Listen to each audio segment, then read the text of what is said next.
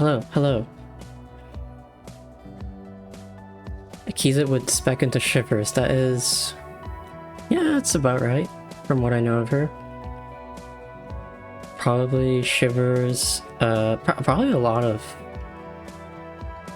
physique and motorics skills, now that I'm thinking about it.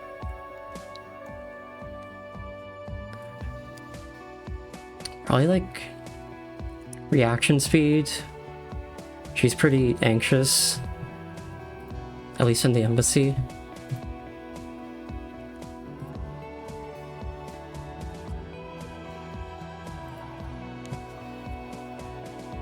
Speaking of this Coliseum, I was...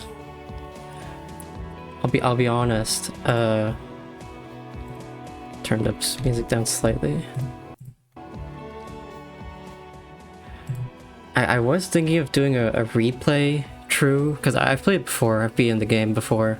It's literally one of my favorite games of all time. I was wanting to replay it and probably stream it, but I don't know. It's not a short game, but I would definitely enjoy it. Trying a slightly different build and just getting to see the writing again would be great. I don't know. It would definitely have to come with like the big asterisk of like, if I do stream it, I'm gonna have to be like, hey, don't buy this game even if it's on sale. I'm not gonna tell you what to do, but don't buy it, because the original creators were usurped and pushed out by capital, so I can't really support people buying it on actual platforms. But I may still keep that idea for the future of replaying it. Anyways, I'm not gonna waste too much time. Open up Corru.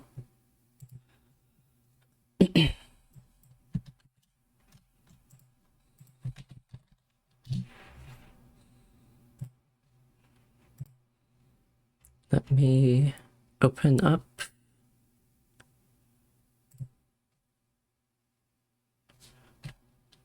full screen.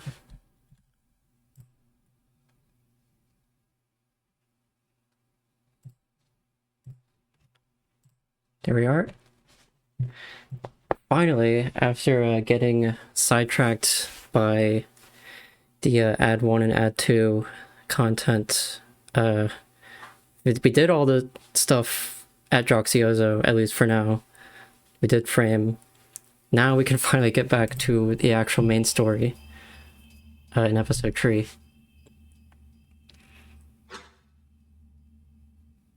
Okay.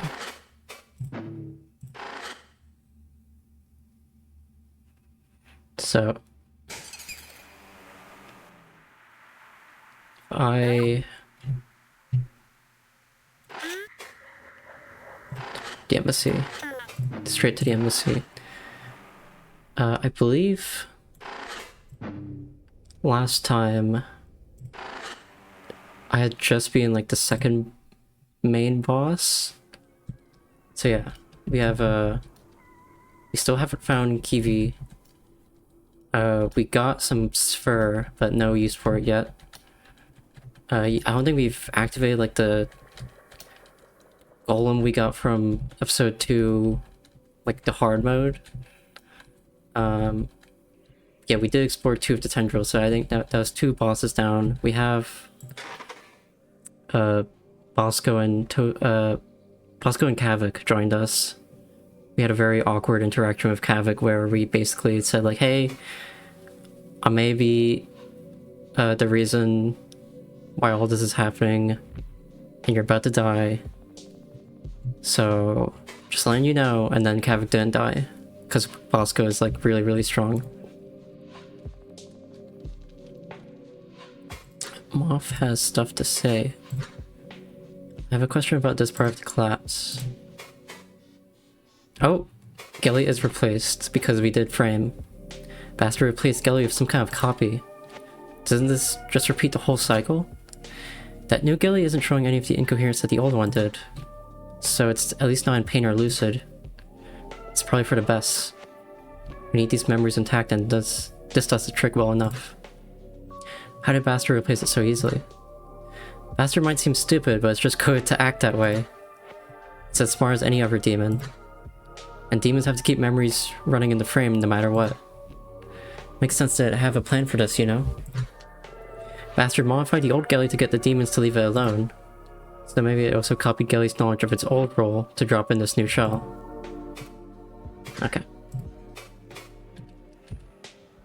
Yeah, that... we have Goner Gelly now. Kind of creepy looking, but not actually sentient, at least. I approach Gelly again, and it regards me with a kind forward bow of its receptors. Hello, Kizit. What do you need? Okay. I think we went through manufacturing and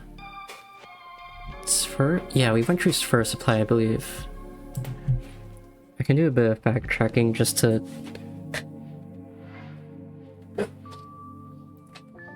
check where we're at.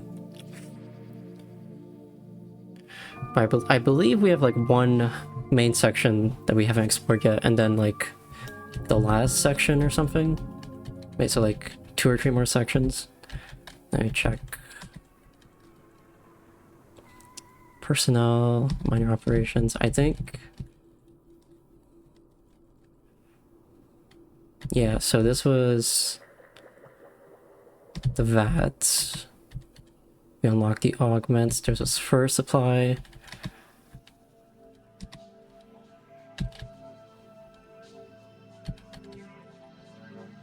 This was the Sphere Storage.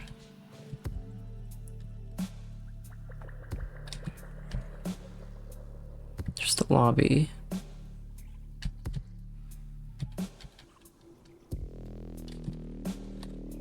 And I think there was an optional boss somewhere that was like kind of incoherent, and then we just beat it. So yeah, we haven't unlocked the archival connection part yet. Did we go over the minor operations? Was this... I think we did. I think this is where we... yeah. This is where we met Bosco and Kavik again. And we beat that one incoherent boss. Yeah, because there's a save point right there. Yeah, the boss was here, but we beat it. So actually that should just leave the one last hallway. That's the last main area to check before new ones open up.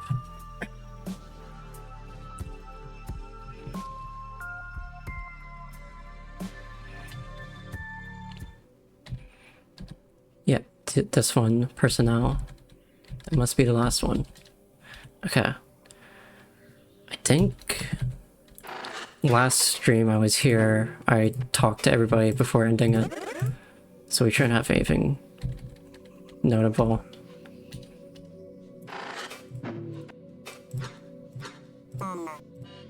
Yeah. Okay. Bosco, I should check the actual moves and stuff. Party composition. I think the party composition makes sense. Tozik's our healer. Hey, are these the satanic barcodes Hobby Lobby's been warning us about? I don't know what you mean. I know Hobby Lobby's Christian. I don't know.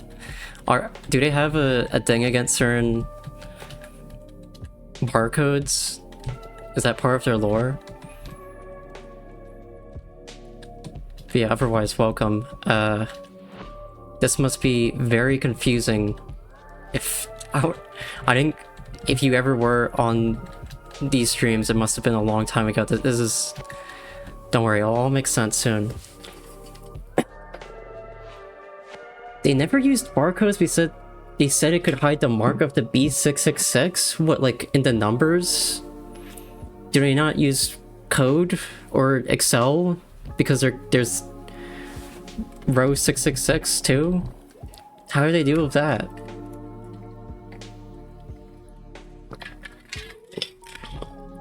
That's crazy.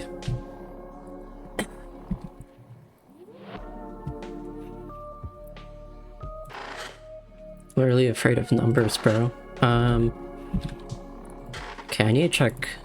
So basically, we're doing a turn-based party in this mode. You have to memorize price. Wait, okay. They actually don't have like a system because of that? That's crazy. Why can't I just check my... I wish I had a more convenient menu for this. The roguelike mode had a better menu for this. Yeah, this is a gun. Gun is great. This allows us to give an ally a second action, like a second repeat of their action. What was this? I don't remember. It turned guard into something else? Is that what?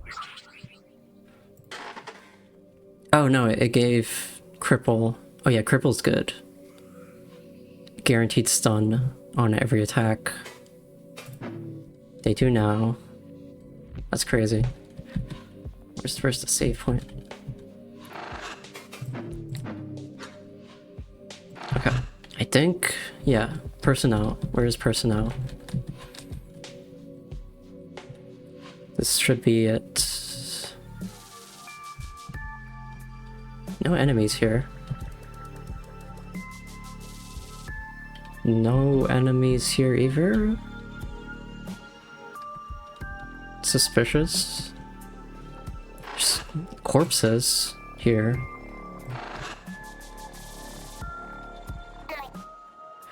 Move friend is gone for now. There's no way back. Oh wait, this is the way back. Wait. Oh yeah, this is how we came in. Okay, wait. And what area am I missing? Shouldn't there be...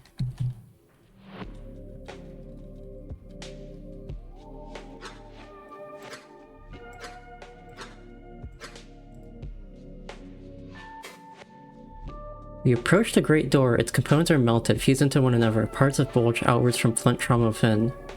Dead metal reinforcements jut out from particularly damaged areas.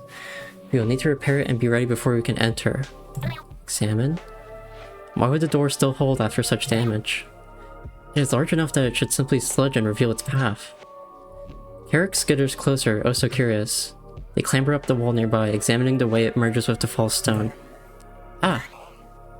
This is an uncommon design, but I have seen it used within some of her segments. Akiza, it is holding because it is load-bearing for its chamber. Why? That is a terrible idea. Well, it simplifies the structural needs of chambers it is attached to. It is quite useful for such large rooms. There are extremely resilient dead metal implements within them for this very purpose. Of course, it is very unsafe in the event of collapse, for it simply becomes a wall. But such occasions within a spire were only theories until now. And besides, who would ever think the groundsmine herself would abandon us? A bad idea now, but reasonable within our known safeties. If Koa would not abandon us, do not entertain the thought. After everything. Regardless, thank you for your knowledge, my friend. Okay. 2 out of 3 tendrils explored. Is there something I haven't explored yet? Minor operations? We definitely...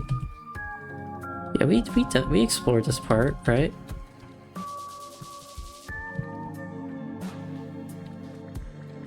Wait. Oh!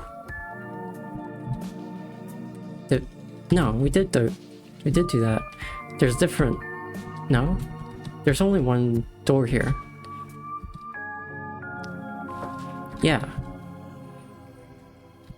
Okay.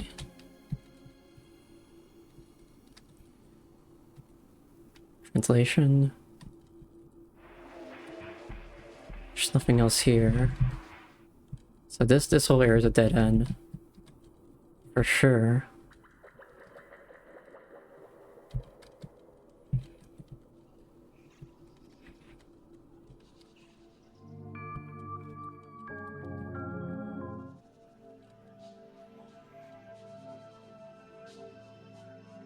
Yeah, okay. It's the original area. It's her supply, maybe? Maybe I need to examine something. Cave light container. Yasuku, I think, have I written Yasuku down?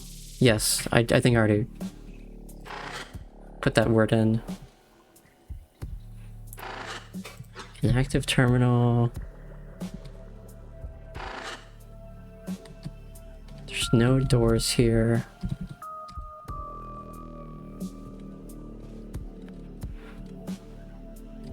It's manufacturing. Oh, right. I forgot we had to blow up the door. Right, we do have Karukas, which are explosives. Okay. That's what we had to do. I forgot about this part. Ito and Carrick chatted to one another quietly.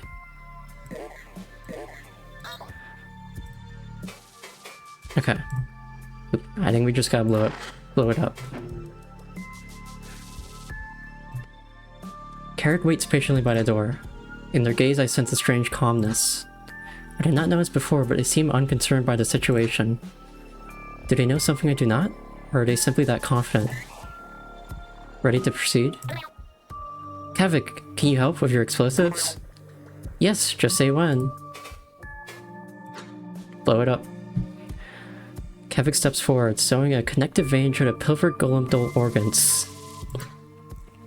He looks to Carrick for direction, who taps a few spots around the door along the walls. This is a parting door, so it has a few points we can target. Here. Here? No, you would think that, but that is a tendril reservoir for locking. After a few moments, a traveling mold-like pattern has been drawn across the edges of the door.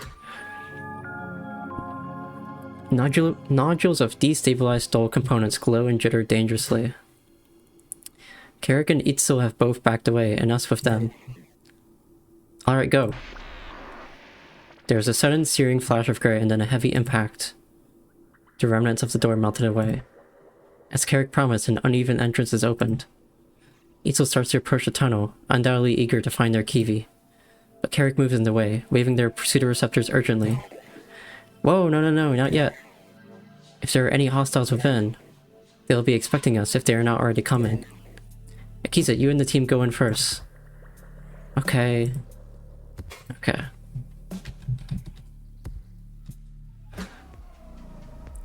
This husk. Around it are the remains of dozens of golems. They are a formidable fighter, but ultimately overwhelmed, it seems. And now they stand again, wielding the same fierceness against us. At its sides hover two great manipulation gauntlets following its destruction. This will not be easy. Stay away. Out. Shit. This one's very different. Its voice carries a tone that the aggressing groundsmind does not. It is desperate? Even its receptors are moving, unlike the previous husks. The expression is unclear, it is incoherent, pained maybe, but... its damaged mind core looks like it has retained some form somehow. Exposed through what I can guess is a failed escape from the body. Was it only grazed? Was that enough to make it vulnerable to the signal? Does it still hold an obesque mind, or is it something else? Hello? Can you see us? Are you here? Kiwi! Oh no. That's not good. What? Ito has scurried into the room with us while it's still dangerous. No, get back! Ito keeps a hesitant distance, but I see they struggle to accept what is before them. Here. Tiri. No. How many of these still hold someone? Kiwi. Dosky. What has happened to you? Hurt. And all you awake. The husk of Duskalvi seizes her advance, Itzel just slightly ahead of us. Do I let this play out? It was frozen not out of fear, but confusion. So are we. Is this one truly an enemy like the others? Kiwi, this is not you, is it?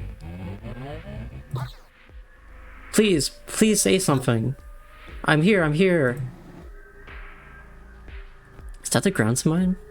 Usurpers. Come with me. Something changes in her stance. Itzel's Kiwi twitches, then shakes violently, the corru of her internals rippling strangely. Suddenly she seizes her own mind core in. There is a crunch, the shattering of a corusistic shell. Itzel shrieks in agony, crying out wordlessly. Whatever remained of Duskalvi is gone, and her body now raises a gauntlet to crush Itzel. We have to move now. Okay. Oh, it's this thing. 175. Yeah, conjoin, okay. So attacking any of these does damage to all of them. Okay. In that case, full auto would actually be very good here. I think that's what we're gonna do. I could also try stunning. I doubt it will work much though. What do I have? Maybe save the Kravukas. Cripple? Shell?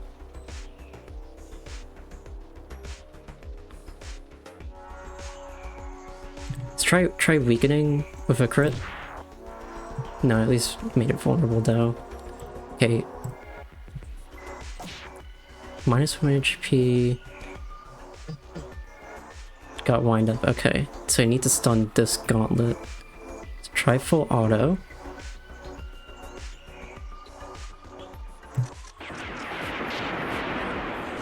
Decent. Need to stun you. That works. Okay, can at least stun the arms. Going to need to heal. Maybe just get a Korskivi in there. Okay, this doesn't look terrible.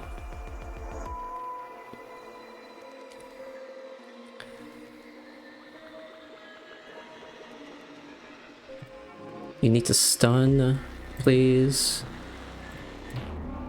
Thank you.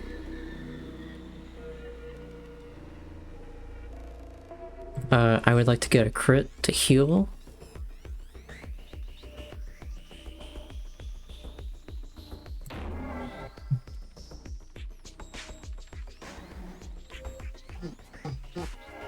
Okay.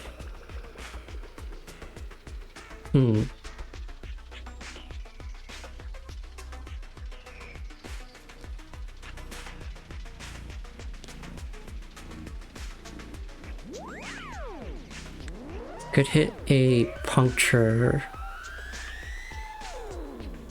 That would be some good passive damage. Stun. And then let's focus. Let's start focusing again. Okay, no wind up, so I wish I could focus, but let's do another stab. And then cripple, I guess. Well, yeah, cripple is good.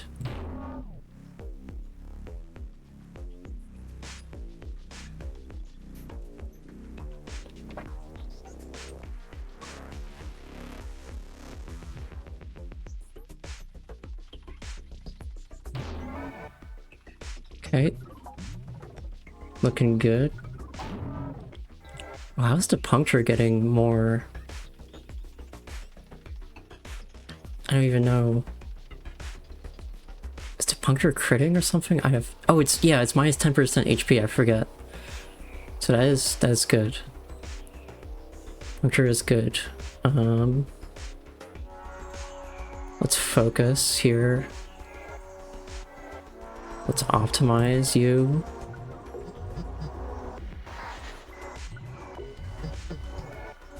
Bosco is currently still... well, I don't know if that'll wear off. It might not.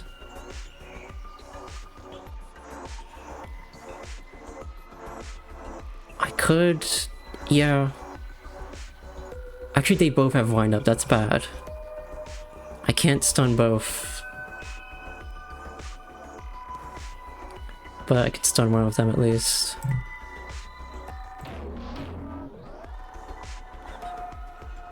Okay. I could use the Garuka. That might stun. There's only a chance though. I'm just gonna focus and hope it doesn't hit. Okay, -4 HP, that's actually not that bad. We will be fine. Let's focus. Let's cripple. Let's optimize.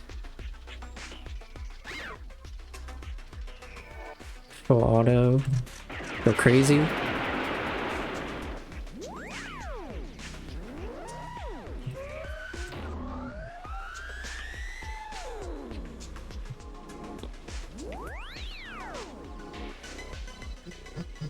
Okay.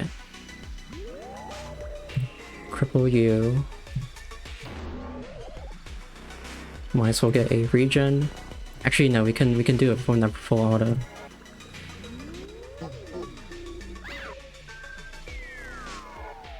Full auto. Decent.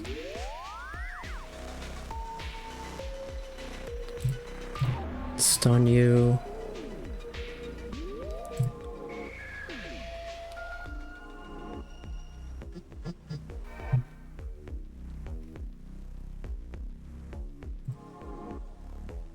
Stun. Hit for regen.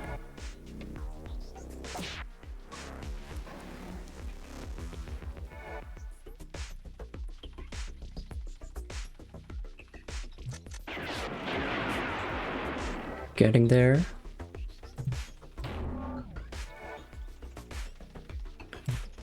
Crit right now. Nope.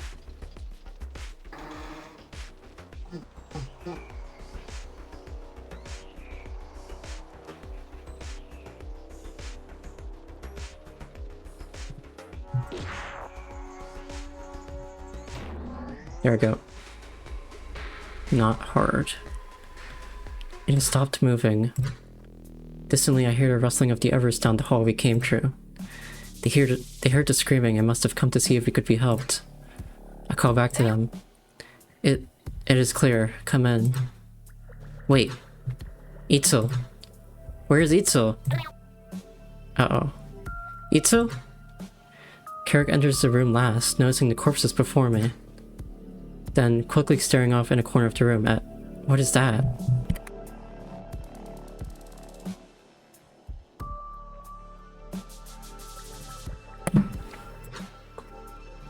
A mine core lies in the corner. That is Itzel. Having entered stasis, even their pseudoreceptors retracted into their shell. Oh. Yaku steps past me without expression, towards the override. Tozik follows her, both intent on resolving the structural situation quickly. Each of them briefly match eyes with me, knowing full well what is unfolding. Then I see Miltza. She and Carrick both approach Itzel gently. She kneels, receptors open empathetically. Itzel? They're alive, just retracted. I've seen this before with separative trauma. But never Nicole. We can only hope they do not turn anything off. Itzel told me that they have been with their Kiwi since they were both larval. Even ascending on the same gaze. It will not be easy. Milta looks back towards me, noticing my staring. Akiza, you should let me and Carrick turn to Itzel. See to the structure, yes? Now Carrick... Milta eyes Gakfu briefly, but then returns to a murmur with Carrick. She is likely briefing them on what to do when Itzel awakens again. The ever-caring nature of the turret shines through all else. Bosco remains by the door, keeping watch. But I feel it is more to distance himself from the scene Velzy has assigned us. In our short time throughout this disaster, we have seen much, but... what has he seen to make him this way? Akiza? Kevik lingers nearby, examining golem parts that remain intact. I was going to tear into these for their components. For my explosives, you see. But there are still quite a few usable parts. In fact, anything that was not in use is nearly in perfect condition. He aggressively occupies his mind with his work, avoiding even looking in the direction of the bodies as if they are not there. Interesting. Though, Kavik, grant me a blink and leave them. Perhaps we could use them in some way. But we should resolve the Koroi issue first. Okay. Memory stream halted. What? Hey buddy. You good? Direct impulse, resume memory stream. Dude, come on. External command, memory stream halted. Listen, I know you just want to get this done. But you just watched someone die and someone else go into some kind of shock. Even if it's in a framing device. This shit with the husks was bad enough, but... all I'm saying is, I'm getting this through a shitty feed and I feel sick. You're the one experiencing it directly. Do you want to take a break? Just a quick one? Okay. Okay. Thanks. Your mind's eye is fixed upon the memory. A plastic bug rustles, glass clinks, and there's a clatter of thin metal on Moth's desk. Something cold and glassy is pushed into your hand. You're still in there, huh? Well, in case you can't see, it's bottled coffee from the place upstairs. By the way, you're clear to lift protection for a minute. Thanks. With an impulse, the faceplate of your protective gear releases. Blindly, you remove the coffee's cap and take a sip. It is fine. You ever been there? There's this old guy who's been working as the cashier since before I was here. Talked to him a few times. He has it rough, dude. He's kind of stuck here because he can't see very well anymore. I mean, he didn't tell me that directly, but we were talking this one time and his eyes came up. He was joking around about how this is his last job. Still, it occurred to me. What if he was around back when Akiza was making visits? I wonder if we could spot him in her memories at some point. Hey, maybe I could even ask him if he ever knew a Gordon too. A moment passes, you drink. Oh yeah, and in case you're worried about removing your protective gear, it's fine. Right, you already know this stuff. Well, the pillar is probably new to you at least. I did some analysis on it. It's not giving off anything. But you know, don't get used to having that off. It could explode or something. I've seen that with flowing ones before. This is probably a safety violation already. But that's okay, I'll just cross it off my report, lol. That's one of the perks of being stuck in the basement. It's one of the only places in the world that doesn't have some mind psycho staring at you through the walls. Dated derogatory term, now only slightly offensive. Is that a smile? Did I get a smile there? Well, anyway. Thanks for sticking with me on this job. I know this isn't easy, but it's important. Like, way more important than I ever thought it'd be. We know the FBX knows about what happened, but they probably never got the real details. Not like this. Even if they knew what really happened. Even if they know what really caused the collapse. I bet you they've never ever seen what happened inside. All these co were just murdered on Earth and we could have never known. We're gonna make sure they didn't fight for their lives for nothing. Maybe we can help. It's a nice thought, but this is all in the past. Though, if we can get the network connection working, maybe we actually could. You know, at least let their network know what happened to all these Ovesk. I don't know, we'll see. There's a lot of red tape when it comes to talking to Ovesk. An emptier sounding glass is set on the concrete floor. Alright, well, I'm ready to get back to it if you are. Thanks for taking a minute, dude. Alright. Before the override stand Tozik and Gakfu. Tozik is cutting the shell of the override while Gakfu waits. What is wrong? Does it work? Yes, it is just... The override's protective shell rotates strangely, disturbing his work. Fuck. The cover is behaving erratically. I will have it open momentarily. Ah. He returns to his careful dissection. Gakfu is staring away, towards the mine cores and Milza. Before she looks at me, I see her gaze flick over the dead husks nearby. Not a single receptor in the room is without a sorrowful tilt. Hey, Akiza. In her voice is a familiar numbness. We have slain several of these once friends and... No, it is wrong to think of it that way. It is no different from an infection. Our friends left these bodies long before we could help. I would ask Gakfu if she is well, but... Are you ready? She briefly watches Tozik's cutting, nearly complete. Well, ready enough. This will be new to me, but I know the general principles. If this does not work, then we will find another way. Gakfu's receptors twist with the slightest cynical kindness. Sure. Here. Tozik pries the half dome of the override open. It tears away like flesh, exposing the connective cyst within. He removes it, the cyst itself veined to something in the wall. May Velzy be laughing. Gakfu takes the connector, settling it on a receptor. Her eyes defocus, and her tension in her receptors eases away. Oh, yes, this will work. Yes, it will! Some brightness returns with her chuckle, still focusing inwards. We hear her rushing outside the walls. Indeed, even the walls themselves seem to shift, no longer bowed inward slightly. I had thought that was just part of the design. This is limited to the local area normally, but... Velzy smiles, my friends. It is largely unsecured. The grounds might never imagine someone like me would use this, haha. Is it safe enough to create paths for us in the area? Or maybe even crush the foes that would await us? No, this segment is too fixed in its structure. If I did that, it would cause huge problems. I only know low-level grounds minery, not spire management. This should be enough for now, though.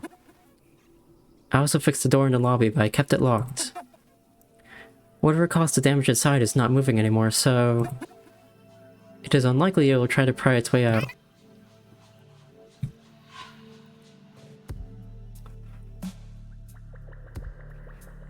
Amazing. Thank you, Gakfu. If not for your help... I need not say more, Gakfu waving away the notion of her receptors. My attention shifts to Milza and the others. Carrick observes Itzel, and Milza us. There is some approval in her gaze, less suspicion than before. Even in this darkness, there is light between the Velk. On with the rest of our plan, then. We need weapons, and something to deal with the large golem. And on this topic, Kavik noticed the golem parts nearby. They are good, yes? Yes, intact, mostly coherent. And some of these have, very weaponizable construction tools. Not to mention their sheer size would make for effective bludgeoning. What if we swapped our own limbs for them? In the corner of my vision near the tunnel, Boxco shifts. Did he grip his head? When I turn to look fully, he has ceased. Tozik draws my attention back to the parts. These are too large for most of us. Even with disconnected arms like yours and mine. The dull nodes within standard code bodies cannot support these. What if we built a golem of our own instead? Oh, yes! But what if the signal comes again? Carrick is a Kiev in need of a body. We could set them into it to prevent our attacker from seizing it. Itzo as well, though. Tezuk glances over at the opposite corner, where Milza and Carrick still murmur. Merely as a passenger for now. Having them both pilot could allow them both a connection to a single time stopper too. And it may prevent Itzo from doing anything drastic if they awaken. What do we need, Tozuk?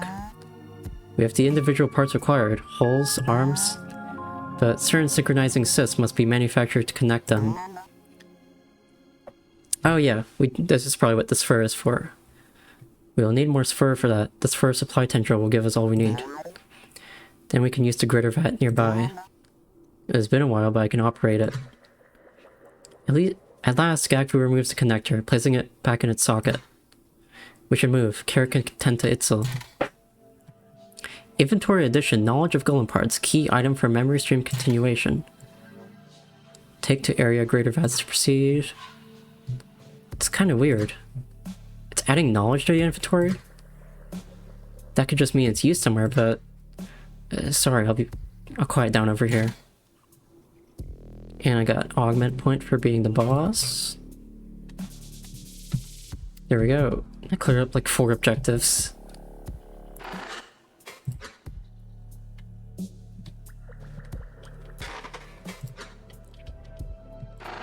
Okay.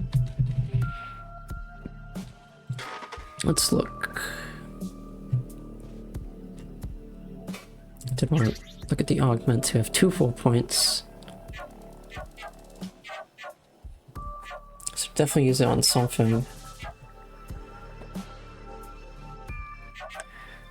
Let's see. Oh yeah, I can give the rifle as well. Gun. Let me check. So I have overwhelm and stab already. What happens if I do this? Eviscerate and Frenzy. Now Frenzy, you didn't see the roguelike, but Frenzy is one of my favorite moves in the game because on every crit you have a chance to use the move again, and if you crit on that second move you can use it again, like immediately.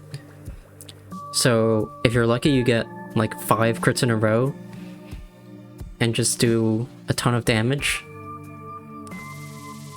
Eviscerate is also pretty good. Yeah, because if you get a lot of puncture with this and then you use Eviscerate, you can do like 10 HP, minus 10 HP. Okay, that's pretty good.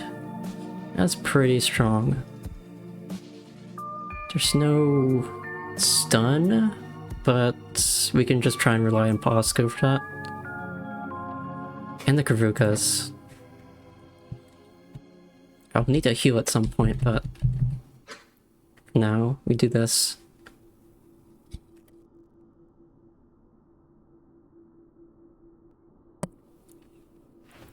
This is the perfect place to construct our golem.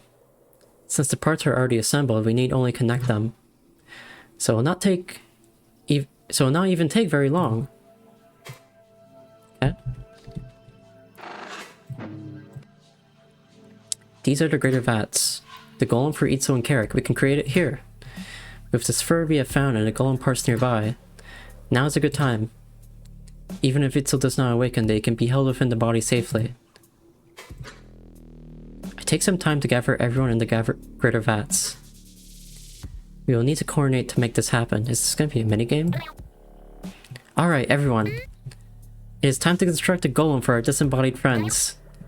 Kavik, Tozuk, can you prepare the foundry vat? Of course. Easy. All lovers with me. We must fetch those materials. Set out to gather both parts and golem's fur. And in time we return. The area is still clear enough to give no trouble. The golem parts are sealed in a central vat. Still visible in the constructive koroi. Or it might be simply visualized upon the wall. Either way, Toza guides their operations with a connected receptor. So now we must wait. Together, these golem parts are going to be quite large. I do not think you will be afforded the same speed as us, Carrick. even with the time stopper. Do not fear, Akisa. I have piloted large-skin golems before. I'm sure this will be no different. Even if I will have a passenger. Our eyes collectively converge on Itzel. They still remain dormant. I hope they will come out again soon. Perhaps being contained in a golem will bring their spirits up. Even if enough to help me Sorry. Even if enough to help me fight. They have not surfaced even once? No, not yet. I have tried everything I know, short of connecting to them directly. But such a foolish maneuver would only cause harm, especially done unexpectedly. Still, short of a connection, I fear Itzel may be undergoing ego spiraling. I saw this happen in my larval work once. Though it is markedly more obvious in larval victims. But do not worry. Yes, we've been working on a plan for when we leave. Even if they, self-modify, there are certain processes that can be undergone. Too many simply choose to forget they ever... It is ready. Our collective empathy for Itzel is pushed aside. A new tool of vengeance emerging from the vat walls. One great golem, larger than Bosco, wielding dull pulse equipment. Even Velzy would be delighted to see us triumph with it. Toza gives one last impulse to have the golem's chassis briefly soften, allowing the placement of Mind Cores within. Alright. Just like we planned, Miltza, place them in the lower cylinder. Of course. Carrick scurries up the golem's skin, then dives beneath it. Near instantly, its luminescent components flare with life, limbs twitching, while Carrick maps her senses to the golem. Miltza lifts Itzel's idle mind core, depositing them through the golem's opaque torso. In a slight clutch of her receptors is a certain apprehension. Perhaps she thinks she could have done more? But we cannot harm ourselves to save Itzel, when we may be all that could stop the attack. Carrick's voice suddenly booms from the golem as its faceplate gains their eyes. I am rebodied! Ahaha, and what a body! Even a pair of receptors sprouted, a combination of both Carrick and Itzel's. Everything is working? We had some concerns that the vat may have been affected by a signal. We haven't kept an eye on vat activity and found no anomalies, but... Yes, to be safe. Carrick lifts one of their new gauntlets experimentally, the fist liquefying and forming into an open claw with the glow of the doll. A dull flaring device, similar to the ones they used to split dead Velk back home. Yes! Truly inspiring tools. Our foes will be dust. Okay. Just be careful of that. If you cut a room in half... Oh my god, they're a party member too. Siege Advanced Operations. We are prepared to enter that door in the lobby and face the terror within. Let me see. 20 HP, okay. Brawl. Last resort, okay. Preparations wind up. And on wind up we can choose Silk Splitter, 2 stun, pretty good.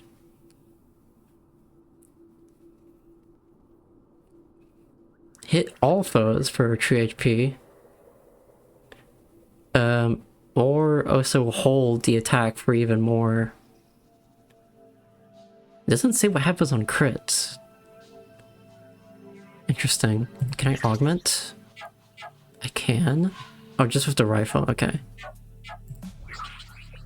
Huh. Maybe... The thing is, I have no other,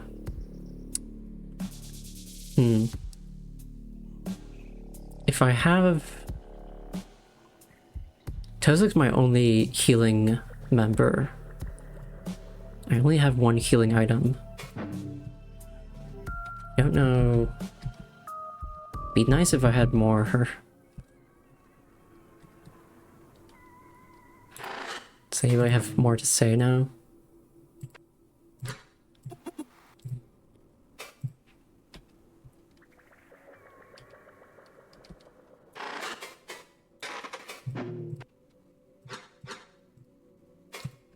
Don't think so. I would guess you do. Within this great golem is held both Carrick and Itzel, though I suspect that Itzel is still dormant within. As I approach, they stare down at me, going so far as to lower the height they hover at. Ah, my savior! What do you need? Itzel may still be withdrawn, yet Carrick shines vibrantly. This new body has inspired great confidence. For good reason, of course. Carrick, such a title will tempt Velzy to turn the winds. You can save that for when we have escaped. Carrick, what do you think of this body? Do you feel it will serve our purposes?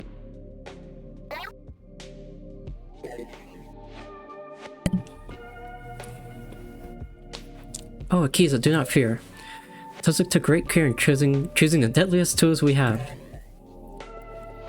What luck that such archaic designs still exist in the archives, right? A Vilk splitter on another planet! Ha ha ha! The golem will give us no trouble, let me assure you. So much confidence out of nowhere. Carrick is a Kiev, this is true, but so much weight is carried on their strength. I must temper this confidence, lest they endanger both themselves and Itzel.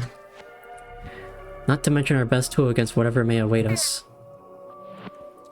The weaponry we have afforded is truly a kind turn of Velzy's gaze. But you must be careful still. We were counting on you. Of course, Akiza. I will not let you down.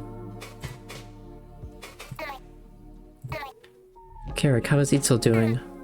Any change? Carrick waves the receptors negatively.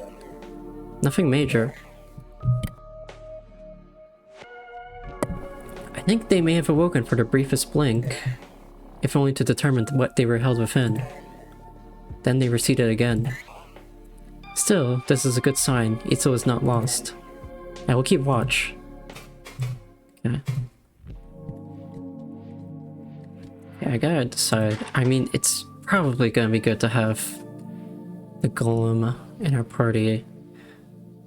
I don't know if it's worth getting rid of our healing member. But only 10 HP is kind of a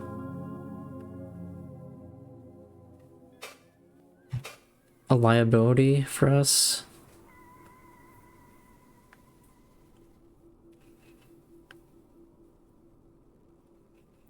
I don't know, if there's only one golem and there's like only a single party member and it's just a boss, I don't think we'll be in trouble if we just have only offensive members, although I kind of need to heal Bosco. Maybe I could get rid of Bosco in our party.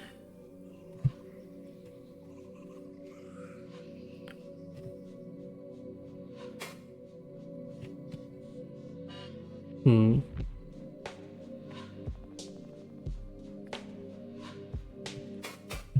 gonna save before committing to anything, and then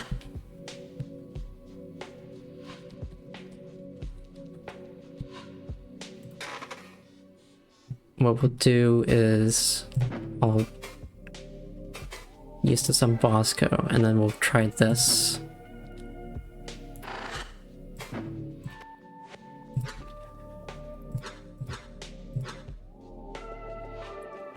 We have what we need to face the threat within, I think. We could proceed if everyone is prepared.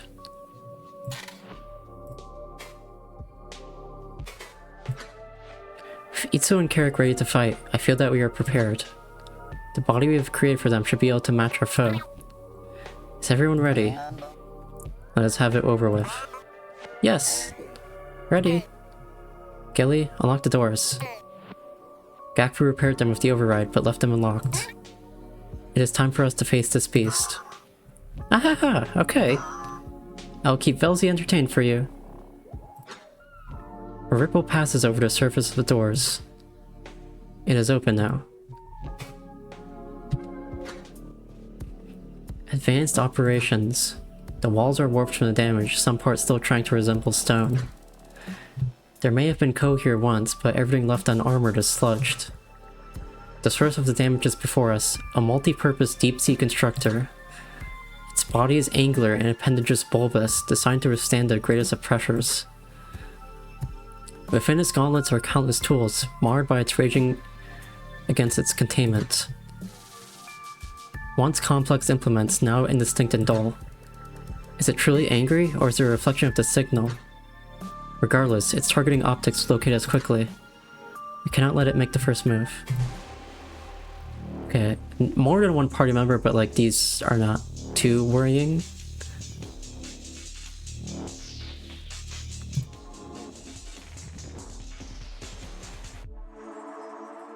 Can do some stunning to get started.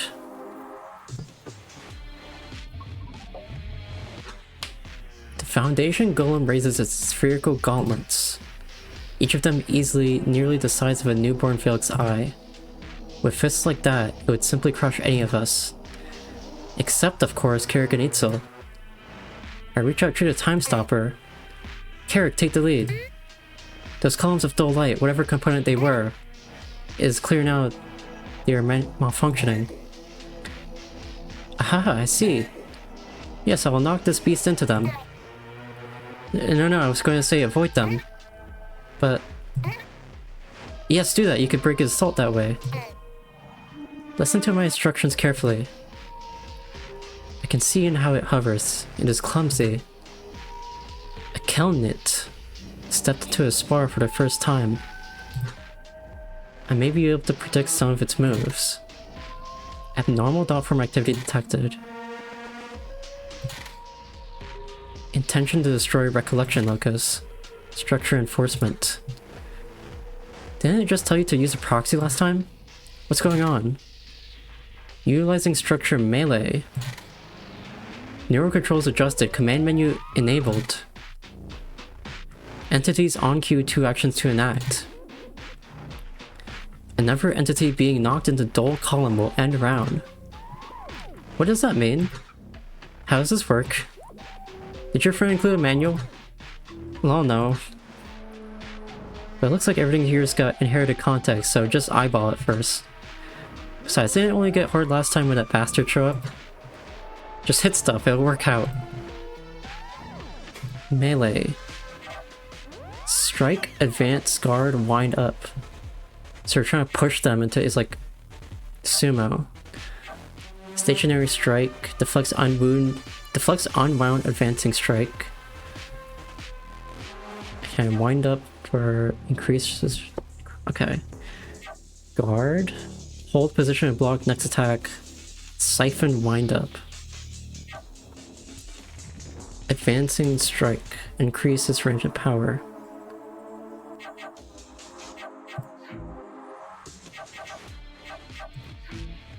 So I have to commit 2 moves at a time. We're playing like a strategy game now. Okay. Advanced strike.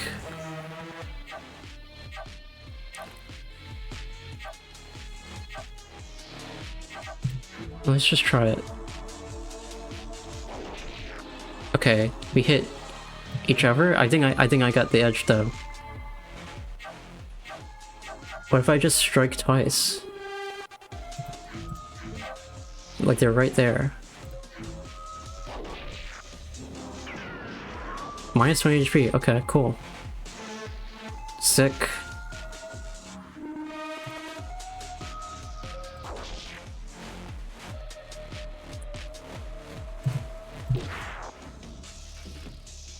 Okay, Velg Splitter, Dole Flare, extra preparation.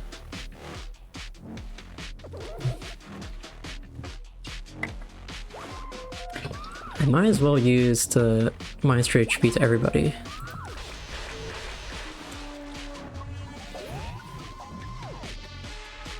Okay.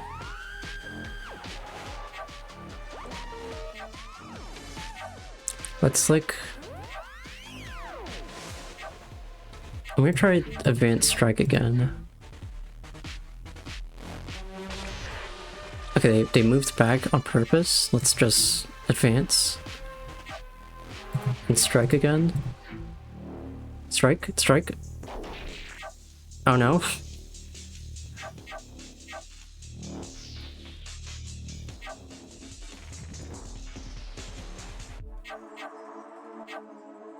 Enemy... Oh, okay, we can see some of their moves.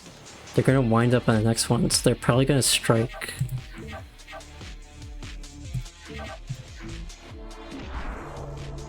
Then strike. Oh, wind up moves back. Oh shit, okay. They're planning to strike on the second one. So I need to cancel it out.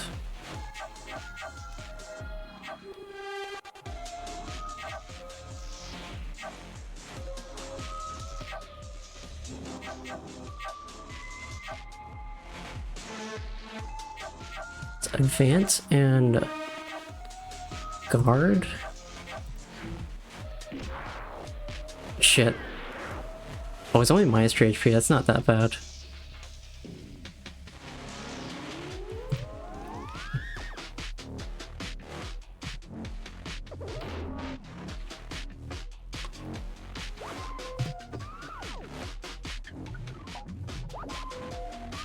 Okay. They're gonna advance.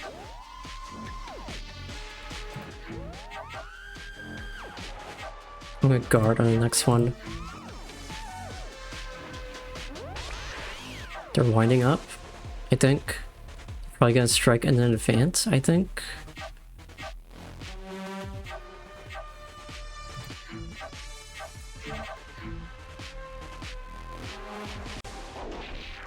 Yeah. Playing on advance, they're probably gonna strike again.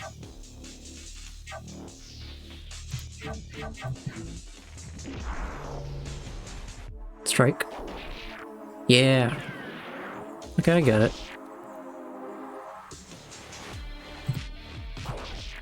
Damn, we're not getting much out of Frenzy, unfortunately.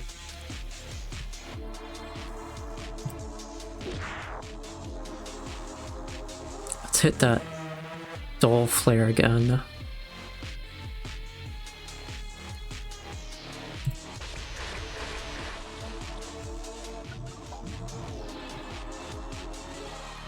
Okay, they're gonna advance. Let's also advance and then let's guard.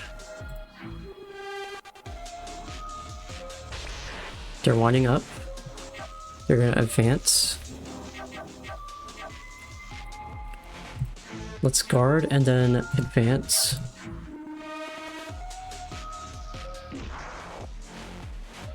Is that a coin flip then? I don't know how that worked.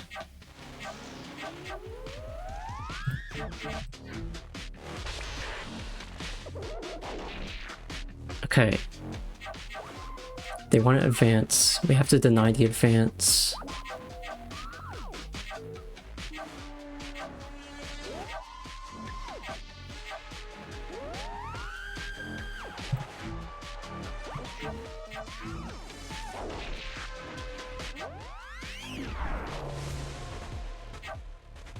Okay.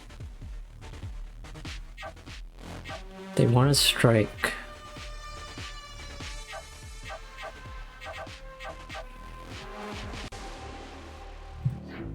If I just strike twice. There we go. A lot of puncture, unfortunately.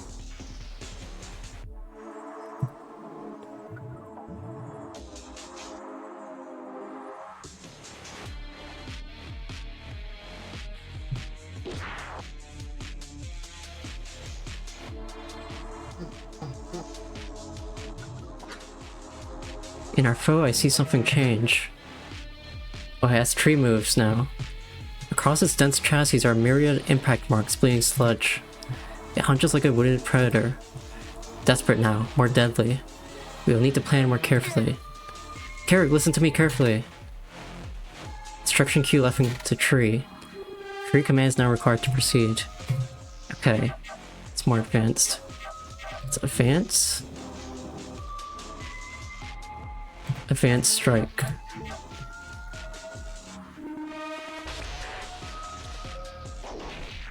Yeah! One turn. Oh, they get stunned though, unfortunately. Please use Frenzy and use it well. Wow, I've not gotten any crits! What the fuck?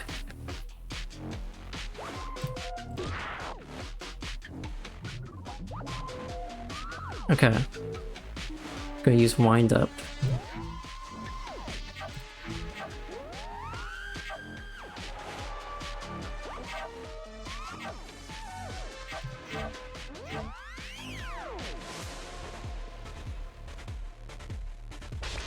Oh, dodged it. Okay, guard. It's probably gonna strike in the next one.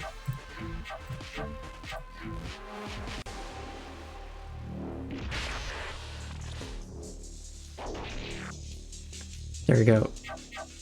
It's gonna advance.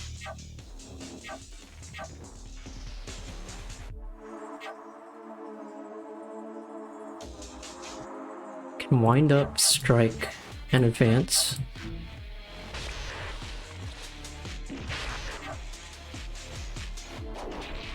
Damn it. Okay. Guard, strikes, strike.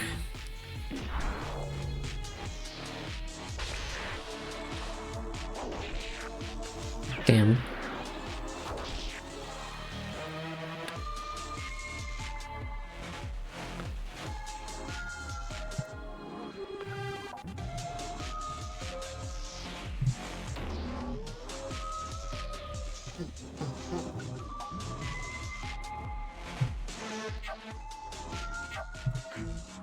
Advance, strike.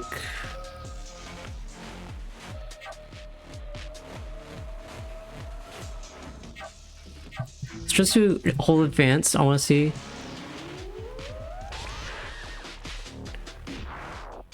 Okay, rough. Guard, for sure. Let's try to advance and then strike.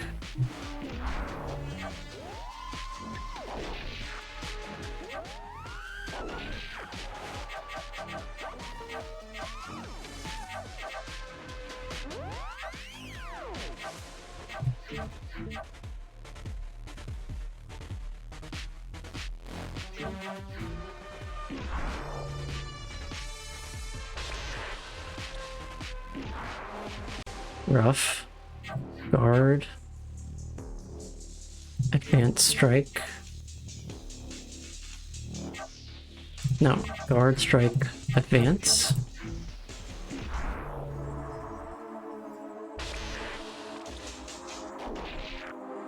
Rough.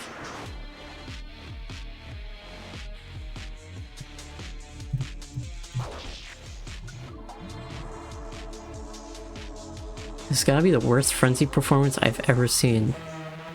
Not a single crit on it.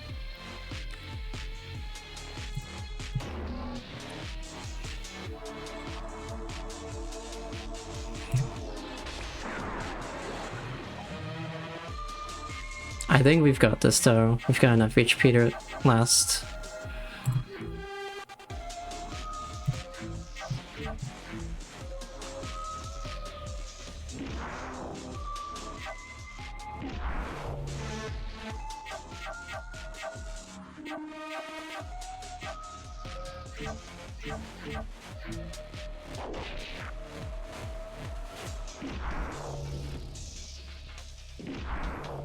We have a slight edge. Let's just try striking.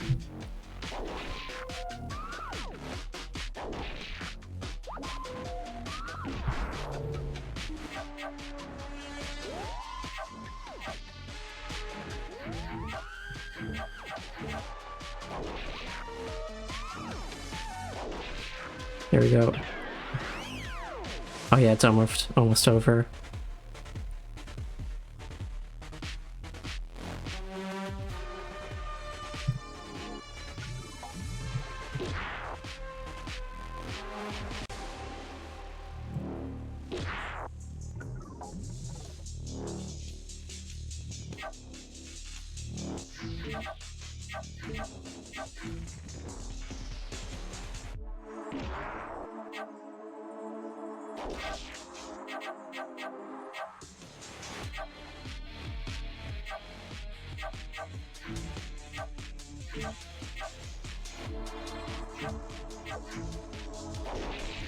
There we go. Last stand.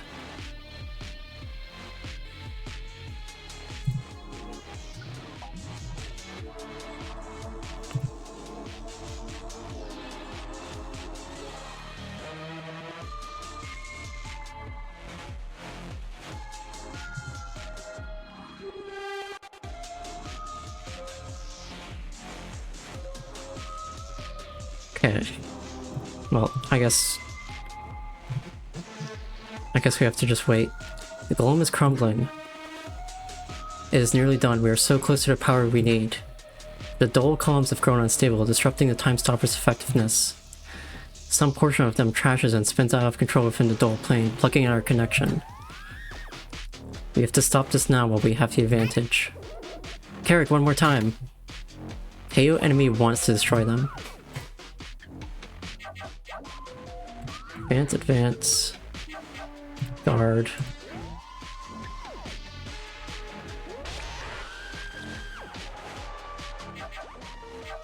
Advance. Advance, guard.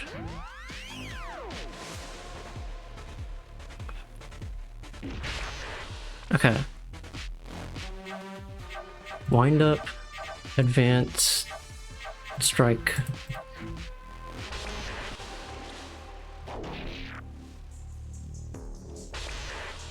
They're winding up, they want to advance.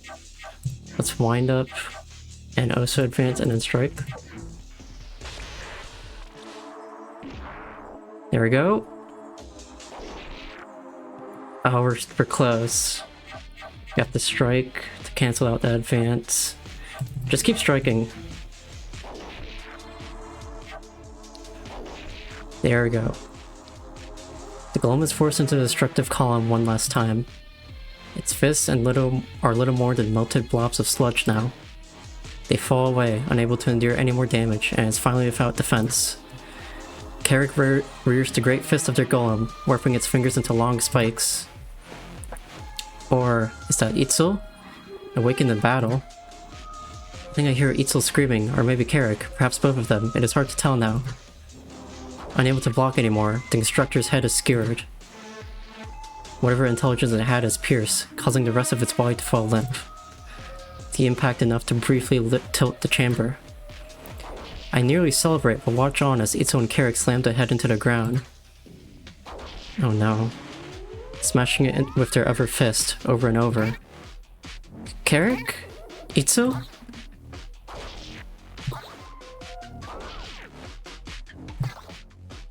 Yeah, that's Itzo.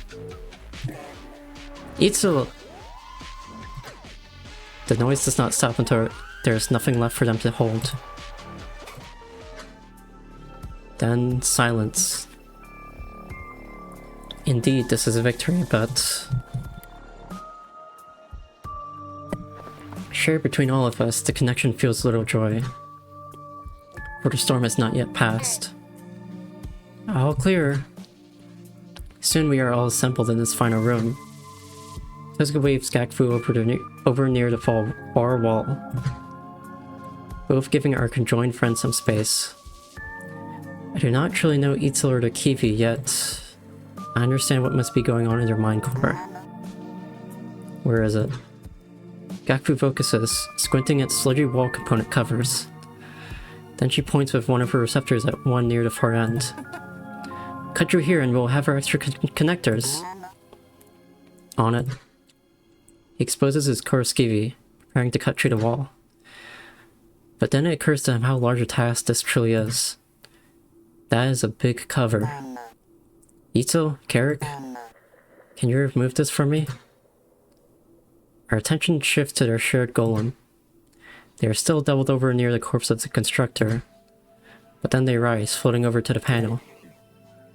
I will take care of it. Sorry, Itzo is taking a moment.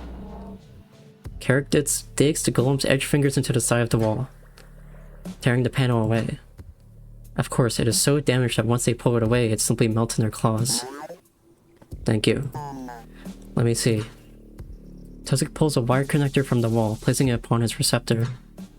He taps at the face of the little assistant display. Yes, we can use this. Still functional. It was in a hibernative state, so only a little incoherence. Just like Gelly. Anyway, we can make enough connectors for everyone. Then, after that, we can descend further to the grounds mine. Just like we planned, right? He looks between us. I still feel confident that we are making the right decision, but... this feels larger than the grounds mine. What if it does not actually stop this madness? Still, I gesture my receptors affirmatively at him, dipping my head confidently. Alright. Give me some time. Kavik, stand by. I'll need your help. Will do. Memory stream corrupt. Unable to access further events. Sufficient intact data. Coherent render can continue. No further activity detected. Oh, interesting. This one doesn't end in a hard crash. But it isn't incoherent like the interview was. So you can still look around some. Nice.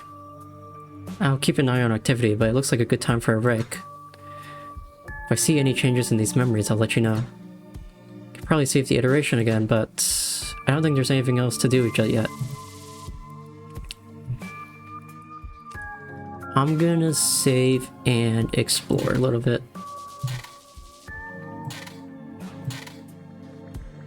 Turn to Tozik once stream repair is complete.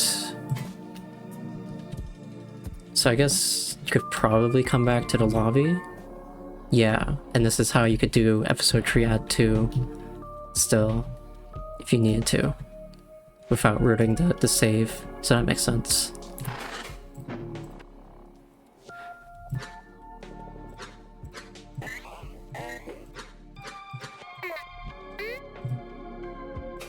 Can't talk yet. Go in here.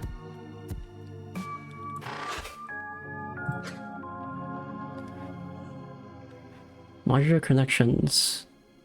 Corboku, the large corrosive devices.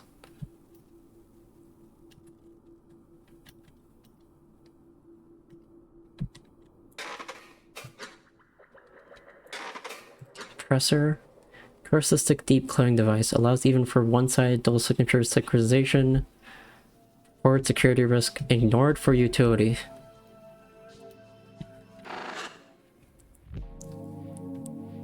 Yep, so, okay. I think we did everything then in episode 3.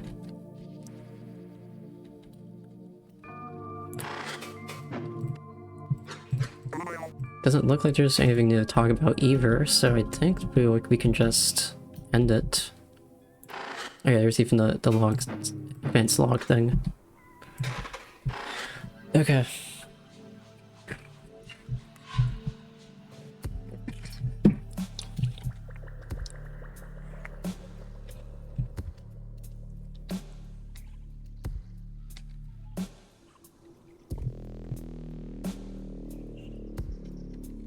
Go back to Tozik, I think.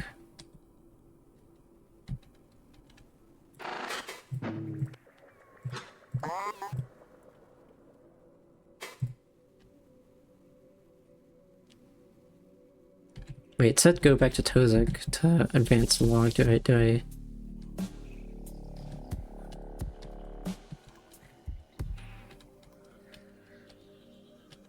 Await stream repair. Oh, I might have to wait to I might have to actually advance the log before that's even an option. Okay. Wait, let me save to make sure. And then we will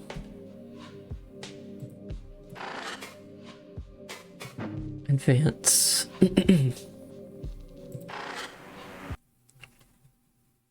Okay.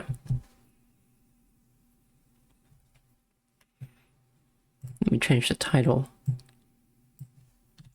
Starting episode 4. Okay.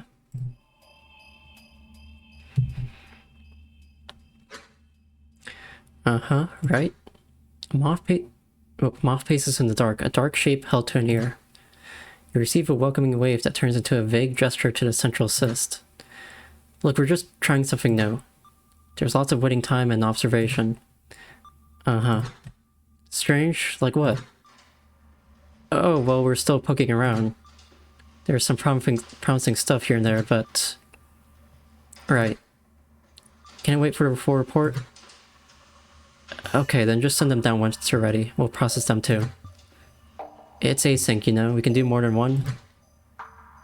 Yeah, look, the contractor just got here, so I need to go. We can talk about it later.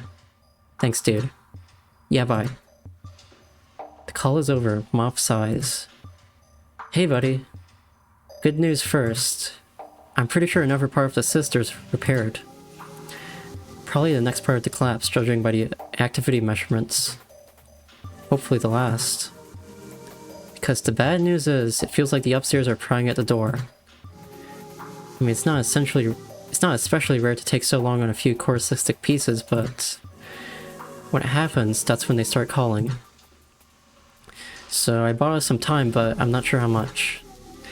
They just think we're trying some long operation, which, you know, isn't a lie. But we might end up getting more pieces to look over soon. What if they want it back before we're really done? Before we have communications back? To be honest, that's probably gonna happen. Still have no idea if it's even possible to repair. But if things get, I don't know, really down to the wire... I've noticed the monitoring on biohazard disposals is really lax. Not saying we do anything, but it wouldn't be the first time. Look, let's just get started. If it comes to that, we'll cross that bridge when we get there. Okay. The pressure is on.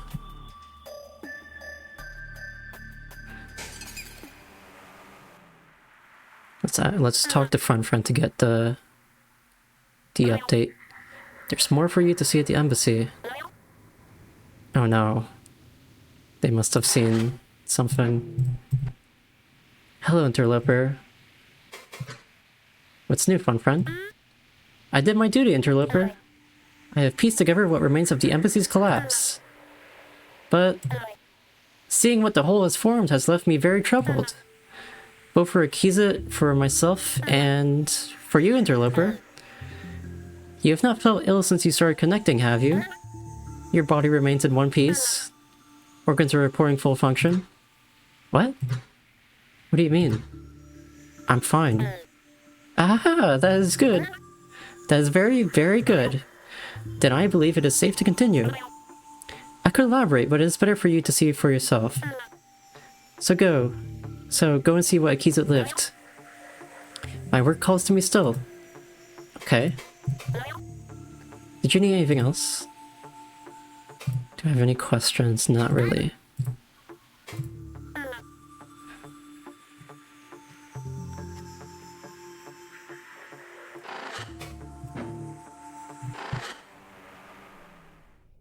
Still haven't unlocked these, I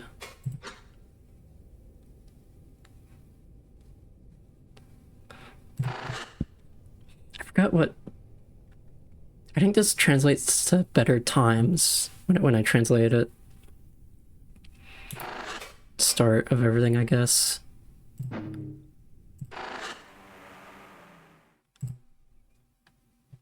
Convene in lobby, okay.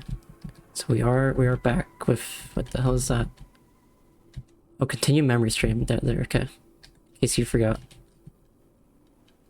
Okay. I am out of water, so I'm gonna actually take a quick break, and then I will start episode 4.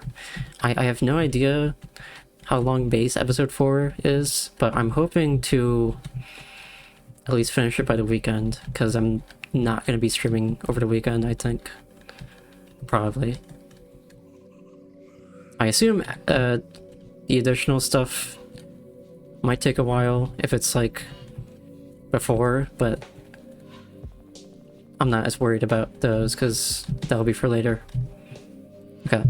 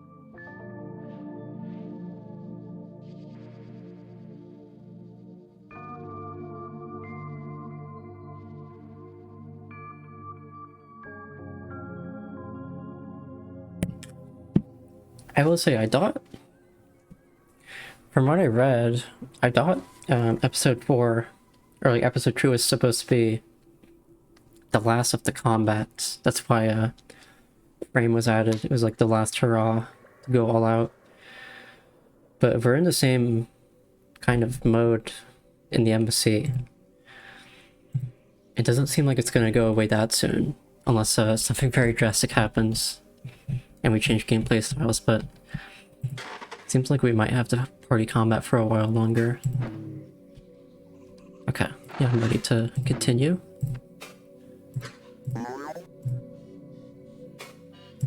Or this, yeah. Proceed. Memory stream segment missing will advance the next coherent data. Bridges into adjacent memory stream. Return not possible once started. Continue. Yeah, I think that's okay. Continuing memory stream. Our preparations complete, all reconvene in the lobby. Now a pair of receptors is without a time stopper connector. Yes, with these connections we should be unstoppable. To say nothing of our comprehensive plan. It is fortunate Carrick recalls the grounds mine layout so clearly. Everyone connected? Yes, yes, yes. Yes, yes, yes. Yes, yes, yes, yes. The yes continues to echo as all agree in unison. I cannot help but laugh. Prompting a similar sentiment from everyone at once was unwise. All of these connections, we should keep our dots focused and distinct. Despite the looming darkness, I sense the team finds some humor in this as well. Immediately we set to a discussion under constricted time. Gekfu, was the time stopper damaged at all by your maneuver? It appears to be working as suspected. The override's connection did not give me much detail. It is like feeling around in dark water. But between my efforts and Move Friend's careful navigation, we were able to tear the time stopper from our chamber with minimal direct damage. To the time stopper, that is. It sounds like the entire room collapsed because of the downward flow I created.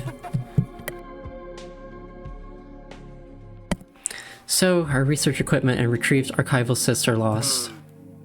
Oh. Trayuni, I feel a sharp suspicion. I need not wonder who it is from. As if preempting the speech, Gagvu tilts her head back, receptors twisting cynically.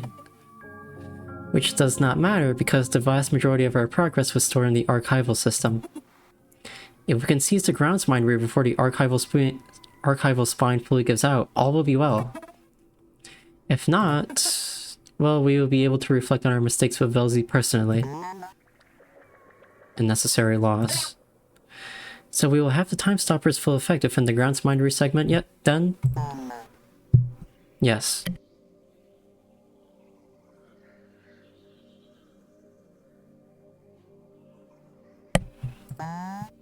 Time stopper's relocation should put us more safely within its effective range. I also expect that because of the connection we have, the grounds mine will still be unable to disconnect us. Barring a direct physical attack on the time stopper itself, of course. But we have seen no interference ever since we first descended. And with the corru pressure lightened, we have some time before it is at Tret again. All good things. But the eye still blinks. Pressure will build up again for the same reasons as before, and the time stopper's shell will give way. Maybe we can find out what is blocking the corru flows to begin with. I still recall the plans from the embassy's early growth. The spire has a system of hearts that form and pump corru, a large central one at the bottom, then upper hearts to support it. From what we have seen, I think the upper hearts are probably intact. But if the great heart within the ground mines tree no longer churns, then naturally they must be struggling. So if the grounds mine is truly malicious, that would be a simple organ to target to cause this kind of collapse. Interesting. Thank you, Carrick. Never objective to consider if the demand for time becomes too great. But we should stay close to our plan otherwise. If we simply seize the grounds mine core, it will surely be trivial to repair. Come, let us board Move Friend and be on our way. Thank you all for visiting Golem Maintenance. I hope it was an enlightening journey. Before you go, Itzo, how long will you be away? I should mark your availability. I'll be back in a few winks, Gelly. Okay, see you soon. Goodbye, Gelly. Thank you for all your help. Shared distant guilt carries to our connection, which I understand. But all know this clueless golem is better left to maintain the cohesion of this segment. Besides, it will be easier to repair once we have stopped the collapse. Commencing transfer. Wait, stop? Cancel the transfer.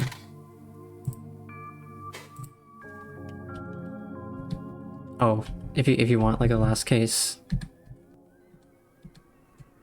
Okay, I see.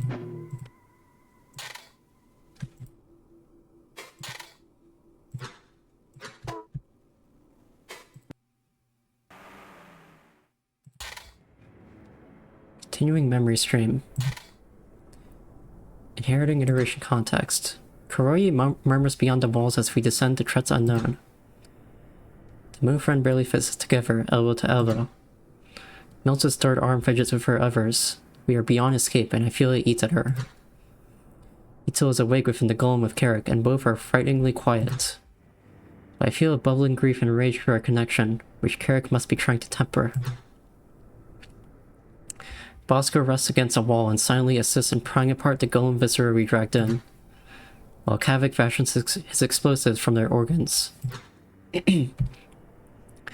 There is an excitement in his motions, perhaps the only among us to carry unwavering confidence in our plan. And Tozik, tending to Gagfu's time-stopper connector, seems concerned over her new complaints. She clutches her head as if afflicted by a larval migraine. It started only a blink ago, not long after we started to descend, strangely. Another thing you cannot hear, huh? It is like a buzzing, too many quiet words to understand. I can make do, it is just terribly distracting. No, and not even after swapping our connectors. But you're right about communications. There must be other dull-equipped golems doing what the Dulzika had done. As the wall of noise is almost identical. And it hurts you all the same, even without a communicator. Tozik hands the connector back to her, where it finds a home upon her receptor again. Another hint of greater truth of this attack signal, still yet to form a whole. But I feel it is safe to assume that whatever is attacking us is using something approximating grounds mindery. That is surely why you can sense it, even when we cannot. Well, obviously. It is plain in Tozik's receptors that he was not done speaking, and he is left staring at Gakfu with a flat expression. It strikes clear regret into her. Sorry, Tozik. The signal or noise or whatever, it is causing such incessant irritation. But aside from it, I do have an insight to share. I was simply thinking aloud. Speak, Gagfu.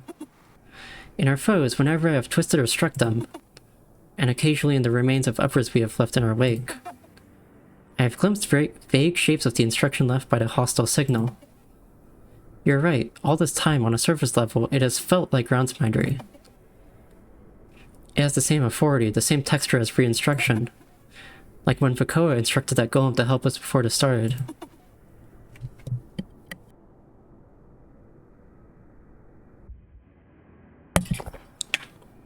But the more I think about what I have seen, the more it vexes me. They were not given new directives, for there were no clear dots defined. It was deeper, more abstract. They were impulses like emotions, not clear dots. Longing or anger or desperation, or all of them. But beyond them different somehow. It is violent, messy. Not just inspiring them to kill us, but gradually changing their internals.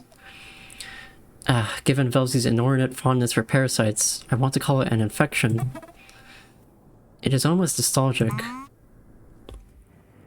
I think I noticed something similar. Of the dull notes I harvested from golems we have been fighting. The most recent ones are so weirdly malformed. I had to actually break some of them off from their bodies. Right, dull notes are some of the strange ones. In what I saw, it must have targeted specific organs. Communication, still components, anything with connectivity. leaving marks, rewriting their purpose more deeply than I could understand. Spreading outwards, fusing together, creating unfamiliar shapes. At first I thought it was simply a result of our foes sludging and incohering. But after seeing more, it is deeper than that. It is intentional, but incomplete.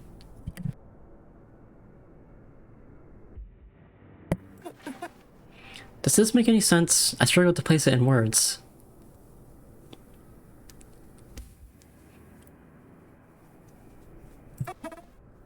Anything touched by a signal has been changing slowly. To what end, only Felzy may know.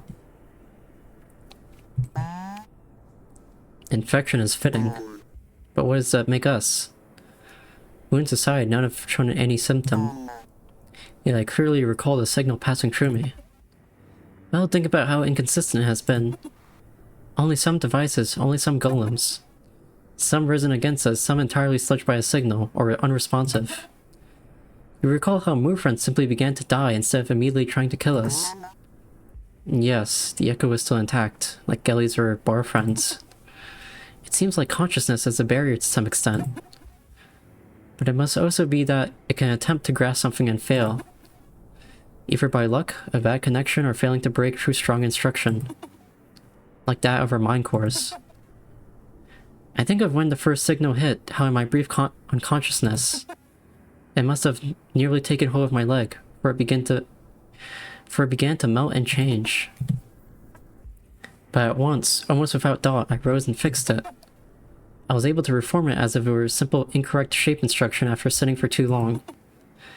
It only struck me as strange after we began to see more. What about my Kiwi? Itzel's interjection inspires a brief silence. I did not want to bring it up with their sensitive state, but it had been on my mind as well. How Doskavi seemed to hold her memories, yet still declared us usurpers, inviting us to come with her just before shattering her mind core. It was damaged. Her mind core had a deep wound upon it. Is that enough for it to seize us? A frightening thought, given the precise targeting of our foes. This whole time I thought they were simply destroying them. But now I worry, what if they were not just broken but changed? Bosco remains upon his duties, clearly listening but indifferent. Is it unusual that Milta had not given her insight? Does she have any? She fidgets so strangely, clearly uncomfortable with the topic. And no, I am overthinking this. It's just a worrying thing to discuss, that's natural. Well, whatever the truth may be, we will pry it from Felzy in time. His timing is well placed, for the murmur of Koroi slows to a halt. A gentle thud marks our landing upon the pale corru base of the spire. Hello everyone! We have arrived. Fortunately, the structure here is still holding, so the entry vein is open. Are you ready? I can open the path now. I will wait here for you this time. Koryu pressure is fine. Just a moment, my friend. Everyone stands fully, organizing themselves and their weapons. Should only need to briefly reiterate the plan. Especially after the wow, terrible today. Especially after the exhaustive deliberation done during our preparations. Alright, it is as we planned. Our efforts have all proceeded as expected, and this final victory will be no exception. These foes have shown themselves to be rabid, acting with singular purpose, but without tactics. And as in a true infestation, this is our greatest advantage. Once we enter, split into your groups. Follow the ring hall of the groundsminder in opposite directions until we meet again.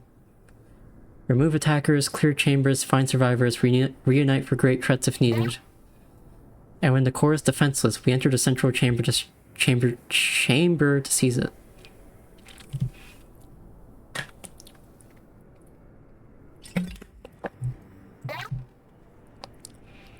Gakfu or Tozig, you're up for interim groundsmine when the time comes. Are we all aligned? Receptors wave with affirmation. We are of one mind. Just to repeat what I said before. I have a mind core capable of groundsmindery, but that does not mean I know how to operate on an entire structure. Neither do I, but we will do what we must. I am incapacitated. You must be the one to take the core. Yeah, right. We are ready then. I will guide us to victory and correct my terrible mistake. Open the path, move friend. Augments now disabled. All party member actions upgraded to accommodate. Exception, symbiotic rifle activate via item. And signal inverter directly upgrade Gagfu actions. Bullshit. Oh well. I guess that's how it goes with something fluid like this. Okay.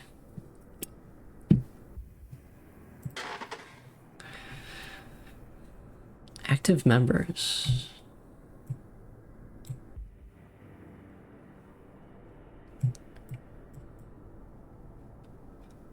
So now we have... Oh, okay. It's just an item now. Interesting. But it like doesn't get used.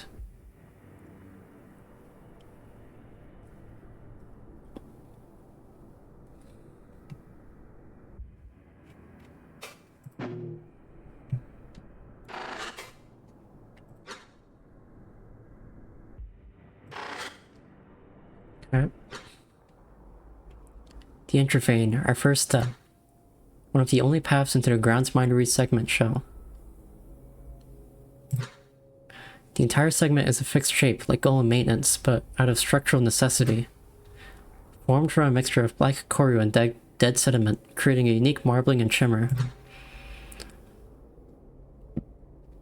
The rare pale corru, a misleading name for it, is closer to dead metal. Immobile but extremely strong. But it is ornate, as it ought to be, given its importance here. That I even have time to think about this is unexpected. For there are no foes, it is quiet. Not even a single golem or co-body marks this place. Some relief passes through our connection until we get a better look. Luminescent swarm displays nearby flare. Luminescent swarm displays nearby flare with warnings. Our grounds minery sigil is in disrepair, almost rotting. Behind it, a wall-length window poses with bright nonsense, illuminating the area further. Still working, trying to show something but failing. Strange. Operate according to the plan. Kevik, Tozuk, check the terminals to save the segment. Akiza will watch over you. Itzo, Carrick, Bosco, Miltza, check the doors to adjacent chambers. If you find any foes, immediately retreat. If there are no foes in their ether, return to notify us. We should not split up too much before we are ready. Oh, and Gagfu, sense what you can from here. The core should just be beyond this wall, I think. The team sets out to their duties. There's a blink to examine the area. Marked entities contain dialogue unique to the stream segment. Interact before advancing. Utilize proceed entity to save or advance stream. Okay. Spire status. Saying true intricate diagrams and warnings what we already know. Little time remains.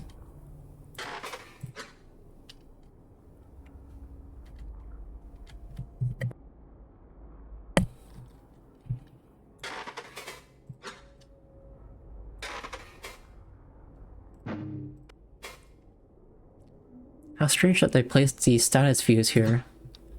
Perhaps these swarm displays would normally be a prideful display for visitors, but now they only serve as a new stressor for the spires in dire condition. Perhaps even worse than I expected. Kevik steps among them, testing to see which still respond to his gestures. What do you see? Oh, Akiza, it is really something. I've never seen a spire break down like this. Look over here, the view of the archival spine status is clearest.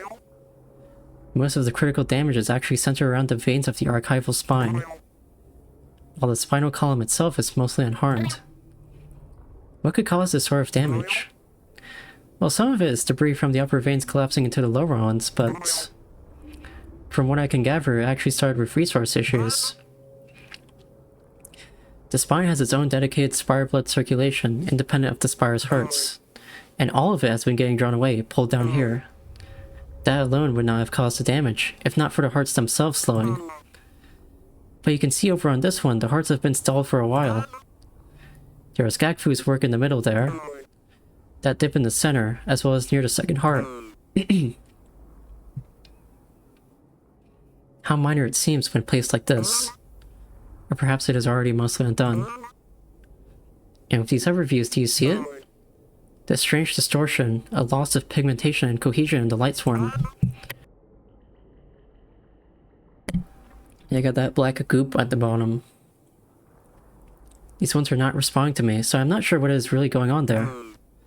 But the dark pattern is so familiar too, like... Oh, pay no mind to my speculation. Go, attend to the errors. I'll let you know when I have a conclusion. I'll leave you to it then.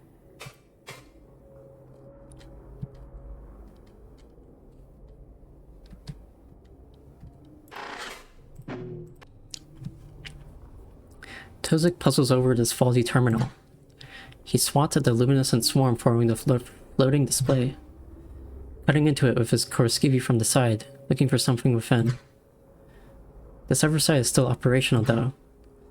It appears like it would normally be a map for the area.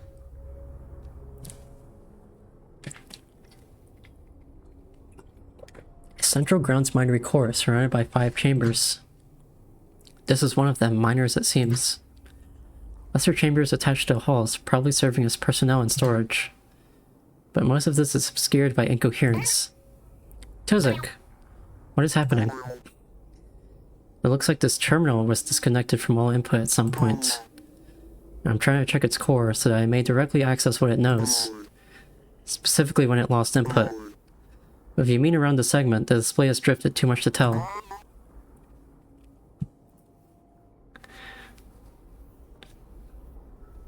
One of the chambers looks damaged, but the rest seems fine.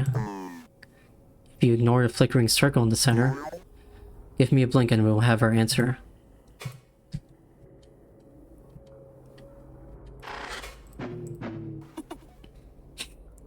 Yay.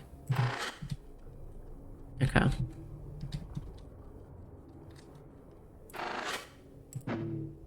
Oh, I can heal too. Bosco restored HP to 50% max.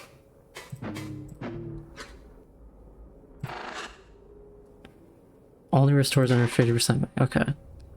So it does... Okay, I mean... Not the most useful, but I'll take it. Let's proceed. I linger near Gakfu, watching over the team as they find what they can. Something about the twist of her receptors in particular worries me. She stares into the window, or perhaps beyond it. What is it? Even with a closer look at the window, trying to make sense of what it shows is fruitless. It's nothing, just squirming black and white pigmentation. Simply incoherence, or... a true attempt to display what is within the core chamber? This is where that buzzing was coming from. But this close, it does not pain me as it did. Yet it is so much clearer now, and it is not without sense. Gakfu's chuckle carries a bitter hate. In my larval youth, throughout my work upon the Okazika, if the clouds parted at the start of a gaze's work, and Vildy's eye could see us plainly, there was a song they made us sing, where our voices had to be in unison. The Okodoya.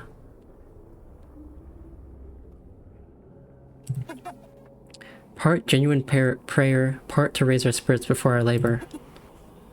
And part true intention, to call forth predators in the area, that we may eliminate them before getting deep into work.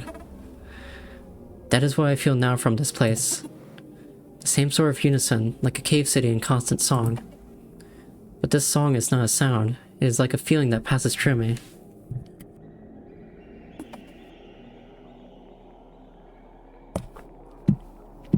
I would think it were some cruel mockery, a joke from our aggressor.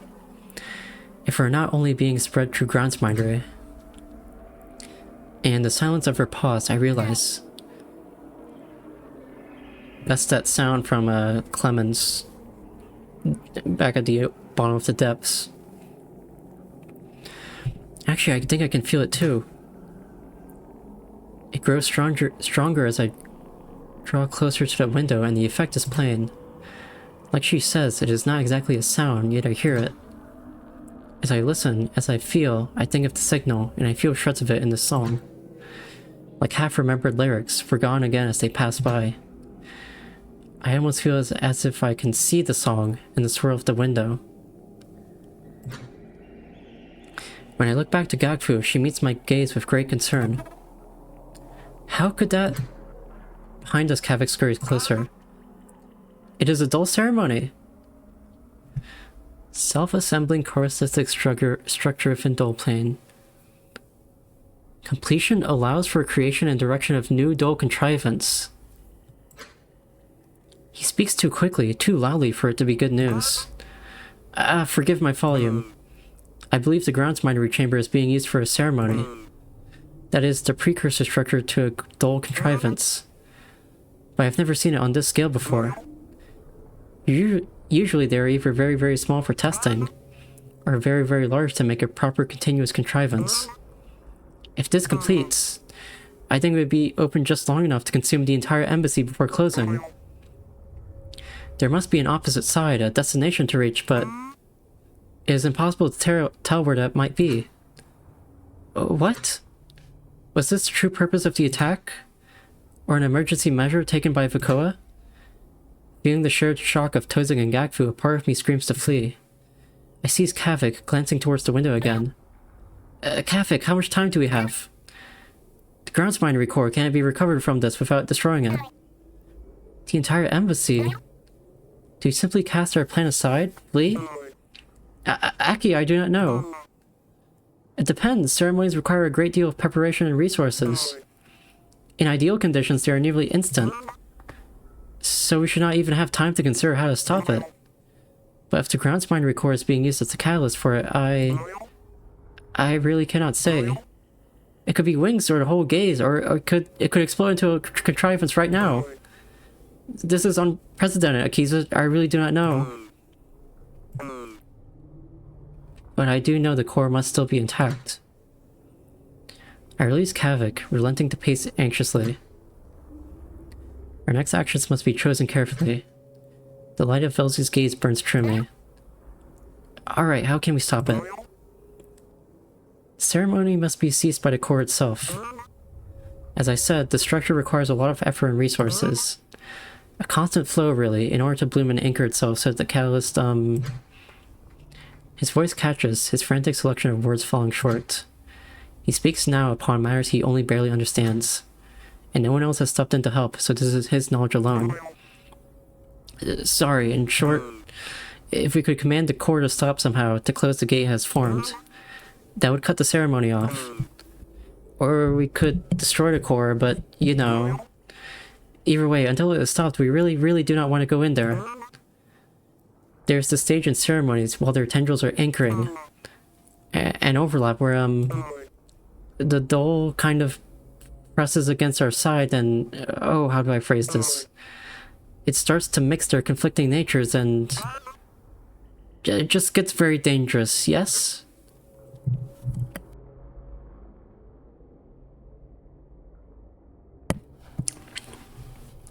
Even after all I have seen since the advent of dull technology, this is still beyond me to fully grasp. But his fear is all I need to know. Gagfu stares into the light of the window, searching. But this does not make any sense. There's no reason the core should be able to do this. Ceremonies must be formed using truly massive grand cysts, right? Yes, but mainly for resource reasons. Only a fraction of a catalyst's mass is actually used in managing the operation. The rest is consumed, used in the formation of tendrils and organs. Ah. And what resource is greater than the embassy's critical systems? Tozik remains silent, having cut into the side of the map terminal for a direct connection. From the doorway nearby, Itzo, Carrick, and Miltza return. The next room is empty. No golems, no ko, no bodies. It is so quiet here. Bosco emerges from the other side not long after, receptors alert. Same in this direction. Some marks on the ground drag towards the ground's minery core. There may have been bodies once, but they were moved. Or moved themselves. All at once, I feel the eyes and internal focus of the others upon me. No foes, the core is untouchable. Our plan. What about our plan? What can we even do? Hey. Tozik places the component back into the map terminal, gesturing to the display. It still is unreadable. There is a part of the ground's minery segment called the Dull Mind. It's the marked one, near the top. Oh, they monitor dull activity and prevent internal collisions there. Right. I have been trying to get some information on it from this terminal, but the last sensory impulse it received must have been just after we arrived at maintenance. And as of that impulse, it appears the dull mind is gone. Its region is giving no output at all. Not reporting collapse or damage. Just not responding. No sensory signals, nothing. The structure of the entire segment otherwise seems fine. The core chamber status is far too incoherent to make any sense of. But it is definitely still there. And one other thing. There appear to have been no active entities anywhere. Golem, Co, or otherwise. That does not make sense. Could the grounds minery team have evacuated already somehow? The spinal tether could have served as another exit. Maybe, but no clear signs of that here. So often have I led the charge, made these plans, that being bereft of direction leaves a tight coil in my receptors. Well, what do you recommend? One of the adjacent chambers is the Lesser Mind. It seems to be a place where other Co could directly assist its ground minery duties. A dead end of the Dull Mind is truly gone, but we may be able to use some of its equipment similarly to the override panel in Golem maintenance. Make contact with the core if it is still there. Perhaps even stop it, or at least pry some time from Velzy's claws. Right, yes. Come, let's all go together. And if there is no way to stop it, then let us at least search for survivors. And if we truly must, flee. Flee? Oh, Bosco, Kavik, catch everyone else up on the situation as we move. As you must have learned yourselves, this is not as straightforward as we thought. Will do.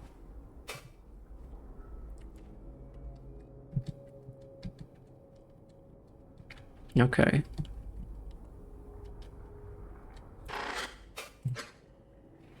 Oh, we can't. Oh, we're not talking? You do not talk to anybody? See?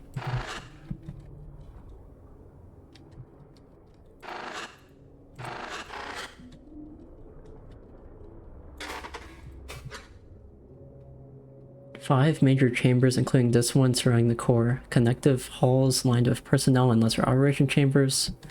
Here's stored around core.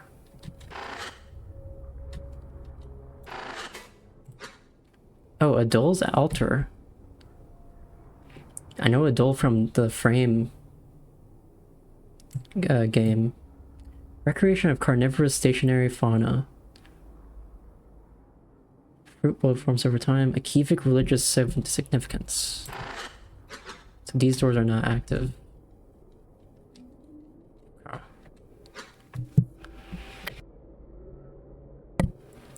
The Lesser Mind Chamber. Eerily quiet given the horrors behind us. Also quite bare. Well, it could be an aesthetic choice. Bosco did mention things being torn away, dragged to the core. No matter, the team sets out to investigate the area. Objective is clear. At least one of these pods is likely still functional. Okay. A lot of exploration. Well, it's not really even exploration, it's just talking, which is fine. Although there's a lot of talking in this area. I need to take a sippy.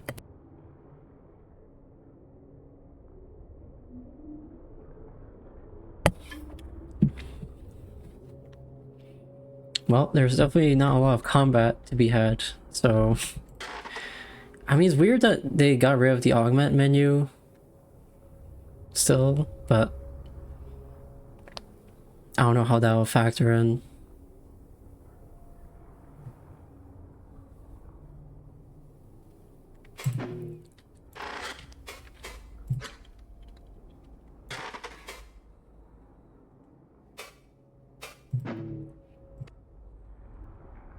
Milta lingers near our golem, still quiet.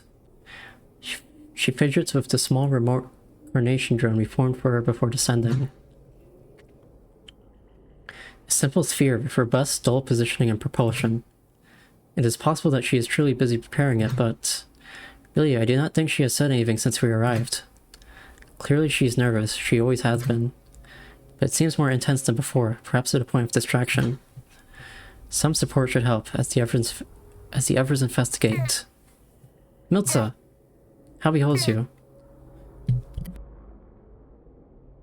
This is a worrying time, but I worry for you as well. Is something troubling you? Oh, Akiza, She places the drone in a pouch within her cloak. It clings against a number of other cysts, likely the ones retrieved from her room long ago.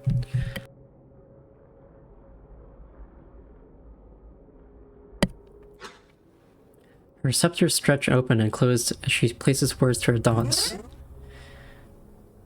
I know that coming here was the right choice, but I should hold nothing from you. Does it not feel like this is far, far out of our control? We are researchers, diplomats, a few engineers, and ceremonies usually demand several teams just to initiate, from what I know. Do you really think we can do anything about this? Under the light of Velzy's attention, in moments of great pressure, they say that impossible outcomes become common. But I hold no delusion, Milza. If there is truly nothing we can do, then it is as I said. We will find survivors and quickly escape. This answer feels wrong, but it is true. Escape is our only resort, should this be beyond our grasp. Of course, of course. Even if fleeing is an option, a thought that has come to her many times. There is no easing of her tension. Could it be something else bothering her?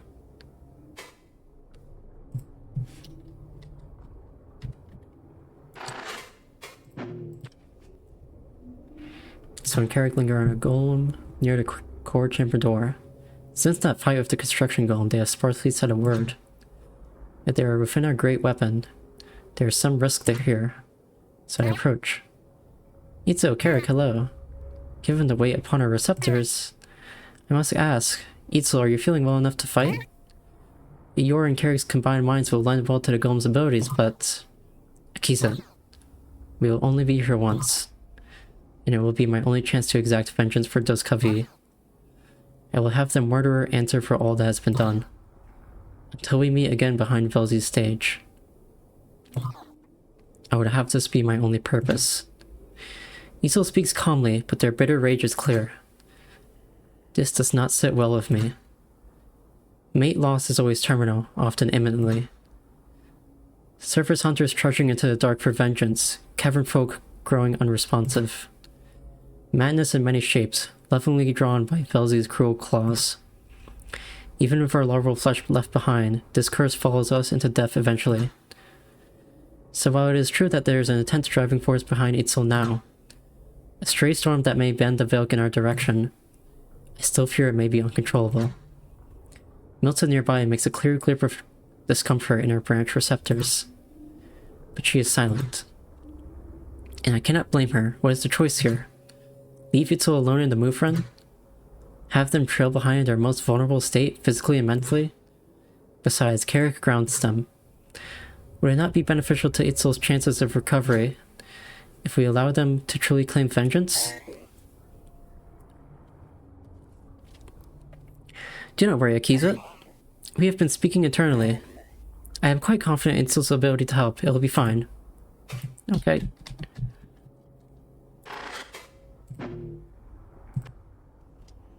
I approach Gagfu, who stands apart from the others, preoccupied with the web of veins extending from beneath the core chamber door. They are barely visible, indentations left in the ground from their weaving. Gagfu, what is wrong? These veins... Do you not feel the same unease? They make the floor uneven and seem disorderly. not integrated with the ground systems, forcing their way through. The keys that they must be new. They are unusual, not that you point to them.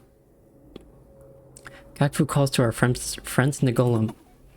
Carrick, is this standard? These ground fans. From the surprise in the golem's receptors, they must not have noticed either. No. The ground's mindery segment here is designed to have resources running through the walls and floor already. And visibly through particular connections.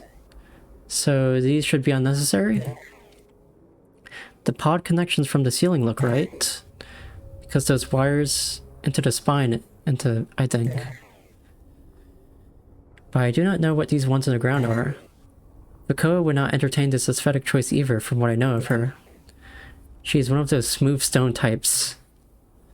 Yakfu's eyes follow their path, from the door to each of the lesser pods. They form some sort of connection, merging, disappearing into the flesh near each base. I can only tell that these connect to the core somehow. But same as our foes, there is no meaning I can glean from them. They do not seem to be able to move, but... just try not to stay on them for too long. Strange.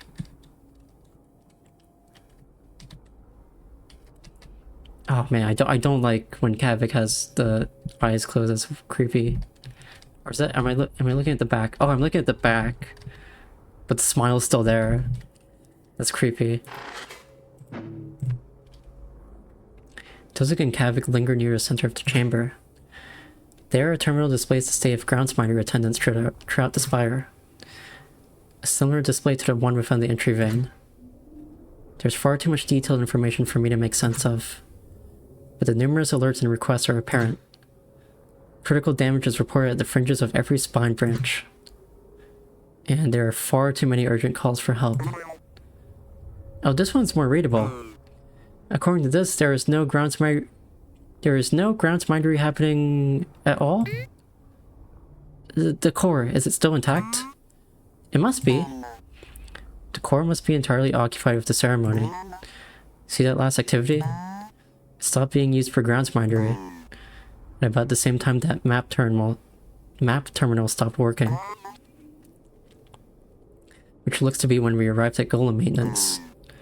That must have been when the ceremony began. By the looks of it, whatever her last command was, it caused an immense amount of strain to the entire system all at once. But the golems there were projecting control signals. Ah! Mouth is already dry. What the hell?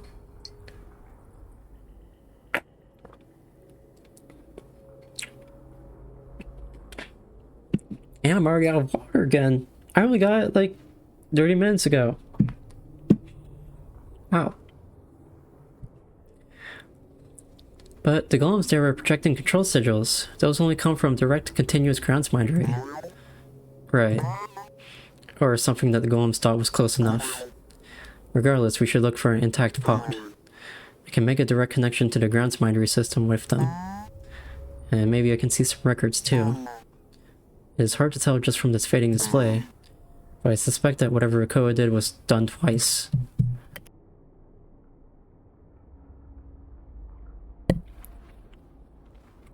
He gestures towards the mangled side information. I cannot make sense of it, but you must recognize some figures. Many calls come from before Bakoa's last action, and many of the spinal relays suffered just before them. The signal we felt, the one that changed our golems.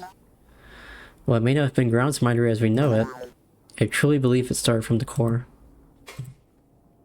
Okay.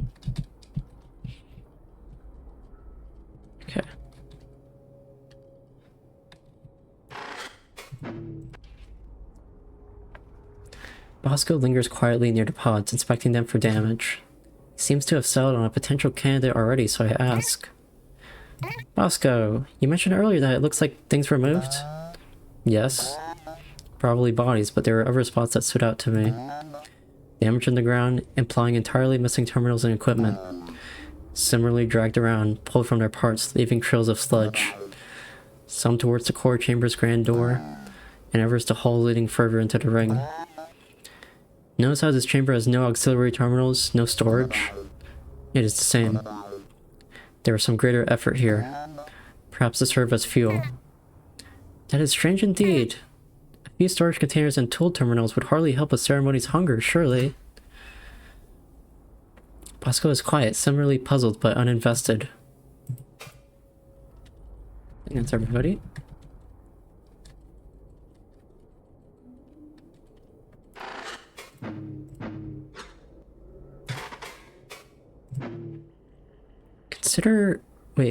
Consider refreshing positive performance impact. Okay.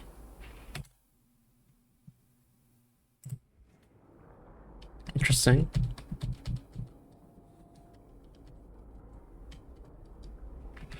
I mean, I wasn't noticing. I didn't notice any dips, but if you say so. Support pods, similar in composition to grounds mine core for secondary grounds mine support. Permits direct connection to core, spire-wide, archival spine connectivity, and archival knowledge pool. A grave mistake. Okay.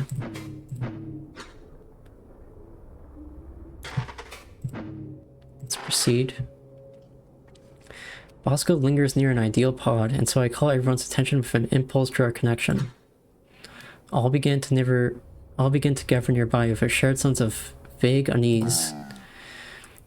This one should work. Bosco feels around the pod's center-facing side, eventually finding the edges of a panel. With a tear, a circular hatch gives way to the dark interior. Thank you, Bosco. I'll give this a try first. I know these. They're just like the remote operation chambers back home. A little more modern, but the same paradigm. Just watch out. If it really is the same, then it will notify the grounds mine. Whoever holds the core will know we are here. If there is anyone in at all at this point, they already do, given our movement. Flores must still be feeding it sensory information. Let me see if this works. Tozik reaches within, pulling a wired connector from the interior. He removes his time stopper connector from its favorite receptor and puts this new one in place. We all watch, anticipating a simple answer, but there's something in the wavering of his stance. Suddenly he doubles over, gripping the connector. With a quick motion, he tears it away from its receptor, casting it away. Its physical tether snaps and it cracks upon the hard wall, splattering purple. Terror resonates through our connection. Milta, nearest to him, takes a cautious step back. Tozik, are you... Uh-oh. He infect himself? With an agonized groan, he grips his head. The exposed corru of his cobot are rippling unnaturally, gaining a strange sheen, as if some sort of shockwave passed through him. Kavik quickly approaches to help, but Tozik waves him away urgently. Bosco hovers closer, prepared if something is going wrong. There's something. Shit. Tozik, that is membrane failure. We need to act quickly. How did that happen just from one connection? Nobody else connected anything. Tozik grips Kavik's arm urgently, but his limbs move strangely, as if half asleep. It sees us. The golem is reporting. Everyone get away from the core. Focus shifts to the grand door to grounds minery as we shelter between the pods, where we expect them to open, maybe to reveal an attacker. The Okidoya, heard once gently, screams through our minds. It is like a shockwave of madness, invisible tendrils curling out from the core, and before we can move, it passes over us. A sourceless light suffuses the chamber, illuminating shapes we cannot see. In the presence of their vibrance, edges grow inaccurate, shapes twist and expand. Color bleeds from everything, mixing in the air apart from their objects. The ceiling, is it gone? Is this a projection? Something presses against it, as if looking in at us. The fuck? Kavik? Tozik? Anyone? What is happening? Is this a ceremony? Is it completing? I do not know. I think this is the overlap. It must be growing outwards. Another shock strikes my mind core. Some part of me is falling, but the floor is still beneath my feet. There is a feeling of some great shape slithering, coiling around the chamber. And when my mind recovers enough to see, the room is unrecognizable, lost in itself. An island of sanity with frayed edges, as if suffocated by their surface's vapor. And from it, something has come for us. Misshapen things, hazy silhouettes formed from this broken nature. When I look at them, I see familiar shapes. Husks like before? Golems? Something else? They move without the fatigue of our past foes. I cannot truly make sense of them, but their presence alone seems to strengthen the effect of this distortion. They must be the source of this, or a part somehow. It must be stopped before we are lost to its overlap. No friends will be made here. Whatever this is has not yet destroyed us. We must fight.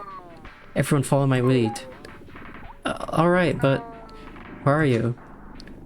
The question immediately chills my mind. I look nearby but see only Bosco, Itzo, and Carrick. I think that's who I had in my party. Where are... There's no time, these creatures are upon us. Everyone fight to the best of your ability. I'll lend my expertise as I can.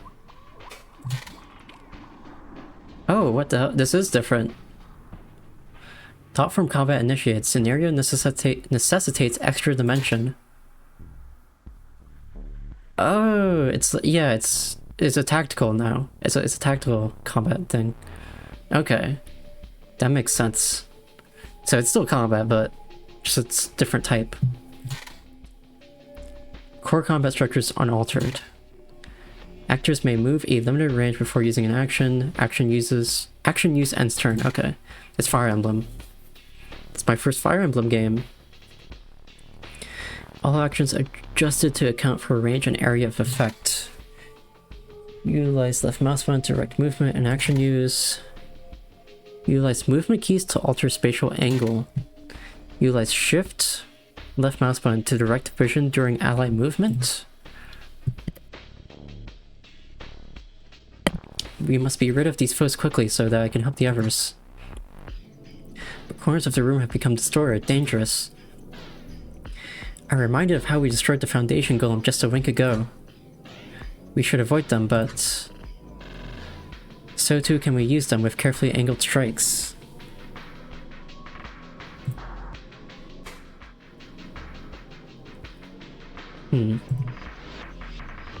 Okay. So keys it first. So same moves, but... dash moves to target location. Still focuses. Huh. There's a mass there. Oh yeah, let me... okay, so yeah, I can like... oh, can make it spin really fast. That's nauseating. Toggles looking mode. Oh, okay. Oh, there's special effects on these things.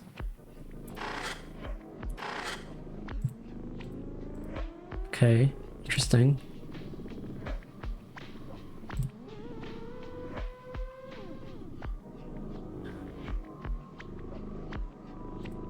So... doesn't seem... yeah, it doesn't seem like there's a limit to... like, I don't have to commit to any moves. It's just when I select the action. Okay.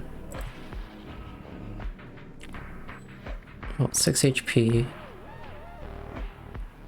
I kind of want to try it. Frenzy.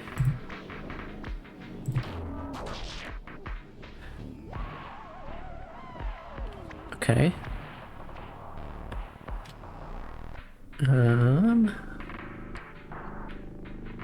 Oh, did we already have... KB. It looks like I can... what is KB? Knockback? Knockback? It might be knockback. I think that's knockback, so if I knock this one back into that, it might disintegrate or something. Let's try it. Or does it knock back me? We'll see. It's the first. It hit it and then like it bounced back and got destabilized. Okay. Protect. Grant allies with an effect. Redirection, remove vulnerable. Pull.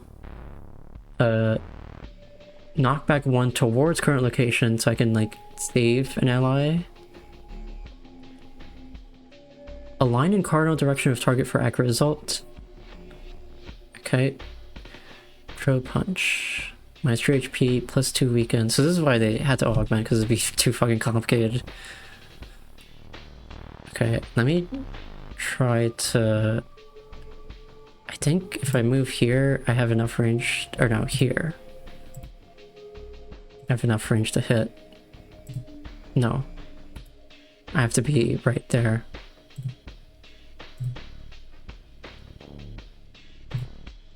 No?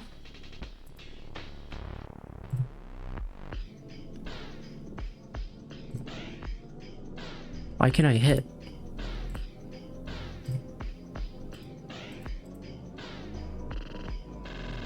It's only in like... Hang on.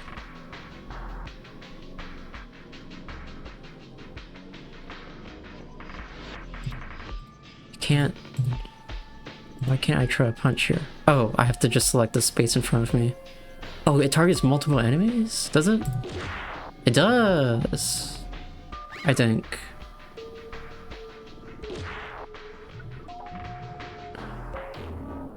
Okay, it's knocking us back. Okay, so knockback is a concern because of that. I see. It's better to be in the center, but there's also the risk of getting hit by enemies. Interesting. It's gonna take some getting used to.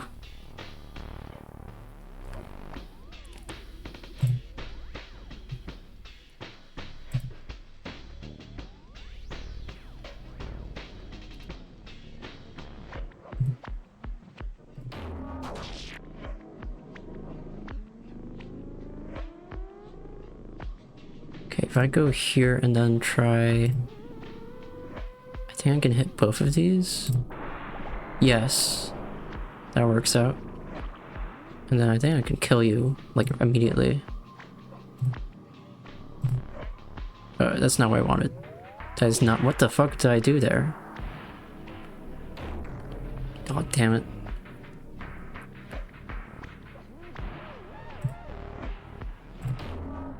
Okay.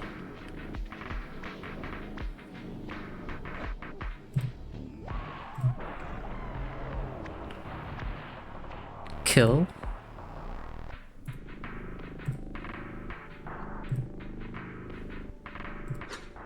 There we go. If our foe is fallen, I shift my inner focus to the others. My wordless request to access their senses is granted immediately. Oh, we have different parties now. I only hope I can guide them well enough. Many actions utilize tile effects. Functions vary from persistent effects to telegraphed actions. Utilize scanner to determine function if needed.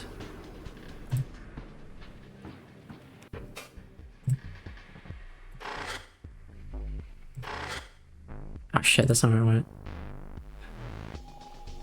Wait. Okay. I was able to read it for a moment. What? Distortion, minus 2 HP plus destabilize, knocked back towards the center.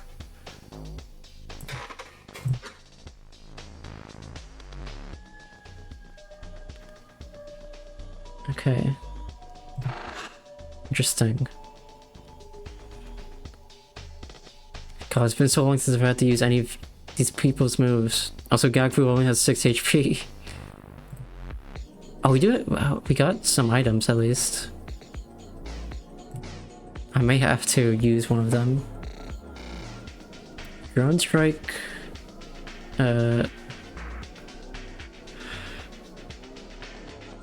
Persistent area from user. Minus 2 HP return to foe, host, and vulnerable foes. Okay, so if I make it like over here, that will hit those two. Or no, you can just choose to hit. Oh, you make an area. Okay, I should have done it there then. But okay. IED. cover.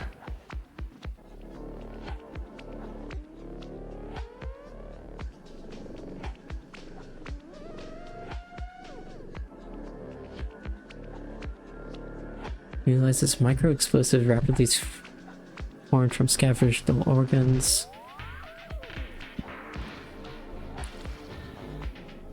I guess let me give you some shield. Scramble. Creates persistent area effect. Hit foes who end turn defend. Hit foes who are knocked defend. Okay.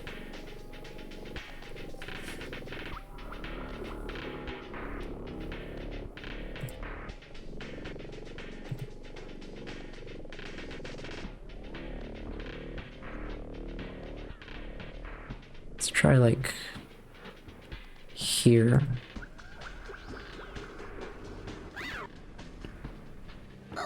It's got like a mine thing here. What was that? Okay, what is this? It's a bomb. Detonates for HP and knockback. So I probably need to move out.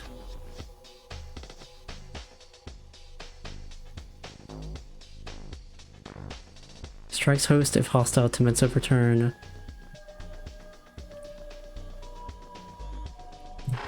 Okay.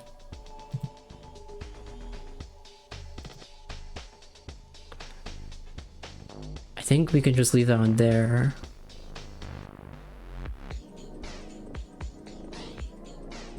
Or can I make it with dash just there?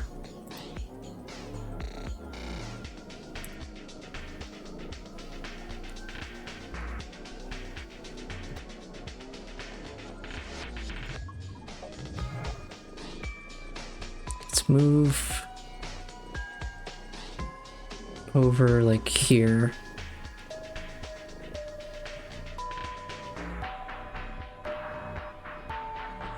His allies also exercise caution.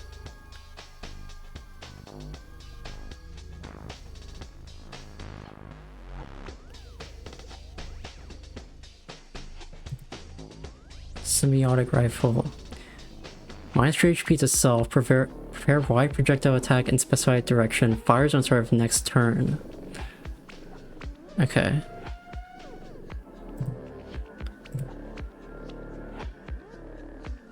I could do like...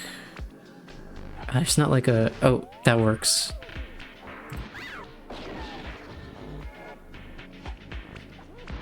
Let's try to move out of this area.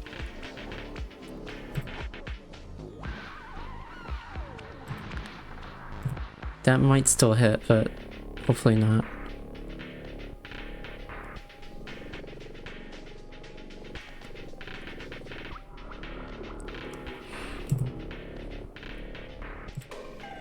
There we go. Okay, we're safe. Oh, I teleported back.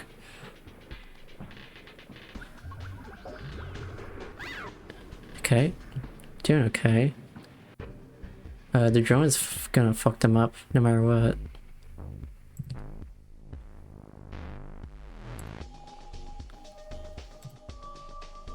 Can I like observe all of you somehow?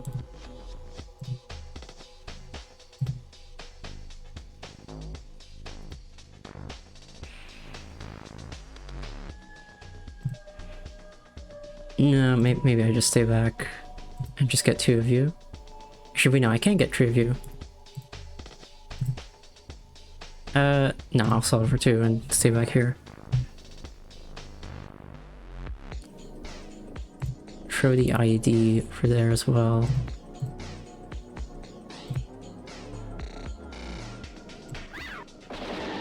There we go.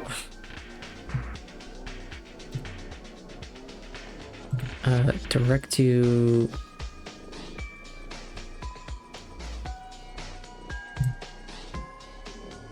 Scramble? I can't use that yet. Maybe I'll just set it like here if they teleport over.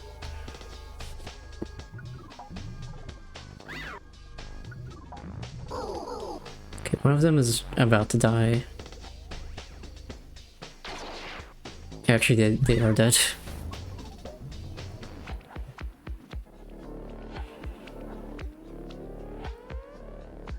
Oh, Melt's stunned or something?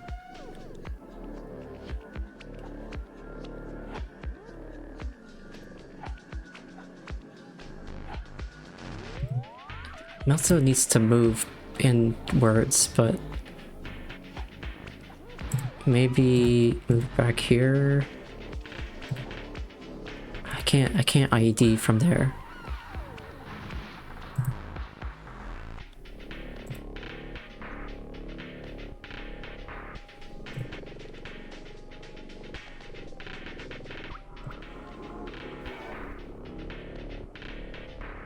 Get back here. I guess focus.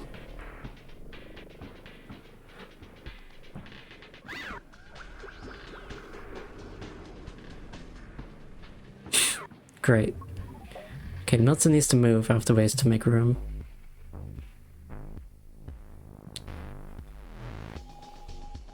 Let's guide that drone.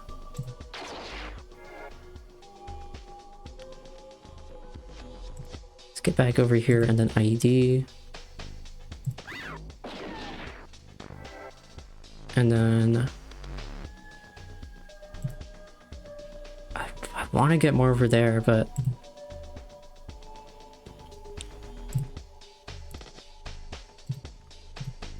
I guess for now, this is gonna have to do.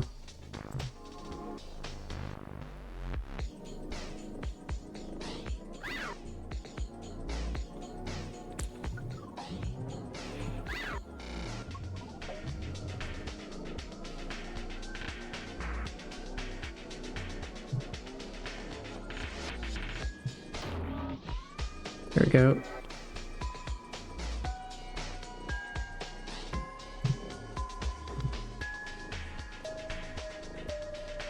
ID's not gonna quite hit.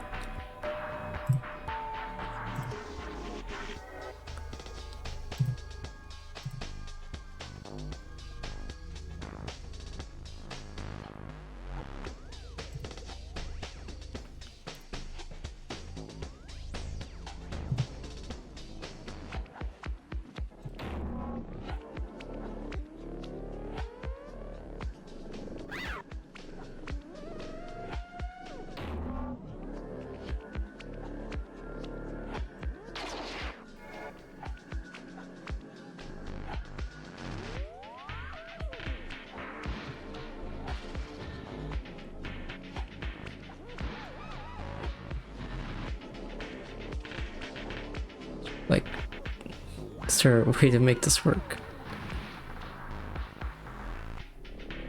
Not really.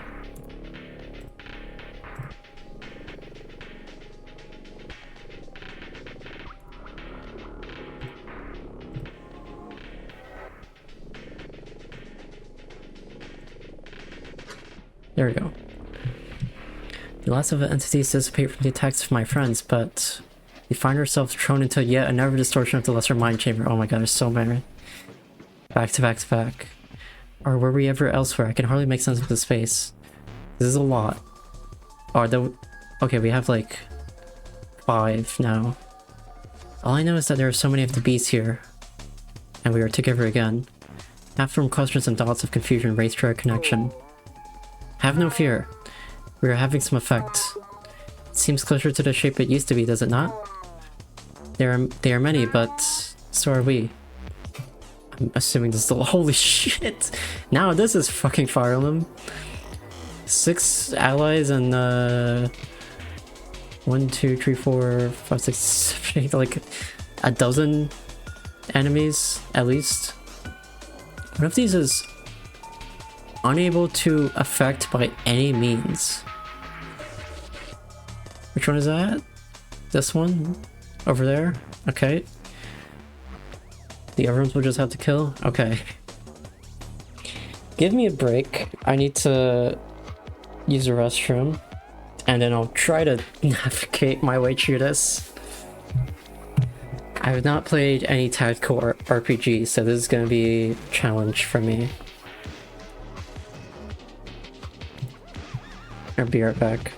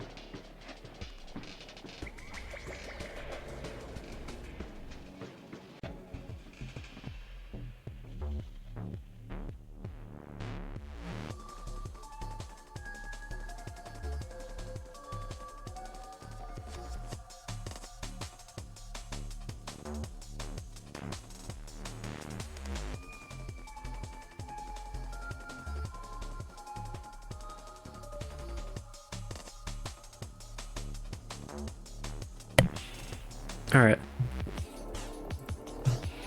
Let's get back to it. Okay, he has only... We didn't even get healed. He has only 4 HP. Bosco only has like 9. Kavik has fear. Is Kavik just generally scared? Is that why he enters with fear? Okay, so... I'm trying to think here. I think we gotta focus on the ones in the bottom corners first.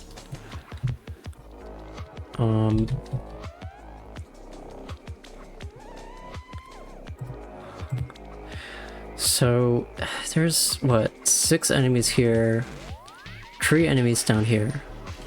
So this corner is a little more manageable.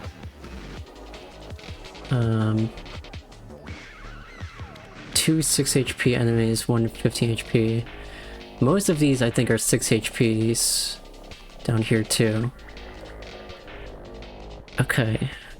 Well, the main thing is going to be knocking as many as we can to the corners to destabilize them and hit them for more attack.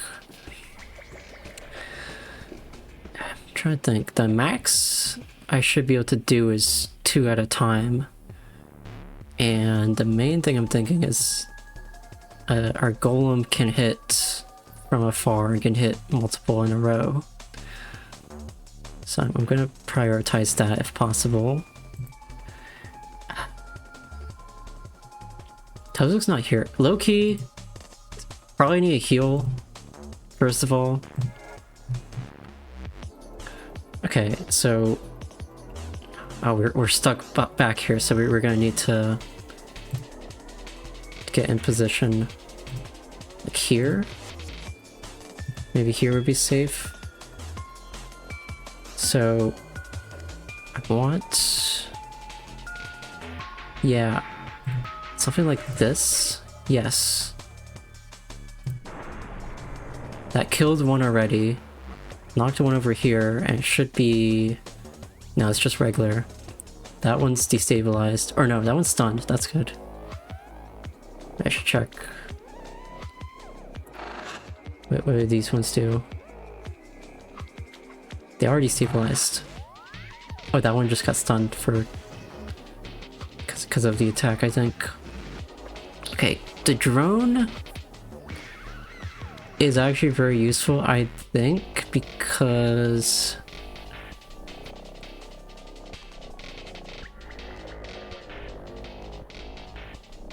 it should...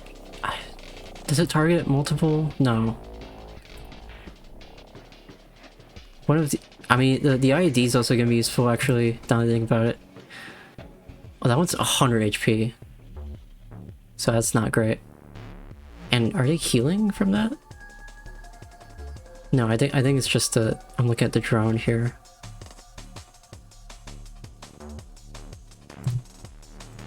I don't know, go for this one. Okay, IED is going to be pretty useful. I'll try to get like as many as possible at once. This kit gets like 4. Yeah, I don't know if I can get 5. I don't think that's possible yet. Let's go for like this. It's like right there. That's 4.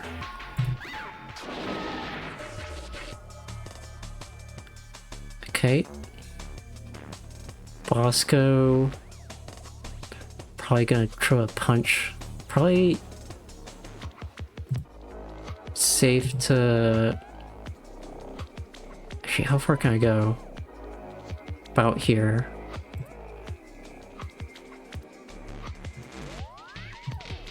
Let's kill you. Or try to... What? Okay, I don't know how to... I need to reread that. I don't know why that didn't work. Scramble is good.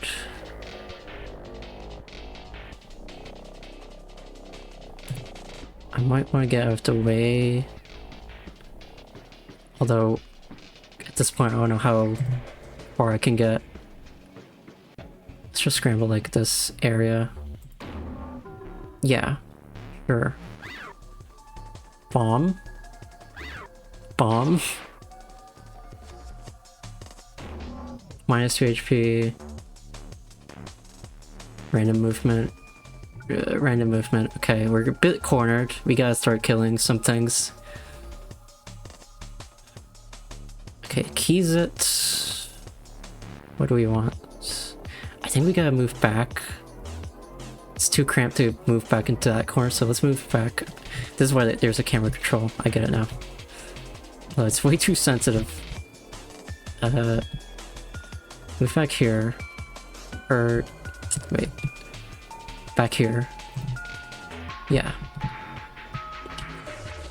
Let's see what we can do. Overwhelm, Frenzy...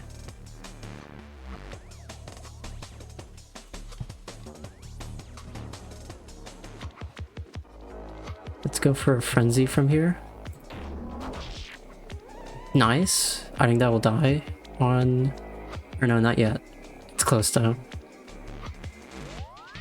I would like to get more in the Vilk Splitter. Can I move here? It's too far. That's also too far.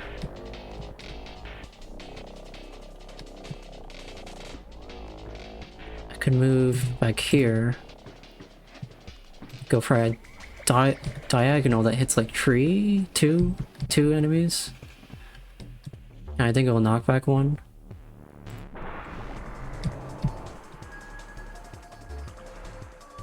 That one's stunned too.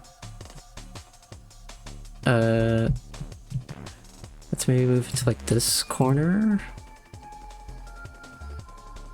Guide drone here.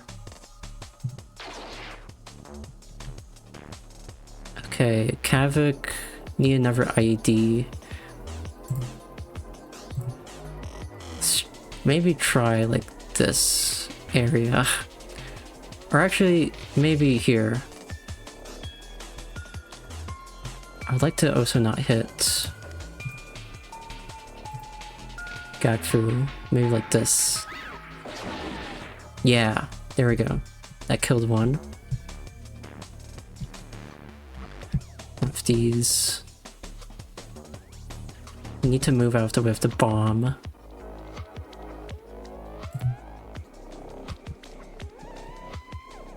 Actually, we could move over there and then just throw a punch.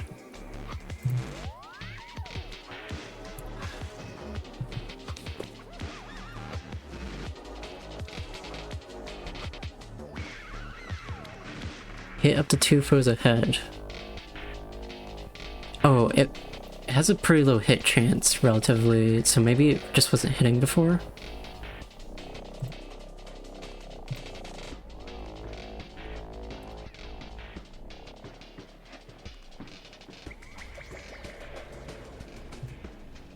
Like here. There we go. That's destabilized. Gagfu should probably move back here a little bit.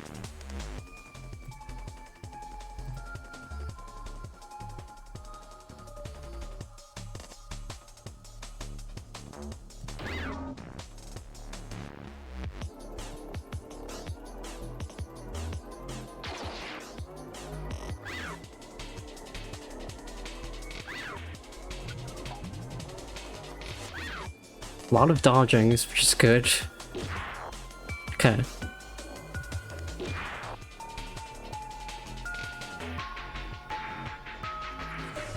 I spoke too soon. That's not too bad.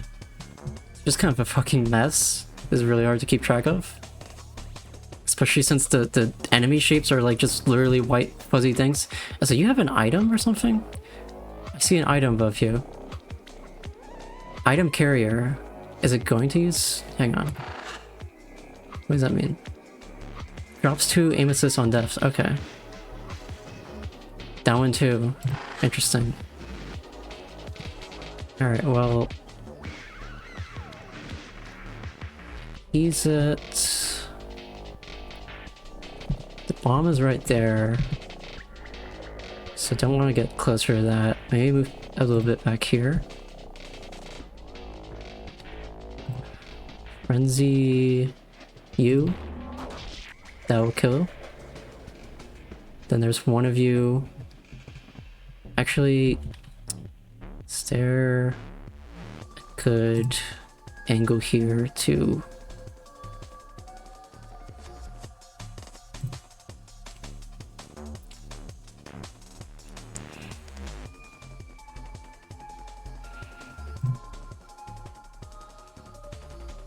This should be good. Okay. Should probably also move back, like here.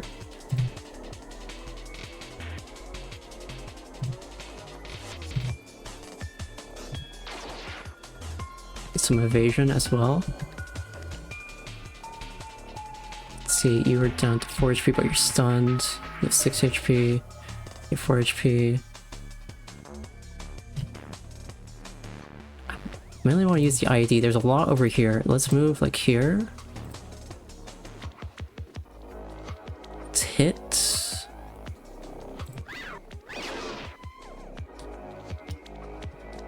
Bosco.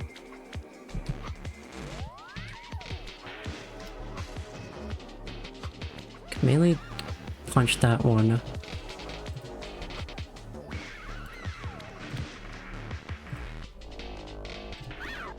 Missed. Let's scramble. Okay, where are we going here? Maybe like right here and then scramble you.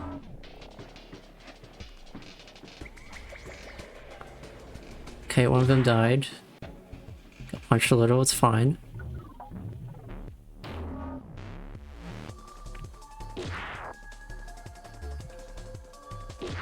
That's not good.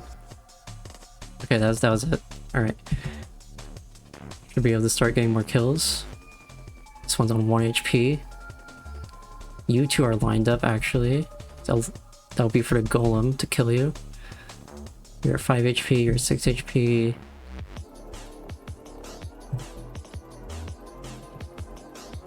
You move like right here.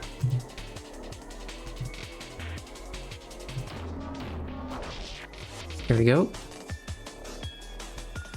Move golem here. Yeah, this is gonna be a quicker kill. There we go. We can kill you really quick. Okay, you're kind of in the danger zone. How can I do this? This actually is like perfect, is it? None of my allies are in it, so perfect. Okay. So this one can't be affected by any means. I don't know what that means. Well, I guess I know what it means, but like, I don't know how we beat it. Maybe kill the other enemies first? Can't move that far.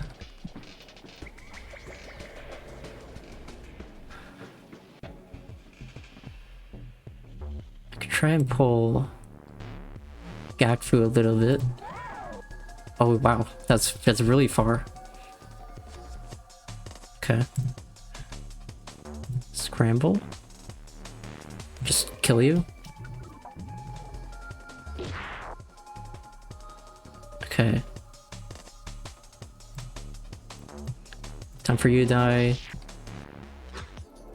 The last of these solidified threats have been dispersed. If each one failed, the space has grown more familiar.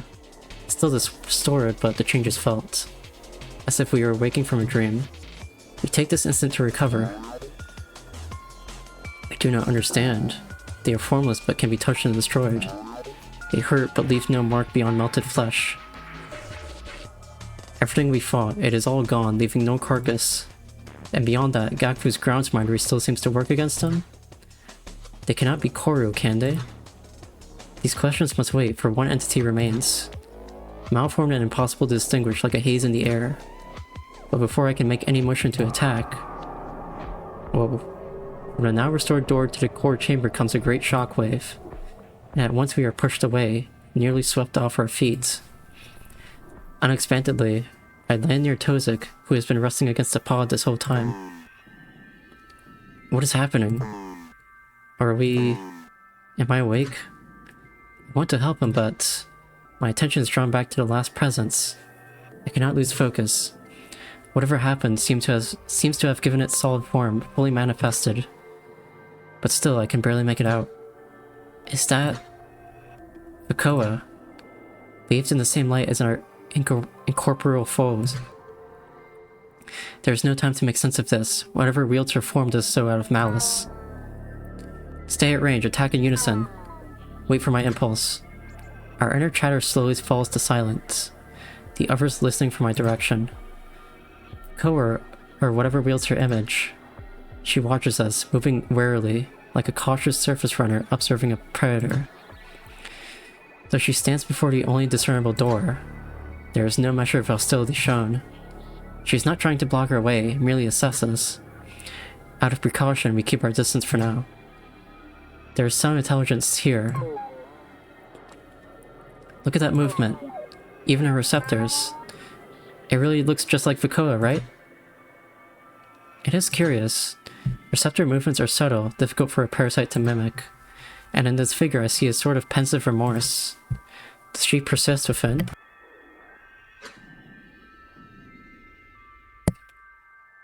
Must at least try. Even Suzukri are capable of some reason. Bakoa, what holds you? Does any part of you remain? Her attention fixes upon me and spots dance across my vision. It is like her attention is physical, some sort of contact. The Okidoya focuses upon me, maybe all of us.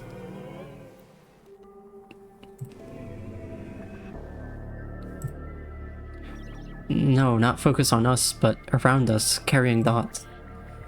It reverberates against our minds, barely intersecting with them. Unable to truly connect. I expect to have to retaliate against an attack, but she remains afar. This is a true attempt to communicate something. Peace. The sensation of voices grasp at words in my mind, trying to fit them together. Almost I can make something out, some vague meaning. Regret, or kindness, maybe grief? But beneath it all is a destabilizing pain. My vision blurs until I can shake these tendrils from my mind's eye. I cannot understand it truly, and I think I must not. Could this feeling itself be a sign of some parasite biting into my flesh? Bakoa still does not move, gesturing in welcome towards the door. Does she want us to see what she has done? Or perhaps she wants us to enter, to accept her deaths? Is she stupid? I will repay this insult. All of the slaughters you're doing. Speak clearly or I will tear you apart. Bosco must have come to a similar conclusion, for he speaks with rage. Something with reason clearly lingers within this shape, for it is taken aback by his words. These are not mindless husks we face now, but they cannot be any more than parasites. No Ko would ever abide this tragedy. In his anger, the Okadoya grows silent. Koa's receptors convey a sort of frustration, maybe? It is always difficult to tell with Jut from afar. The pause is heavy, all of us frozen in uncertainty. It speaks again, not in words, but visions, a memory. Whoa. Stands too far, a sharp limb pierces through my chest. I collapse into the rising spire of blood. Here again. My mind recoils as it passes, already slipping from memory. A memory of death, perhaps? A threat? Bosco lacks my confusion. He's shocked, frozen. You... How? Koa's attention shifts from Bosco to our golem. Another vision comes, stronger, louder, clearer. Upon the ascension, catafalcus... Catafalques? Gazing up into Velzy's eye. The Jut hands me a mindcore connector and then one to my Tiri. I sense fear in our retangled receptors and I laugh. Embracing death is a strange idea, but we know there is nothing to be afraid of. So I say, Tiri, do not be so nervous. I am here with you and we will begin anew together. Again. I must physically shake the vision away, reflexively gripping my head.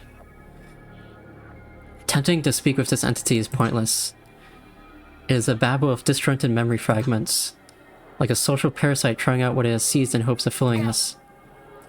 Bakoa, if you have any sense at all, yield the core, we can still stop. A dull pulse flares through the room, blinding me briefly. That was the golem. Already it hovers aggressively to our foe. Oh no. Oh shit. Ito, stop! Suzuki! Attack! Destroy this thing! The shared sense of righteous vengeance is almost overpowering. Before any of us can parse the situation, the golem is already upon Bakoa. Its outer gauntlet swinging and glowing, preparing an ever-destructive dull pulse. Bakoa is unharmed from the first blast. What would a second do? Ito, we must be rational. No more of this. You all know it is no different from our home. An infestation, a mimicry. Immediately, once close enough, Bakoa seizes the charging gauntlet. Then the other, almost without effort. And at once both are torn away. Thrown aside, exploding violently against the walls. Koa's claws part the impenetrable chassis of the golem effortlessly. Oh Jesus. Leaving an irreparable split that sends it to the ground with a heavy thud. Such is its weight that the head, no longer sustained, crushes its connector as it strikes the ground. Carrick scurries away, having escaped the viscera, retreating into the opposite hall out of wild fear. But Ito Ito is held in Fukoa's claw. No. Help me! I sense strain from Gakfu to our connection. What? I cannot do anything to Fukoa. My ground smiter is not working, not like the others. There is something there, but it is... I do not know, I cannot grasp it. If I throw a bomb now, it might just hit Itzel. Then it falls to direct force. Bosco, follow close behind me quickly. And grant a distant eye, Milza. My approach is like moving through a hopeless nightmare. Bosco not far behind. And while I nearly reach them, as if preempting our attack, Fukoa turns to face me and Bosco. The Okadoya suddenly screams in my mind, through all of my senses, tearing my focus away from reality. Away from a time stopper where I cannot hear the panic of my friends. Away from anything at all, any sensation. At once commanding a collapse of my co-body. Together. By the time my limbs respond again, I still live, but it is too late. Itzo is melted in Fukoa's claws, droning with delight.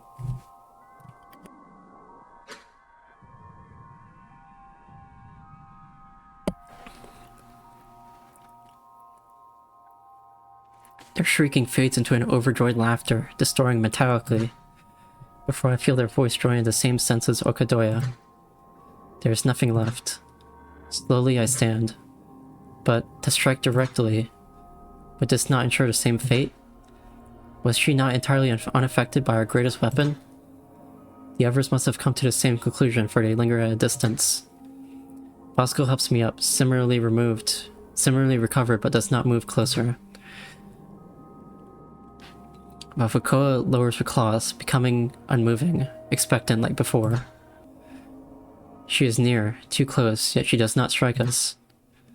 Her eye passes from me and scans over the remaining survivors. And the chamber hangs in heavy silence. Finally, I feel the connection of the time stopper come into focus again. My mind recovered, limbs now frozen with my own fear. Akiza, respond! I am fine. Do not approach. Akiza Bosco, get plaque, please.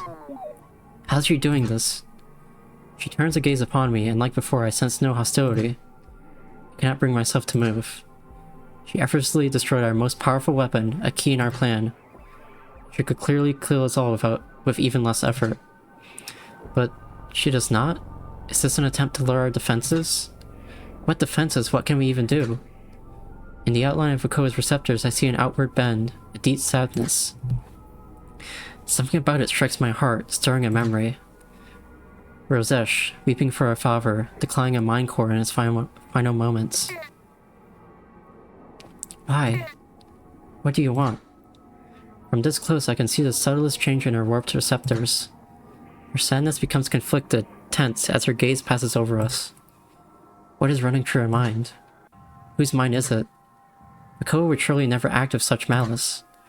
Resigned to some decision, she casts her eye onto me in a sharp motion. And the chamber closes into itself, the space warping in a way my eyes fail to grasp. It feels as if we had each been struck by a sweeping limb, sending us away into a chaotic fall into the noise and color beyond the walls. And then... what the oh no. Did we get put into the same thing? We tumble out of a warped door into the remains of a hall? No, I think this is just... the room looks super fucked. Everyone seems to have landed with me, even Tozik. Carrick is already here at the far end, pacing in a strange darkness that resembles physical reality. If they are here, then this must be the former entry hall to the dull mind. It is quiet, strangely so. Expecting an attack, we ascend and gather near Carrick quickly. The other end still twists maddeningly.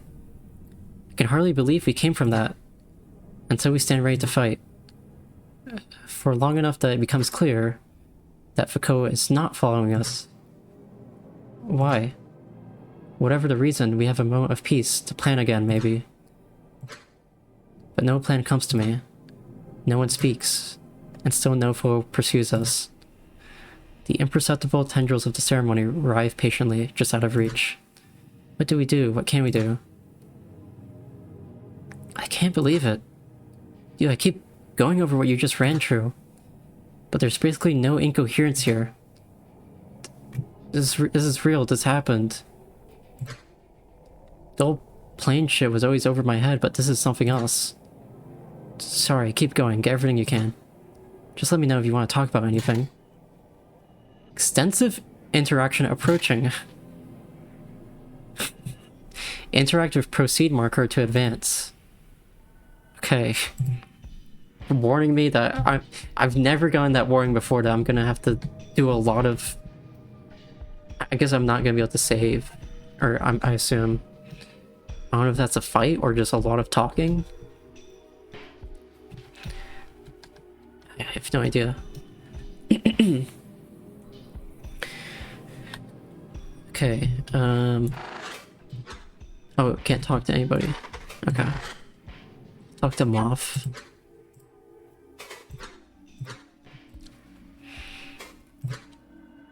What do you think is going on with these things? The hostiles, not sure what to call them. He's said specters or illusions. I'd call them monsters. Well, they aren't incoherent despite everything. In fact, this is one of the clearest memories so far. So it's safe to assume they were real, I think. It's pretty clear they have something to do with the ceremony.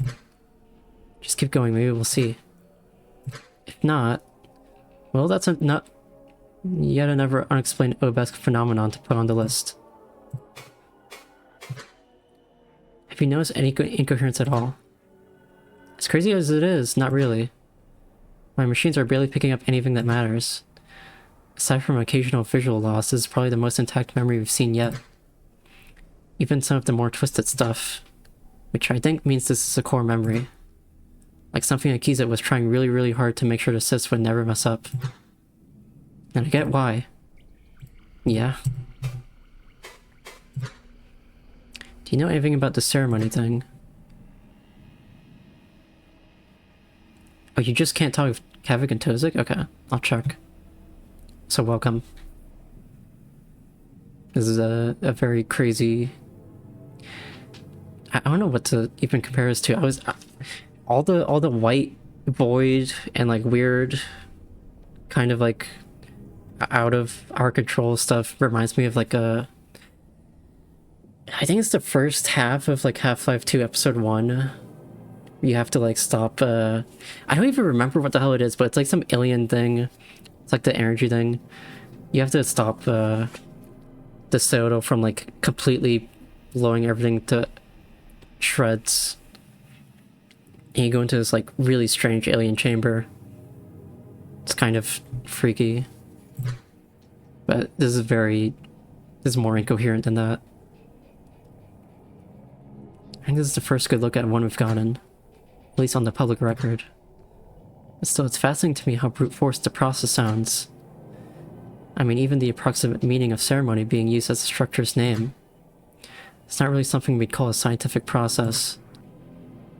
You know, I don't think this is even close to how they normally make one. On account of the freakish monsters.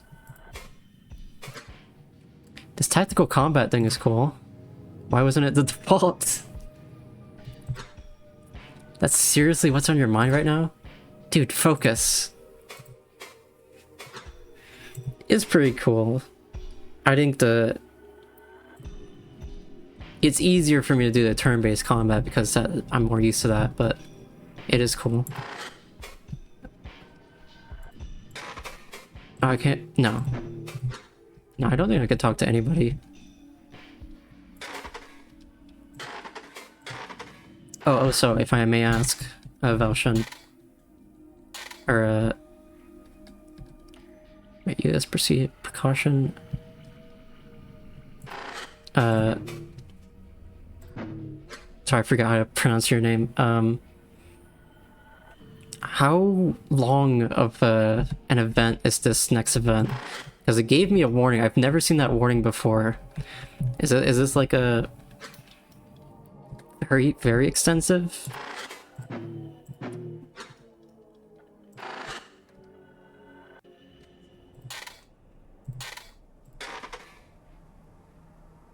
Just like a case. I mean, I don't think it really Wait. Oh yeah, Eek Golem is gone. Unfortunately, do not quite remember. That's a shame. Okay. Well, I've been going... I mean, 5:49 p.m. for me. I would like to try... I don't know how deep this episode goes by itself, like the base episode. But... yeah, I need a drink of water.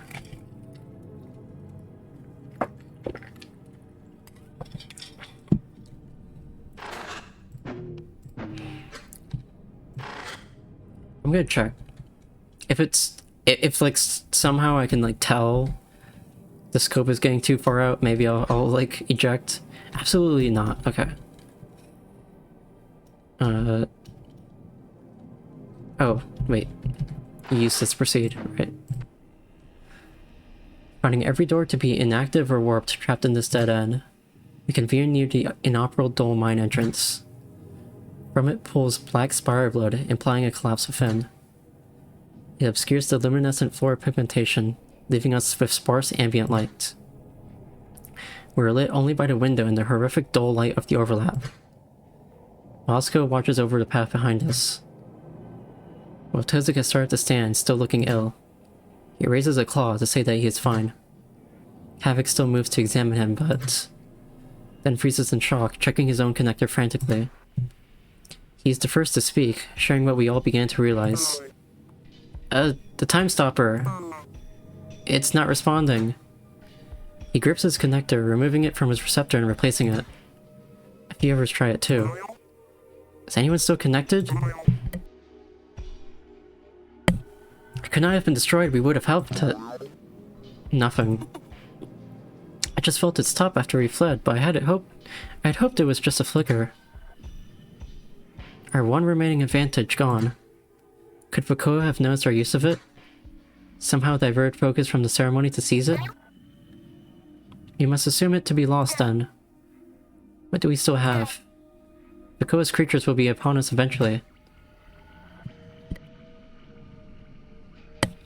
The team turns over their tools. We still hold a variety of items and weapons. Bosco and I both have decent capability and Milza has good reaction times. But without a wealth of independent combat experience between all of us, we will stand little chance, not to mention the impossible nature of our foe. Koa is unstoppable, untouchable, and the foes that precede her were formed from the air itself, illusions, like specters left upon the stage by those she has claimed. But did she really want to hurt us? No, that is a stupid question. She obviously does, why else would she have killed Itzel? But she let us live. I was right there, Carrick too. And yet she chose to send us here and not give chase. A dark corner where she holds a clear advantage? Does not make any sense. Whatever the truth may be, the result is clear enough. She or her likeness is still an enemy that must be dealt with. I start to consider our options with the rest of our team in silence. But all at once the guilt of what has happened falls upon me again. If this place is to be our graves, if we are to be usurped by parasites, they must at least know what has dragged them down into this pit with me, okay? The truth.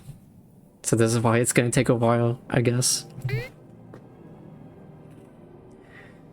My friends, their attention snaps to me, as if expecting me to spout an ever-spirited plan. But their hopes fading are plain to see as they process my tone and see my tightly twisted receptors. I must tell you something. Before, when we discovered the spike in the call, a few gazes later, a self-delivered message found my quarters. It was a threat, something to truly ensure I did not speak. Why me, I do not know, but you must recall how strangely I acted. I wanted to find out who it was, or if anyone else had received something like it. If any of it was real. But I was the only recipient as far as I could see. So I crept into the materials segment and fetched an archive design. And a converter between our dots and dead metal for the cousin's technology. I had it constructed, I shared it with my bright contact.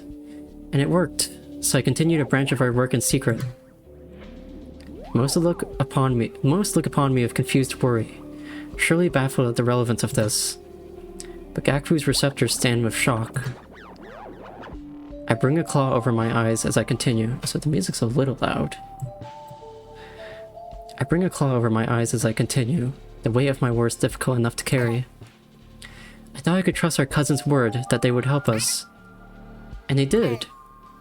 We found the exact origin and point of the call, but I told them not to go until I had completed my preparations. Once we destroyed the Dazlika, I was able to get in touch with my envoy. And he said just before all of this started, without consulting me or even him and his team, someone in his hierarchy used our findings. They sent something to the origin, and then surely not by coincidence this disaster began. This attack, all of this, my actions must have been the spark. How many deaths now must find root in my claws? As if I were the carrier that brought this infestation home. That is why you were so scared. Akiza, why did you not let me help? I was right there. After the message, knowing I was alone, all looked like saboteurs to me. Like anyone I shared this with could split their face into teeth. Once you knew, and it was clear you were not one of them, I could only keep you away to ensure your safety. But now I know this cannot be the doing of any group, any saboteur. No Obes could do this. It is unconscionable. This is beyond all of us somehow. It must be. Bosco lingers between us and the way we came, turned away. Milta's receptors are like fists, her head finding support in her claws. Havoc sits against the inner wall, uncertain. But Gakfu... She paces, her eyes and receptors conveying some deep, troubled thought. Some weight of her own, not unlike mine.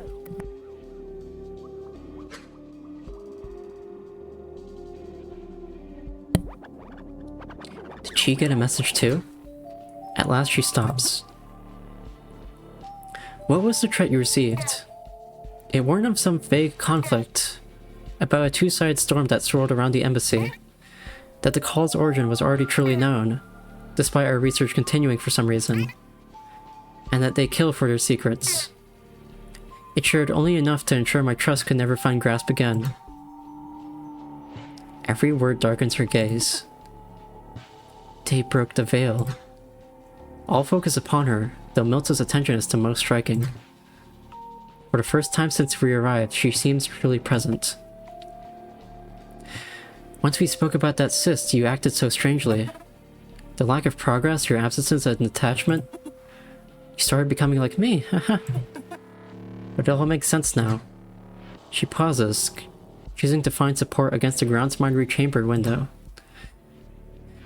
Gaze cast down to the sludge of the broken door. Whatever she is about to do is difficult for her too. This was not your fault, Akiza. Whoever left that message wanted to protect you, I'm sure. But there is more happening than you know. If we are to die down here, then why not tear away the rest of the veil they tarnished? She pauses, forming a cynical, mischievous twist in her receptors. You will not hold conflict, will you, Milta? Let us speak plainly. An unexpected shift of focus to Milta, terrified, but realization is plain in her receptors, like a weight has been lifted from them.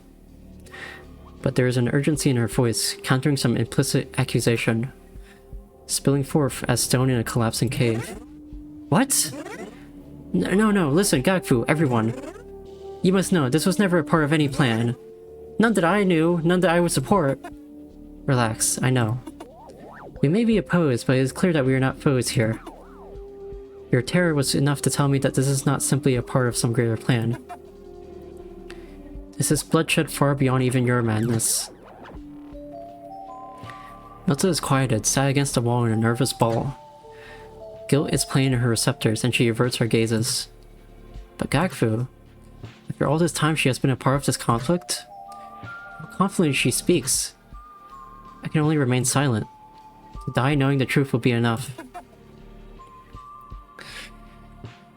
Ooh, okay. It is hard to find a place to begin, especially with what time we may have. But the message was truthful, Akiza. There is something in the ocean here. It is often called the meteorite, if only to avoid evoking its true nature in communications.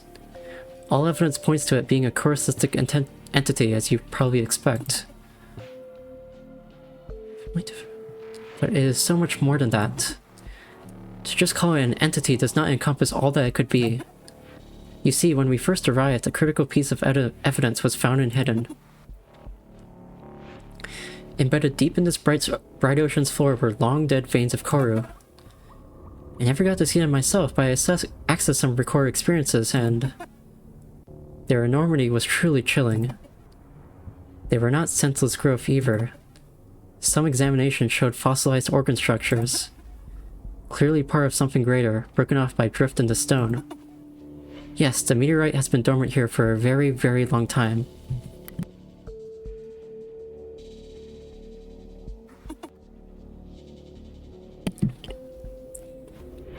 But how long and where its true center lies now, these things are beyond us. However, enough is known that we are certain. Whatever it is, wherever it is, it must be the source of the call.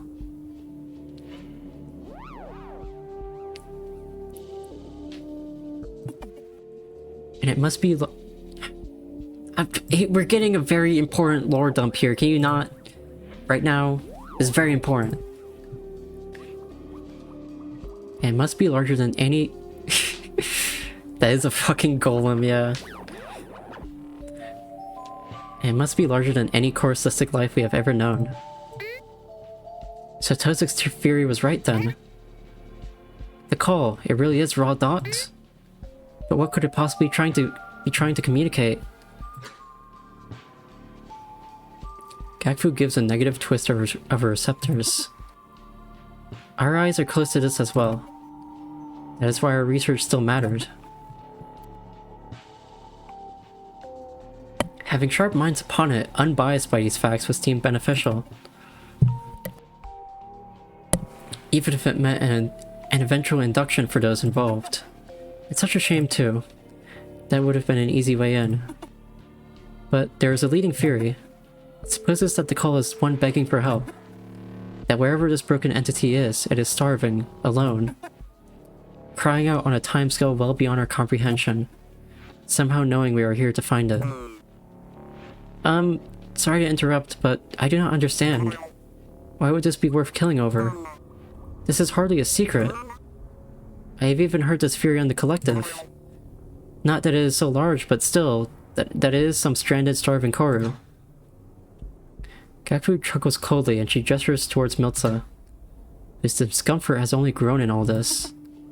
Well, her congregation, leaders and council members among them, have latched onto the idea that the meteorite is some great mind, sleeping or wounded or otherwise incapacitated, and that we are somehow its inheritors. That if we can heal it, return it to health, it will oblige us, and join our minds into something infinitely more powerful than anyone. Forever advancing beyond death together. A friend. One that must be protected from bad actors until it is ready. So theories may circulate, but they would never afford a truth runner to live. Revolutionary title. Gakfu pauses and Milza does not object. She scoffs before bitterly continuing. What an intoxicating dream. If the meteorite or its call were to seize our minds, if it finds us, our devices, if it ever really sees us... Her gaze shifts to the warped end of the hall, fading into the overlap.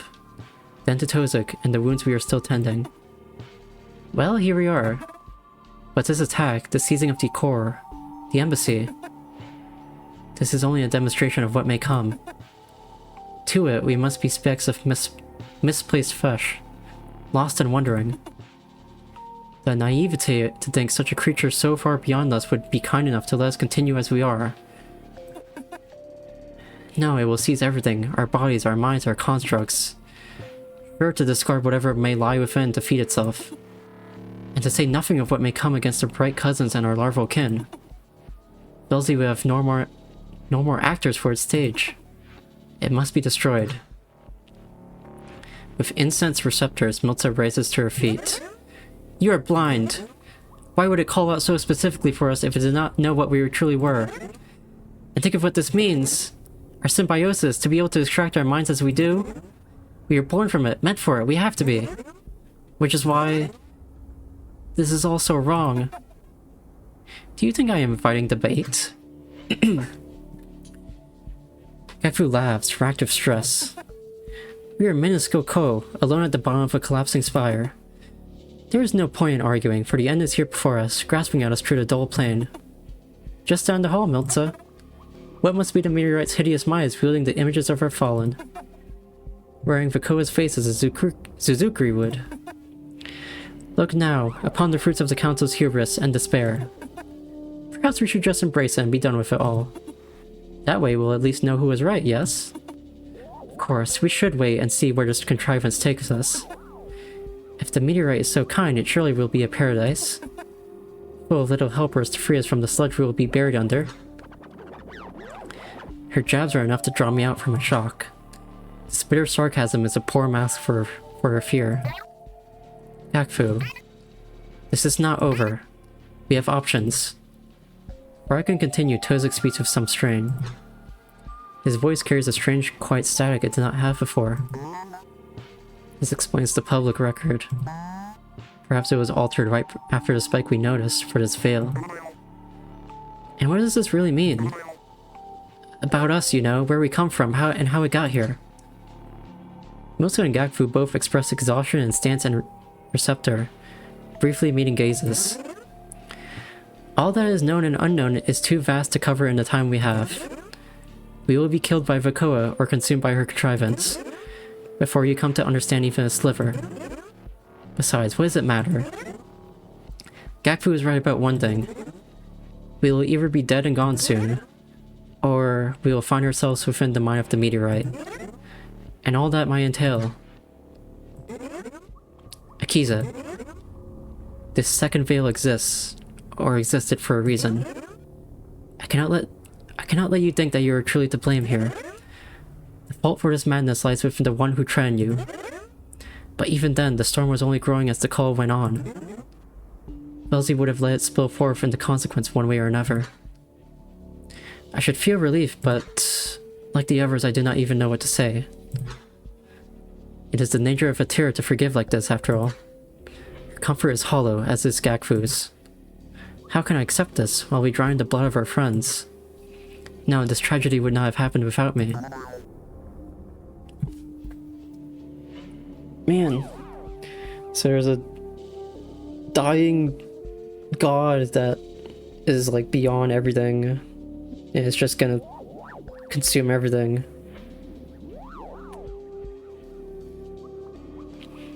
It's kind of like a parallel to like us finding Akiza's mind core and like she's kind of crying for help in a way, but just, you know, in like a more dangerous way for like the entire world.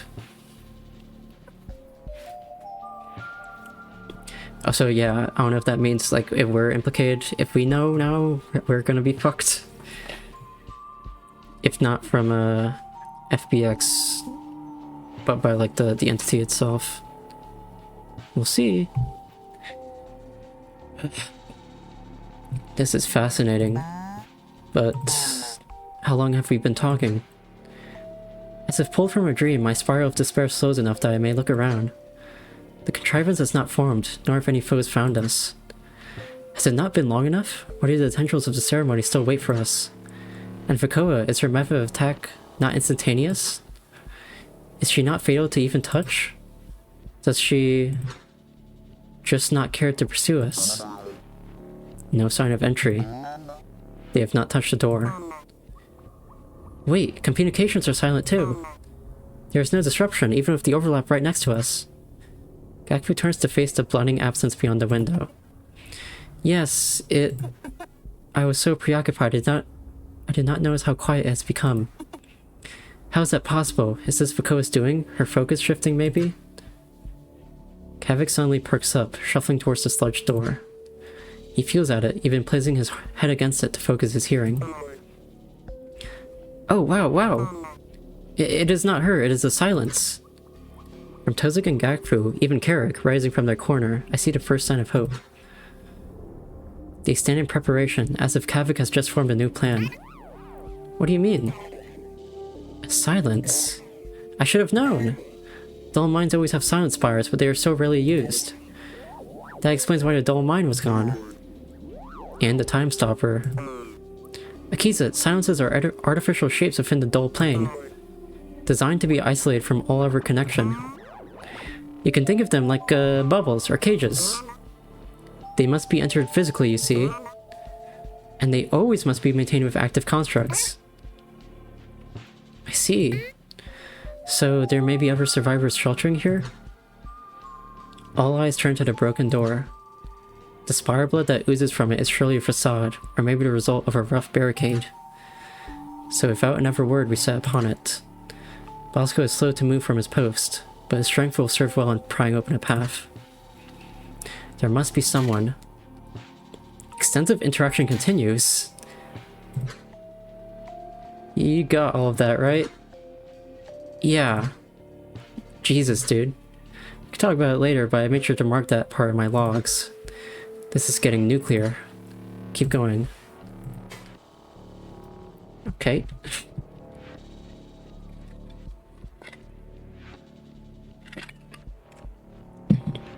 Alright.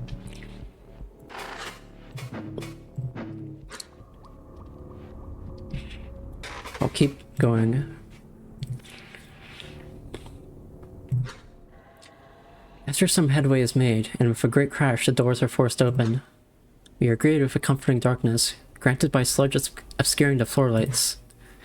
The door's damage was an illusion. Furniture had been piled against it and sludged, appearing like a collapse to the outside. Perhaps Trick Fukoa's golems should have any remained? Should any have remained? A wall is raised, some operational feature of the dull mind, Jesus. Another chamber lies behind the light of its central gap, giving off a constant hum. So we slowly enter the clearing, wary of any more incorporeal foes. Hello? Just as I spoke. Oh, what the fuck? A Ko, a once Jut, clearly intact and alive, leaps out of the gap, pointing a crumpling, flickering disabler at us. It is so worn I cannot tell if it even has a single use left. But our appearance disarms her, for she must have expected hostile golems. Oh, hi! How did you get here? A friend at last, relief overtakes me. But just as I move to respond, she speaks up again. Well, if you should not speak in the tall. Come this way. She lazily recedes into the walled section, oddly unconcerned by a ruined barricade. Oh boy. We exchange glances, hopeful if confused, and scurry true after her.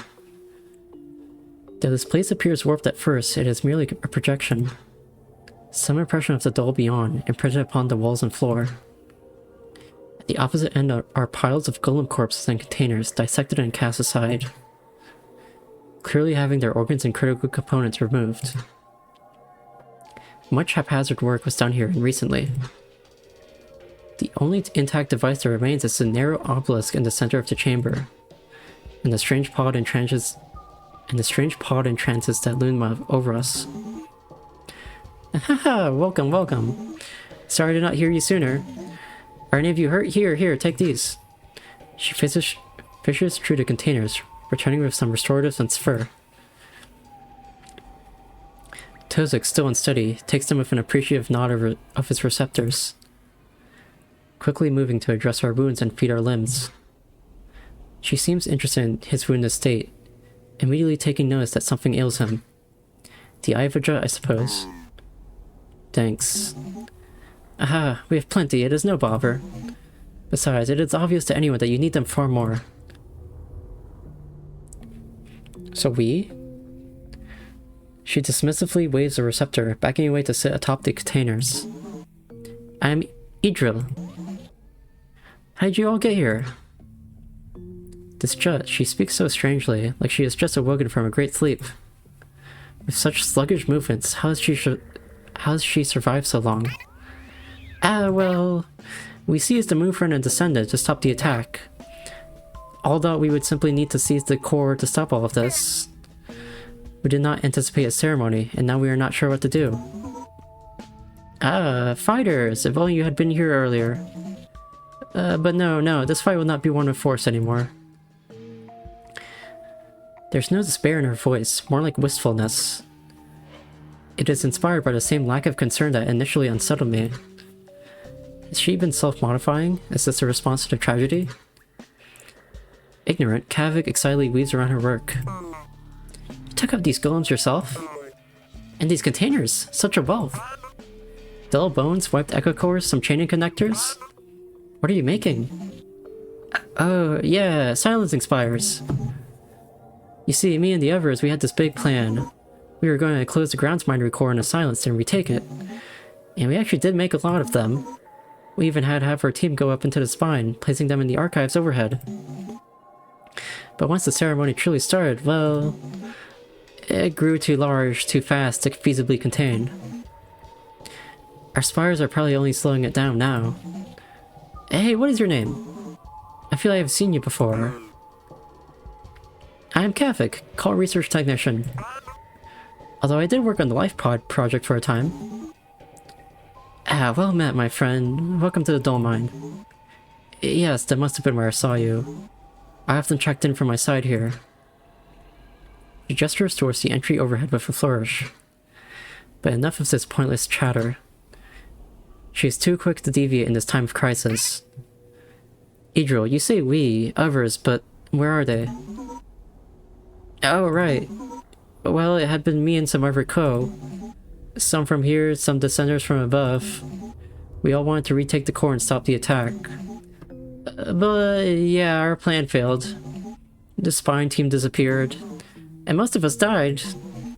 Now it's just me and Avelle. She's looking out for another way to stop this, or maybe escape. I do not really know. She shrugs, listless. Me, I've just been watching. What is visible of the ceremony from my Dolima pod is very pretty. Like a parasite bulb blooming out from a dead beast. Curling around the framework of the embassy's dull connections. You can take a look with it if you want, it's still open. Just not the third one.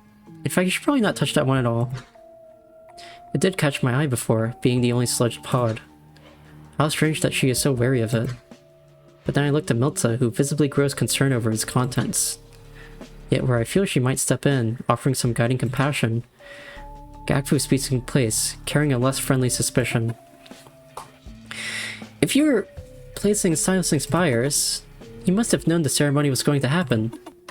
How did you figure that out? Well, I was using my Dolima pod here when the attack started.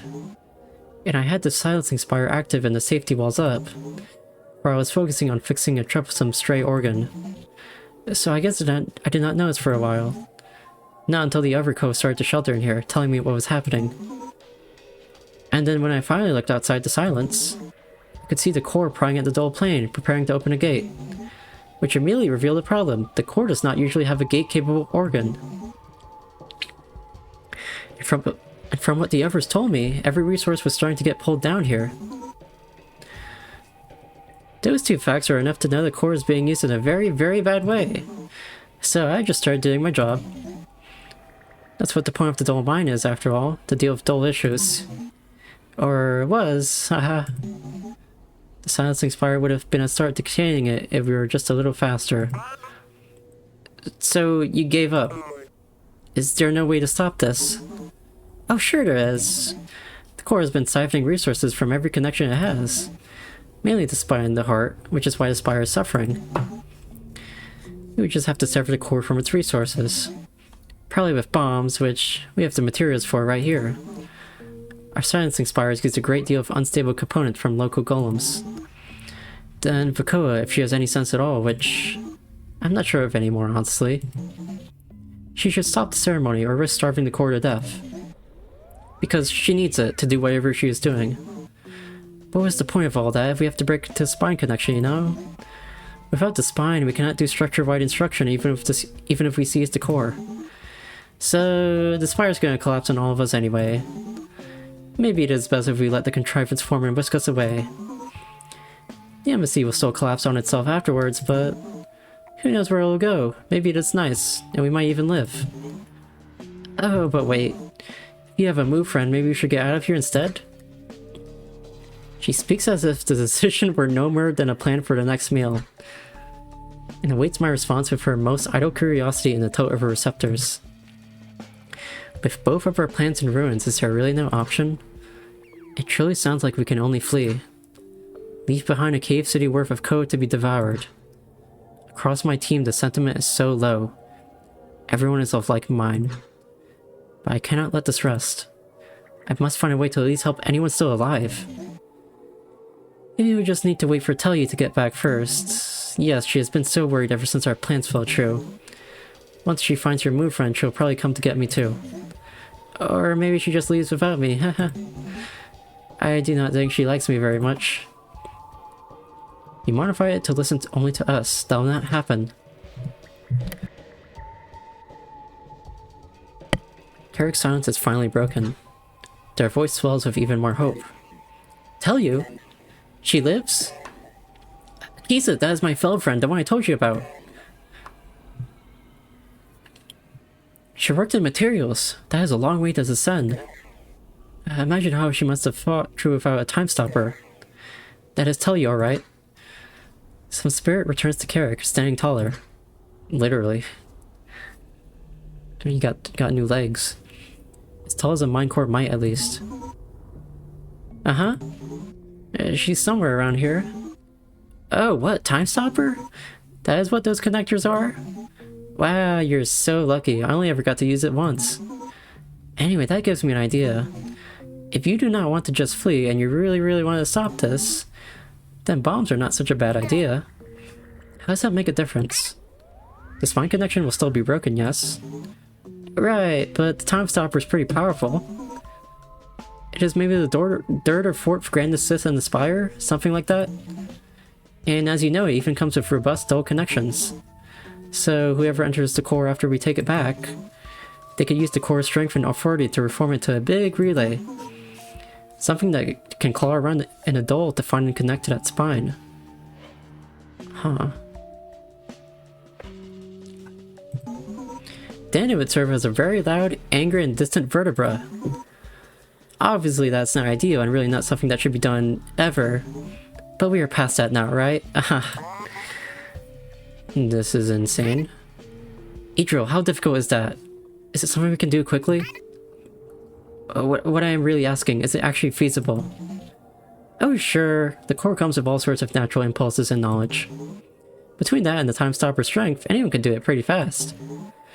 It would not be as strong of a connection, so you would not get very fine control. But it might be enough. And if Akoa chooses to keep the ceremony going at risk of starving the core? Oh, then we run for the move and try to get out. Because that would be it. Immediately I turn to the others. Out of everyone, Tozik stands out, steadying himself against a container, distracted. He notices my gaze and dips his receptors affirmatively. Insane as it may be, it makes sense, even allowing for an escape plan. Everyone else is similarly stirred by the possibility. Even Bosco, whose receptors plainly curve with hope again for the first time. If that is our only chance, even with the risk. Yes, we will do it.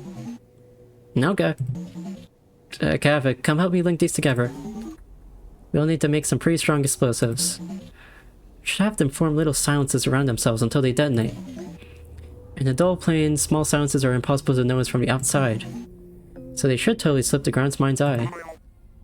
Oh yes, perfect. Let us do that. And then we can also put one in each of these containers so that they are more disguised. Ah, smart, yes. Oh, one issue, the structure. If we detonate the spine and heart, will this not totally collapse their chambers? It sure will. This is why we'll have a little detonation sys to remotely activate them. No, I mean, what if... Kavik, do not worry. The ground's binary segment is built out of a rigid pale corru shell. And within it, each chamber is totally isolated, a safety precaution. It is standard for vertical spires. The chambers will collapse, but all it will do is block our paths. But the spine and heart are adjacent, so we will have a path no matter what. Alright. Havoc follows Idril's lead, leading over to containers to pick out components.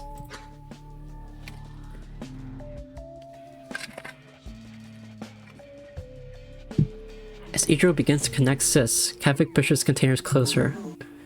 It'll not take long to prepare, so ready yourselves. The spine is just down the next corridor. Plant a bomb there, do the same with the heart. Then circle around and detonate from the lesser mine, yes? It would probably be safest there since it's the opposite to our targets. I see. Alright, the path is clear enough. We are aligned, Idril. But the time stopper is not responding. I fear entering the silence may have broken our connection. Oh no, it is fine. It does not work like that. Direct connections are more like tethers. We are still connected since we entered the silence on this side. Think of it like the tethers are bunched up on the outside of the silence. And they will spring back to us as soon as we leave. It'll be a little unpleasant. Ah, what fortune. I see, I think. Thank you, Kavik. With all of these revelations, all of this planning, we have barely checked in with Tozik. He truly does not look well, his code body is still strangely warped in the slightest way. Hard to place, but enough to notice. But he has not spoken of it at all. Nor of what he saw upon connection. Something's eating at him.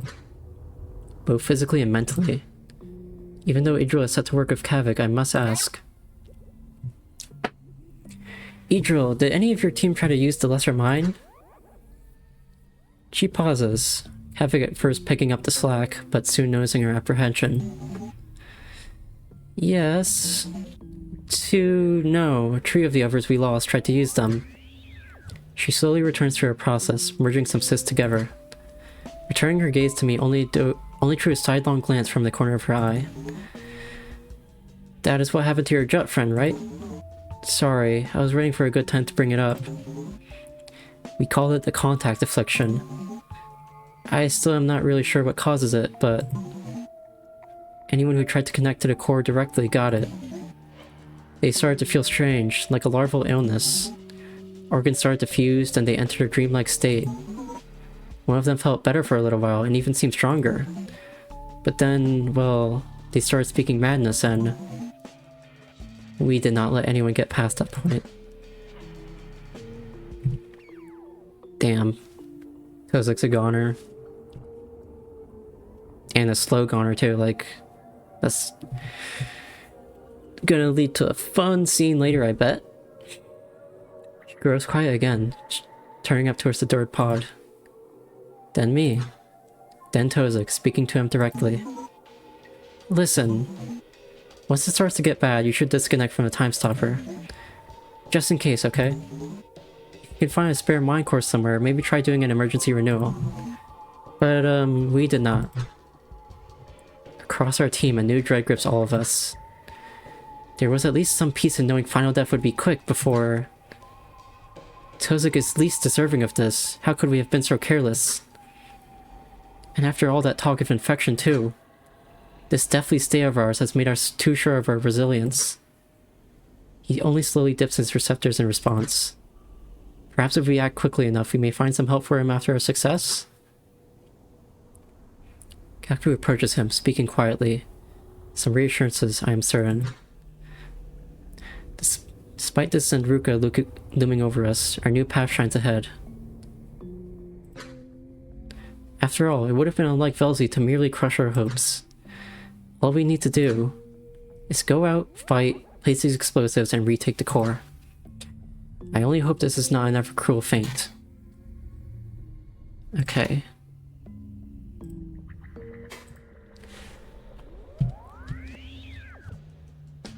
I think I'm gonna talk to everybody and then that'll be the end of the stream.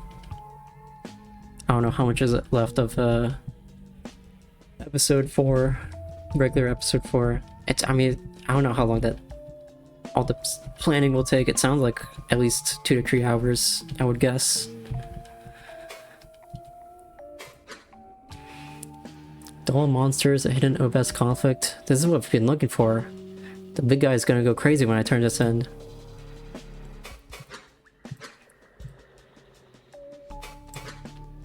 What do you make of the meteorite? Technically, it isn't really new knowledge. Like, we already saw Akiza confirm it as corru. Everyone expected that anyway. Which, you know, on its own is whatever. A weird spooky mystery that's been unsolved forever. But the fact that it's apparently so massive, and it's been around so long that drift in the stone ripped some veins apart. Like, how have we never noticed it? You'd think what is essentially a gargantuan metal deposit in the ocean would be easy to find, right? The ocean's only so big. Although that is still really big. Aside from that, I really don't know what to think of the broader implications yet. I'm not gonna sit here and ramble about potential connections. Just have to find more info on it. There's just no way Akiza didn't learn more after this, you know? Especially with the connections her friend apparently had. Have you heard anything of, like, this infection? The contact affliction? Nope. They've clearly done ceremonies to open contrivances before. They wouldn't be so surprised if this was a known phenomenon related to that. Based on how their tech works, including co-bodies. It has to be a dot, right? Something that Tozik picked up from the pod? Like, think about disablers. They work by forcing in the impulse to disassemble. And we're pretty sure they propagate across the target's entire system because the whole thing usually melts. If dots can work like that in choruses, like little viruses, maybe we're just seeing the end result of that vulnerability.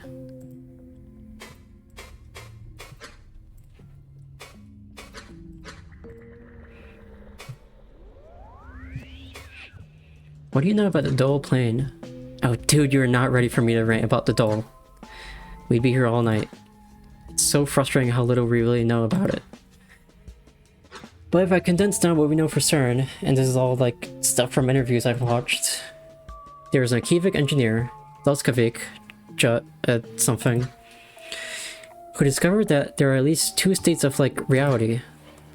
What they called Velzi's stage, this one, and what ended up being named the Dolskavik plane. Or just Dole plane for short. Anyway, we don't know the specifics of how he came to discover this, but hang on, I'm getting too into the history part, aren't I? I see that look you're giving me. Okay, to really truly condense this, we actually know more about its history than any of its physical properties. This was one of those things that the Obesk weren't able to effectively share with us before it all broke down. Or maybe they just didn't want to. They did tell us that organic life can't go through it without being annihilated. But corru can apparently survive it without major issues, with a little preparation. What else? There are lots of wild theories about what it actually is. Like a parallel universe, another dimension or something, but in my opinion that all gets into unrealistic movie shit. It's probably not that simple. We just don't have the means to interact with it in any meaningful way to find out. And the Obesk aren't helping very much anymore. The only thing we know for certain is that physicists are very angry about it. So it's basically like dark matter. So I guess that's all the useful insight I have for you here. Sorry, dude. Anything else is either classified over my head, or waiting for us in the cyst. Okay.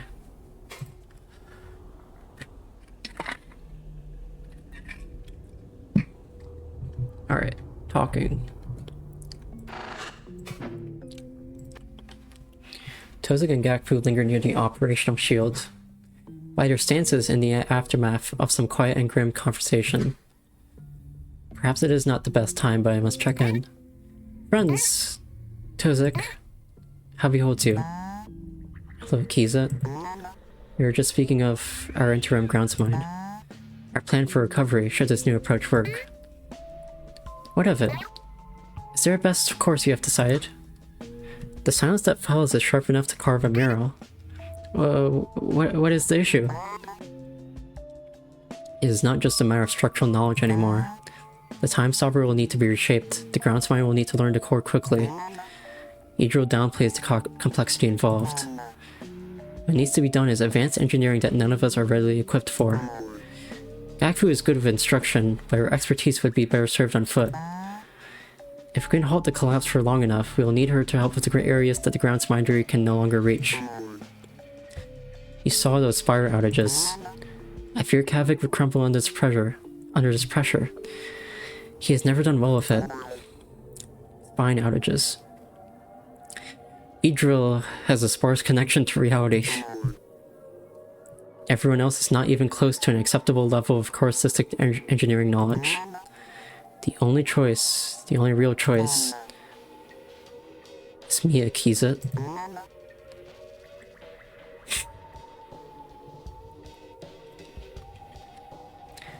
And now I have somehow contracted the only co-illness in history, which apparently tears down its victims to pure madness within winks. I look to Gakfu for anything else, some other light to look to, but get only a resigned twist from our receptors. Then we do not flee. I am dead either way, you notice. With no guarantee of a cure, especially in whatever madness may persist outside. I will not die a coward. Funny as it may seem, it is the same for me. If we live, with what I have done and shared with you all, I will certainly be killed for my traitorous actions. So if my death is as certain, then why not risk it all? Belzy and all beyond the stage will applaud this ridiculous plan. Doubly so if it actually works. If Weirda wants to do it, then we will. Both of you, everyone with us. There is no other assembly I would trust with this task. But we must hurry. Damn. Poor Tozik. Milsa and Carrick linger near the Dolima pods. There's some quiet, somber chatter between them. As I approach, they both briefly glance at me in acknowledgement, but Carrick continues with a small voice. It felt like we were getting somewhere. I have no terror, right? I've never had to help someone deal with it. Especially not in a direct mental connection. But I am no stranger to it either. My father fought with the same separation trauma after my mother passed. Me, my sisters and brothers, it was like we became invisible to him. He told me once that it was like the world was fading around him. An eye torn from his head. And he passed with an eye, quiet, not ill, just unable to continue. So, yes, I am fine, and I know it was not my fault. It just feels unfair. Really, the only way it shakes out to being fair is if you are right about all this. Eric pauses, and while it is natural place for Milta to speak, she's hesitant, picking words very carefully, more than she might have normally. Is it because I have approached? I think no less of her. I notice plainly to her in the loose shape of my receptors. She is still no enemy. Maybe that is what she needed to continue.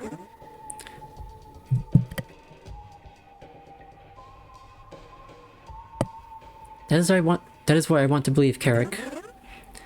Whether it is in there or somewhere else beyond Velzy's stage, in the end our lives and deaths are only dreams. And whatever it is that wakes us up, that makes us up, it returns us to the same place when we wake. Surely to dream again in time. There's a silence, an end to what must have been Milta's check-in with Carrick. It is good that she did. She has been the true navigator of Itzel's situation. Their attention turns to me, and I dip my receptors in greeting. Forgive my intrusion. We'll need to move again soon, so I want to see if either of you needed help. Well, a new body would do. None of the golems here are suitable. They have all been thoroughly gutted. I feel useless. Nonsense. Even without a body, your structural knowledge has proven to be vital. Perhaps even more than your fighting ability, not that it is lacking. But if you stay and coordinate with Idril, this new planet will be unstoppable. Ah, you have a point. Idril seems clever, but I can tell by her voice. She's sleepwalking. It is like she could not tell the air from the walls. Not that it's any easier for me in these warped spaces, haha. But if I help ration the explosives that remain so that each explosive is just strong enough. To take out the spine, the heart, ideally only half the lesser mind, though we might pass through it again.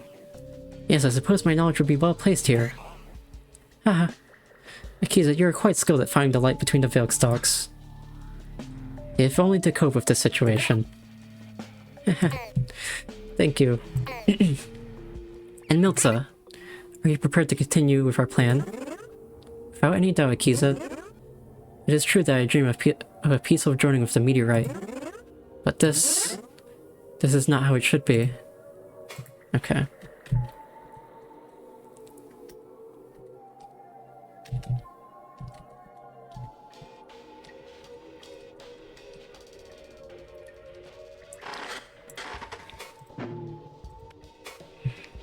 Kakfu and Idril have organized some of the dead containers nearby. Bring upon an open one. Nearby, piles of organized cysts lie on the ground. Their work is almost wordless as dull-colored cysts are placed within and connected to one another. In my observation, I lingered near enough to gain their attention, but it does not halt their efforts. Hi, Akizit. Is there something else you needed? Okay, oh gosh. Give me like 1 minute, like half a minute to just grab water. Because my mouth is dry and there's a lot of talking I want to do.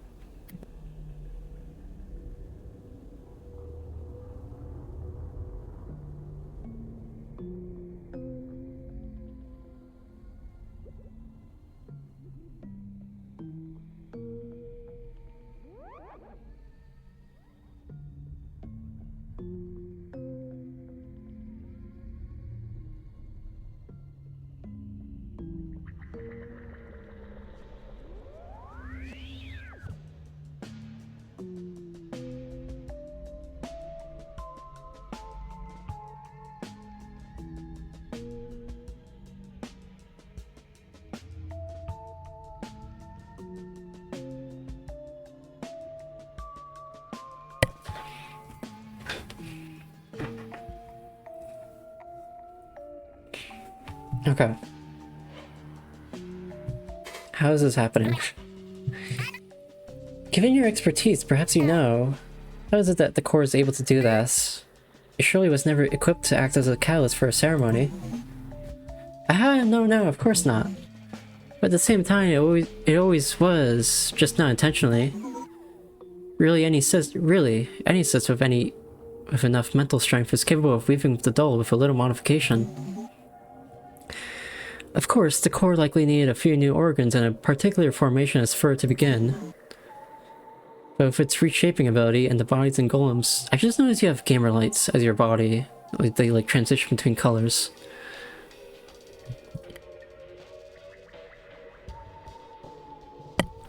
But with its reshaping ability and the bodies and golems that got dragged to the core chamber, that must have been trivial. So the only thing it would have been missing were the ceremony sacrifices. A wealth of resources which also were actually around it all along. The spine and its knowledge pool running below our feet. The dense organs here in this pole corru shell, and the rich spire blood they helped to carry. It would have been absurd to think anyone would actually do this, but the tools were always within plain reach of the grounds mine. If they were murderous enough. Okay. Did you and your team try to attack the core directly? Force her out somehow? Well, the option did come up. But then we saw that every golem and co-body was gathering within. It was smarter to stop it from the outside. Maybe if you had the time stopper, it would have been possible. Oh well. Have you been attacked here? Do you know anything of our foes? Oh, well, I have not really been out of here, so... I know the others broke the core chamber door, and then did some little tricks with the barricade to fake it collapse. They even severed nerve connections in particular spots I had no knowledge of. Very clever, Tellu came up with the idea. But no golems have gone true. Especially not since most of the ones outside the core were slain and brought here for our plan. Golems? Adriel, there are no golems out there, not even bodies. No, I speak of the dull creatures. I struggle to place the words to describe them. Creatures, illusions, specters. Even though it was so recent, it feels as though the events are fading from my memory. Memories of the dull are so often hard to recall, and this overlap is no exception. We were in the lesser mine, and something, a wave, passed over us from the core. The chamber twisted without breaking, changing to different shapes. And then they came true, these shapes of dull light. Appearing like Ko or Golem, I think, but they were hazy, inaccurate. We struck them, they fell, they disappeared as if they were never here. But more formed effortlessly until Vokoa cast us aside. Idra pauses her work to stare at me absently. A slight confusion forms in her receptors. I would have expected complete bewilderment. Maybe this is sounding familiar to her? Kavik, maybe you can articulate it better. You know more of the subject. The dull plane is beyond my grasp. Sorry, Kiza, I really do not have a better description either. You really have not seen anything strange, Idril. Idril leans against the container, gaze long drawn away in thought. There's a pause before she returns to us. Ah, well, while observing the ceremony from my pod, I did see the last pulse. You see, the ceremony is really just a big corusistic construct, one that exists mostly within the dull plane. And it grows in pulses, each expansion allowing its tendrils to establish it further. It is part of how contrivances are formed, but usually it all happens too quick to observe like this. The wave you saw was definitely the overlap expanding, which is normal. And a distortion of the chamber really sounds like Yutsi's displacement. I really observed phenomenon in overlaps, where anchoring tendrils displace physical space. Really, it is more of a pulling than a displacement if the theory is right. But I'll spare you all the specifics, haha. Yutsi's displacement. When observing the ceremony from my pod, I did see the last pulse. It's really just a big corusistic construct.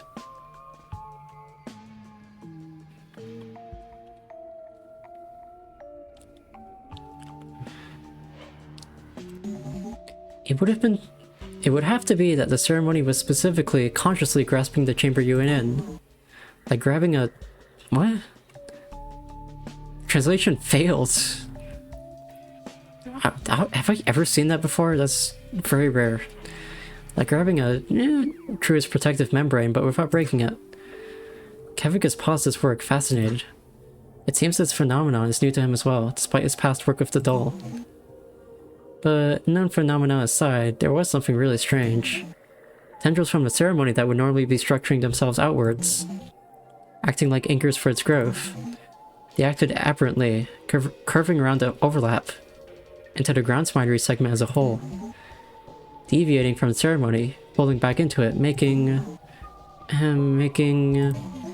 Sorry, it is hard to describe the double plane in so few words. To put it simply, I thought it was the result of some sort of incoherence, as in parts of the ceremony falling apart.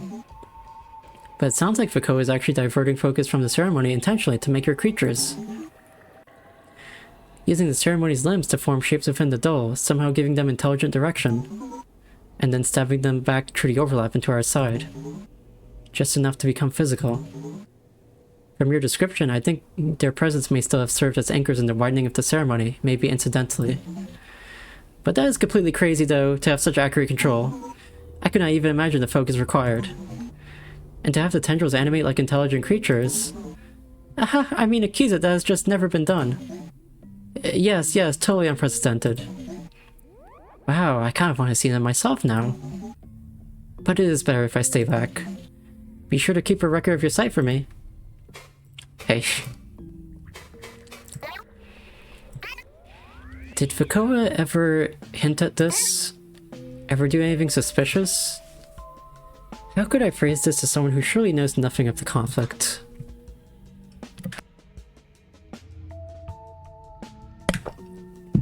Has she ever expressed a desire to awaken an ancient entity buried deep in the bright ocean? We did not really talk much. Imagine the coldest Akivik you know, and then make them so distant that they are always just barely out of sight. That is Foucault. Always here, always operating and watching, and very good at it, but so very detached from everyone, even down here. She works so hard, so constantly, rarely ever leaving the core. It was like she thought she was alone in her work, sustaining everyone above by her efforts alone. She pauses to lean into the container, connecting some cysts in the dark of its corners. You might think I dislike her because I say that, but that is what made her a very good groundsman actually. Very fast, very confident decision making, usually for the best. In fact, if it were not for the senseless violence the others told me about, I would think she has a very good reason to be trying to make a ceremony. And who would do it better? Nobody, haha! Wait, you never saw what was happening outside of here? Oh no, not physically. When I have not been helping build with the things the others brought me, I've been back in a Delima pod watching. It all seems so far away in there, haha. These golems... I gestured to the golem components that lie around, dissected and bare. When you got them, did they have a ground binary control sigil? My question draws Kavik's attention. A perk of realization in his receptors, he must have had the same question but forgot to ask. In those we fought, we observed that they had one. Something like a spiral, and indistinct spinning mass. But apparently they had these even after upper ground binary was ceased, according to the terminals here. Huh. They were already dead when the others brought them in. But there was one. She pulls herself from the container, untangling her claws from connective veins to point to a nearby pile. Yeah, when this one was incapacitated but still active when they brought it in. Adding the silence cut it off since the sigil vanished shortly after. And while I cut organs from it to use in of the other silence spires, I did notice it was very strange inside. Very strange. Quite a lot I could not use, all melted together. Still, control sigils, you know, they're just for accountability. If you do not have a signature when you're controlling a golem, it will intuit an identifier. Like a name or some impression gathered from your mind. Really, it is just a rare fallback, nothing to be relied upon. I did not think I had ever seen it in use before. Wilsey alone knows what they saw, huh? She sets back to work without another thought. Kavik and I briefly exchanged glances out of worry, but there was nothing more to say. What exactly do these pods allow you to do? Can we use them to stop any part of this? I gestured to the angled pod entrance overhead.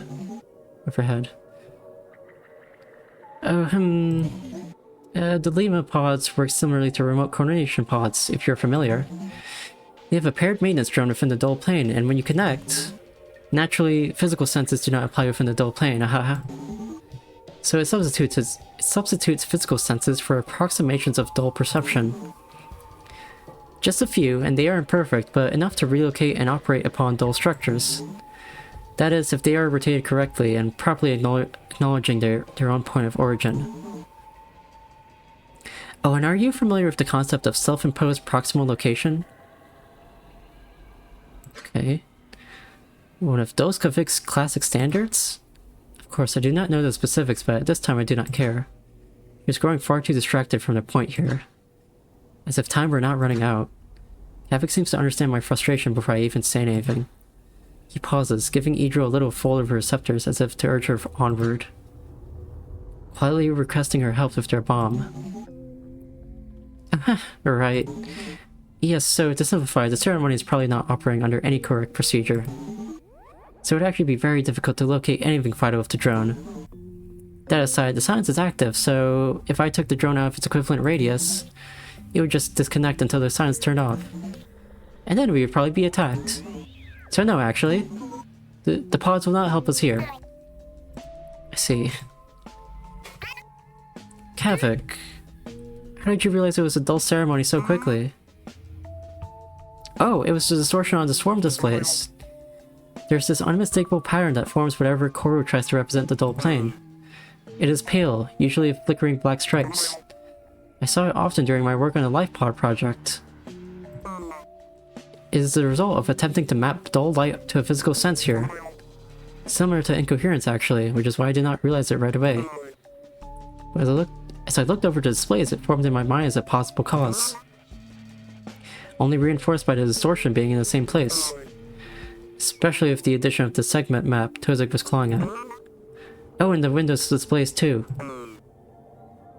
The realization that it was a ceremony was like a veil stomping in my head. A shared reaction, my friend. If you had not come to that realization, we may have split up as planned then. Well, it is so fortunate we have you here.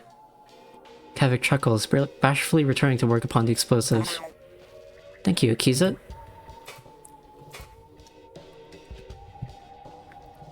Okay. Connects to entwined maintenance drone within dual plane. Suspend physical senses in favor of approximations to dull perception. Purport to project a thin denial structure into the dull plane. Specifics of technology beyond my understanding.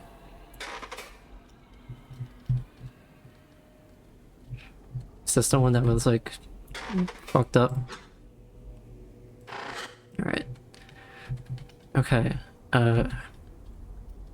we have a save point here, actually? There's not one in this room. I guess I gotta go forward a little bit. Oh! Bosco! Forgot about Bosco.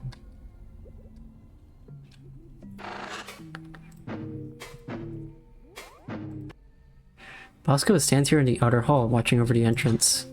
Perhaps as an excuse to avoid conversation. It normally would be so unlike him. He has always been the one who brings forth conversation for its own sake. Enough to befriend Tozik, long viewed as a great achievement.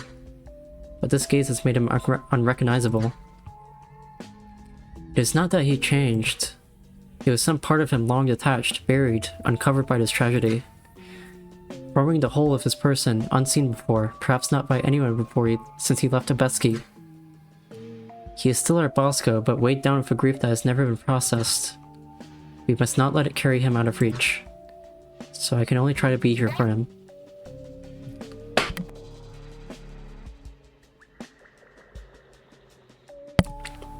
Bosco, we will be moving before long.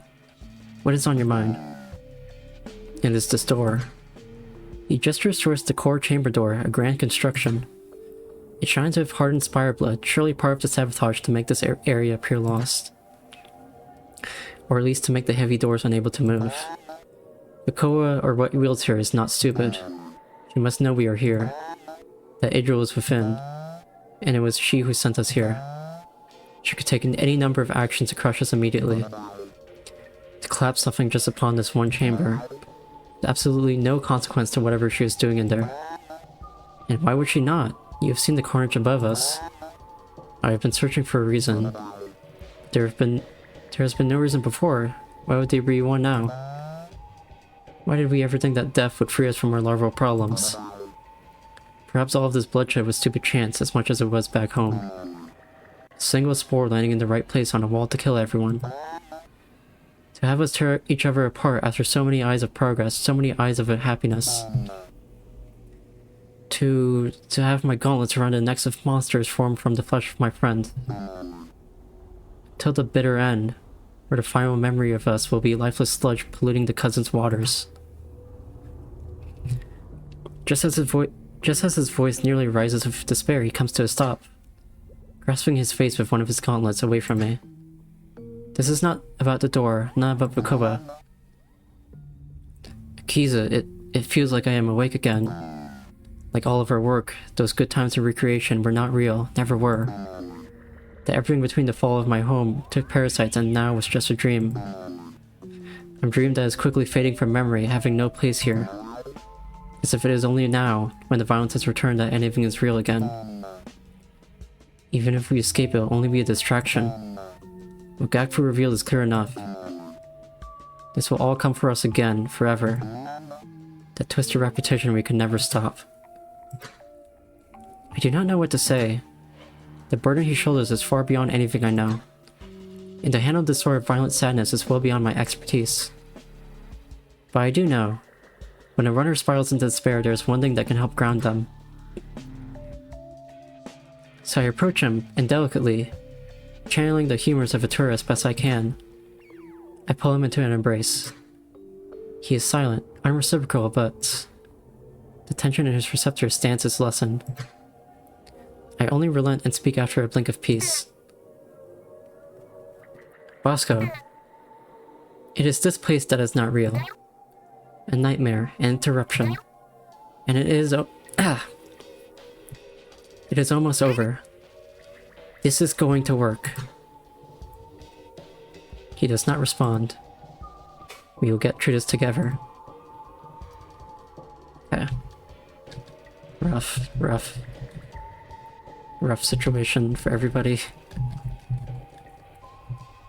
Aside from Kavik's still in decent spirits, which is unfortunate because I think we know that Kavik is definitely going to get fucked up later from that one memory. And that'll be interesting to see. I think there's a chance we might see that at the end of episode 4, if this encompasses all the way until the embassy collapse, but we'll see if it gets like repressed or something. Okay. Well, let's see if finally. That was a long event long interaction. Okay. Going to save. And then I can refresh now.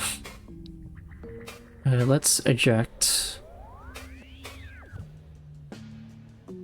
Or actually, I don't know if it's safer to do this, but might as well export anyways. What is that? Oh yeah, the incoherence. I forgot about this, the thing. So what was this? I forget what... Oh, okay. It's just the supporters. Cool.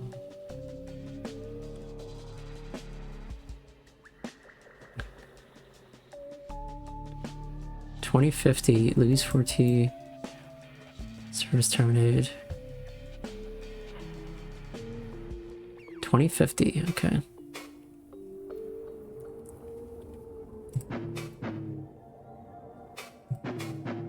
Okay. Oh, this is why my interface was all probably wide for those. Yeah, it's probably because I put it on large. I kind of have to make the text slightly more readable, just for the stream. Okay, this is what I want to do. Okay, I have my save. Let us turn eject.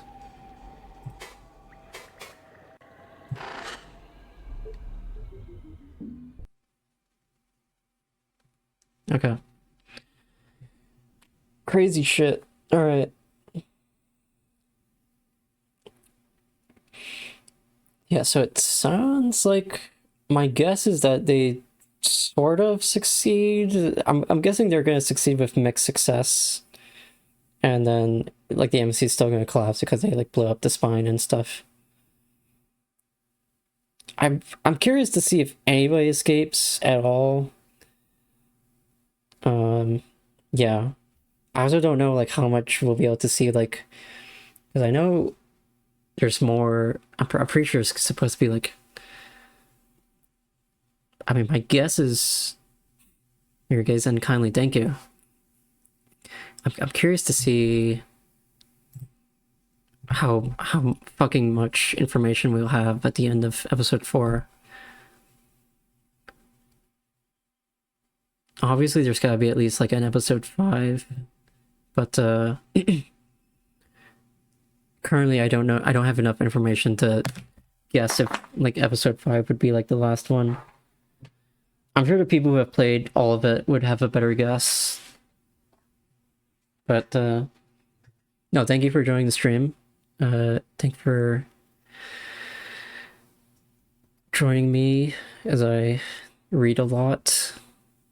Yeah, I will keep playing through this, like... So I'm not gonna stream this weekend, probably, because there's some other stuff that I want to watch, to be honest. A streaming group I like a lot is gonna be streaming, like, all weekend, so... Gonna be busy watching their streams instead. I may try to stream again tomorrow. Maybe Friday. If it's Friday, it'll be like in the afternoon again, or maybe even early morning. Yeah, either tomorrow afternoon and evening, or Friday morning, I would say. Hopefully I can finish episode 4 in like one more stream, but I have no idea. I mean, episode 3 wasn't like that long, thinking about it, like just the base embassy stuff. It was just all the add-on stuff, the Droxy Ozone frame that took me like 2 extra streams. So, I don't know, we'll see. I think I'll definitely be able to finish all of this by the end of the year, which will be fun. And then I can actually talk to other people about this, because holy shit, there's so much going on. This is like an insane level of information to just keep to yourself. And not like... I mean, I have the regulars that have been coming, fellow Corru fans, and I appreciate that. But like, I can't really like... I'm not able to discuss theories or whatnot because I don't have the full story yet, so... Or the story as of right now, so... You know... I'm excited to learn what happens. Alright, my voice is very tired, so definitely the end of today. Thanks to everyone that joined earlier today. Thanks to everyone that chatted. I will be back tomorrow, Friday, hopefully. No stream over the weekend. Take care. Bye.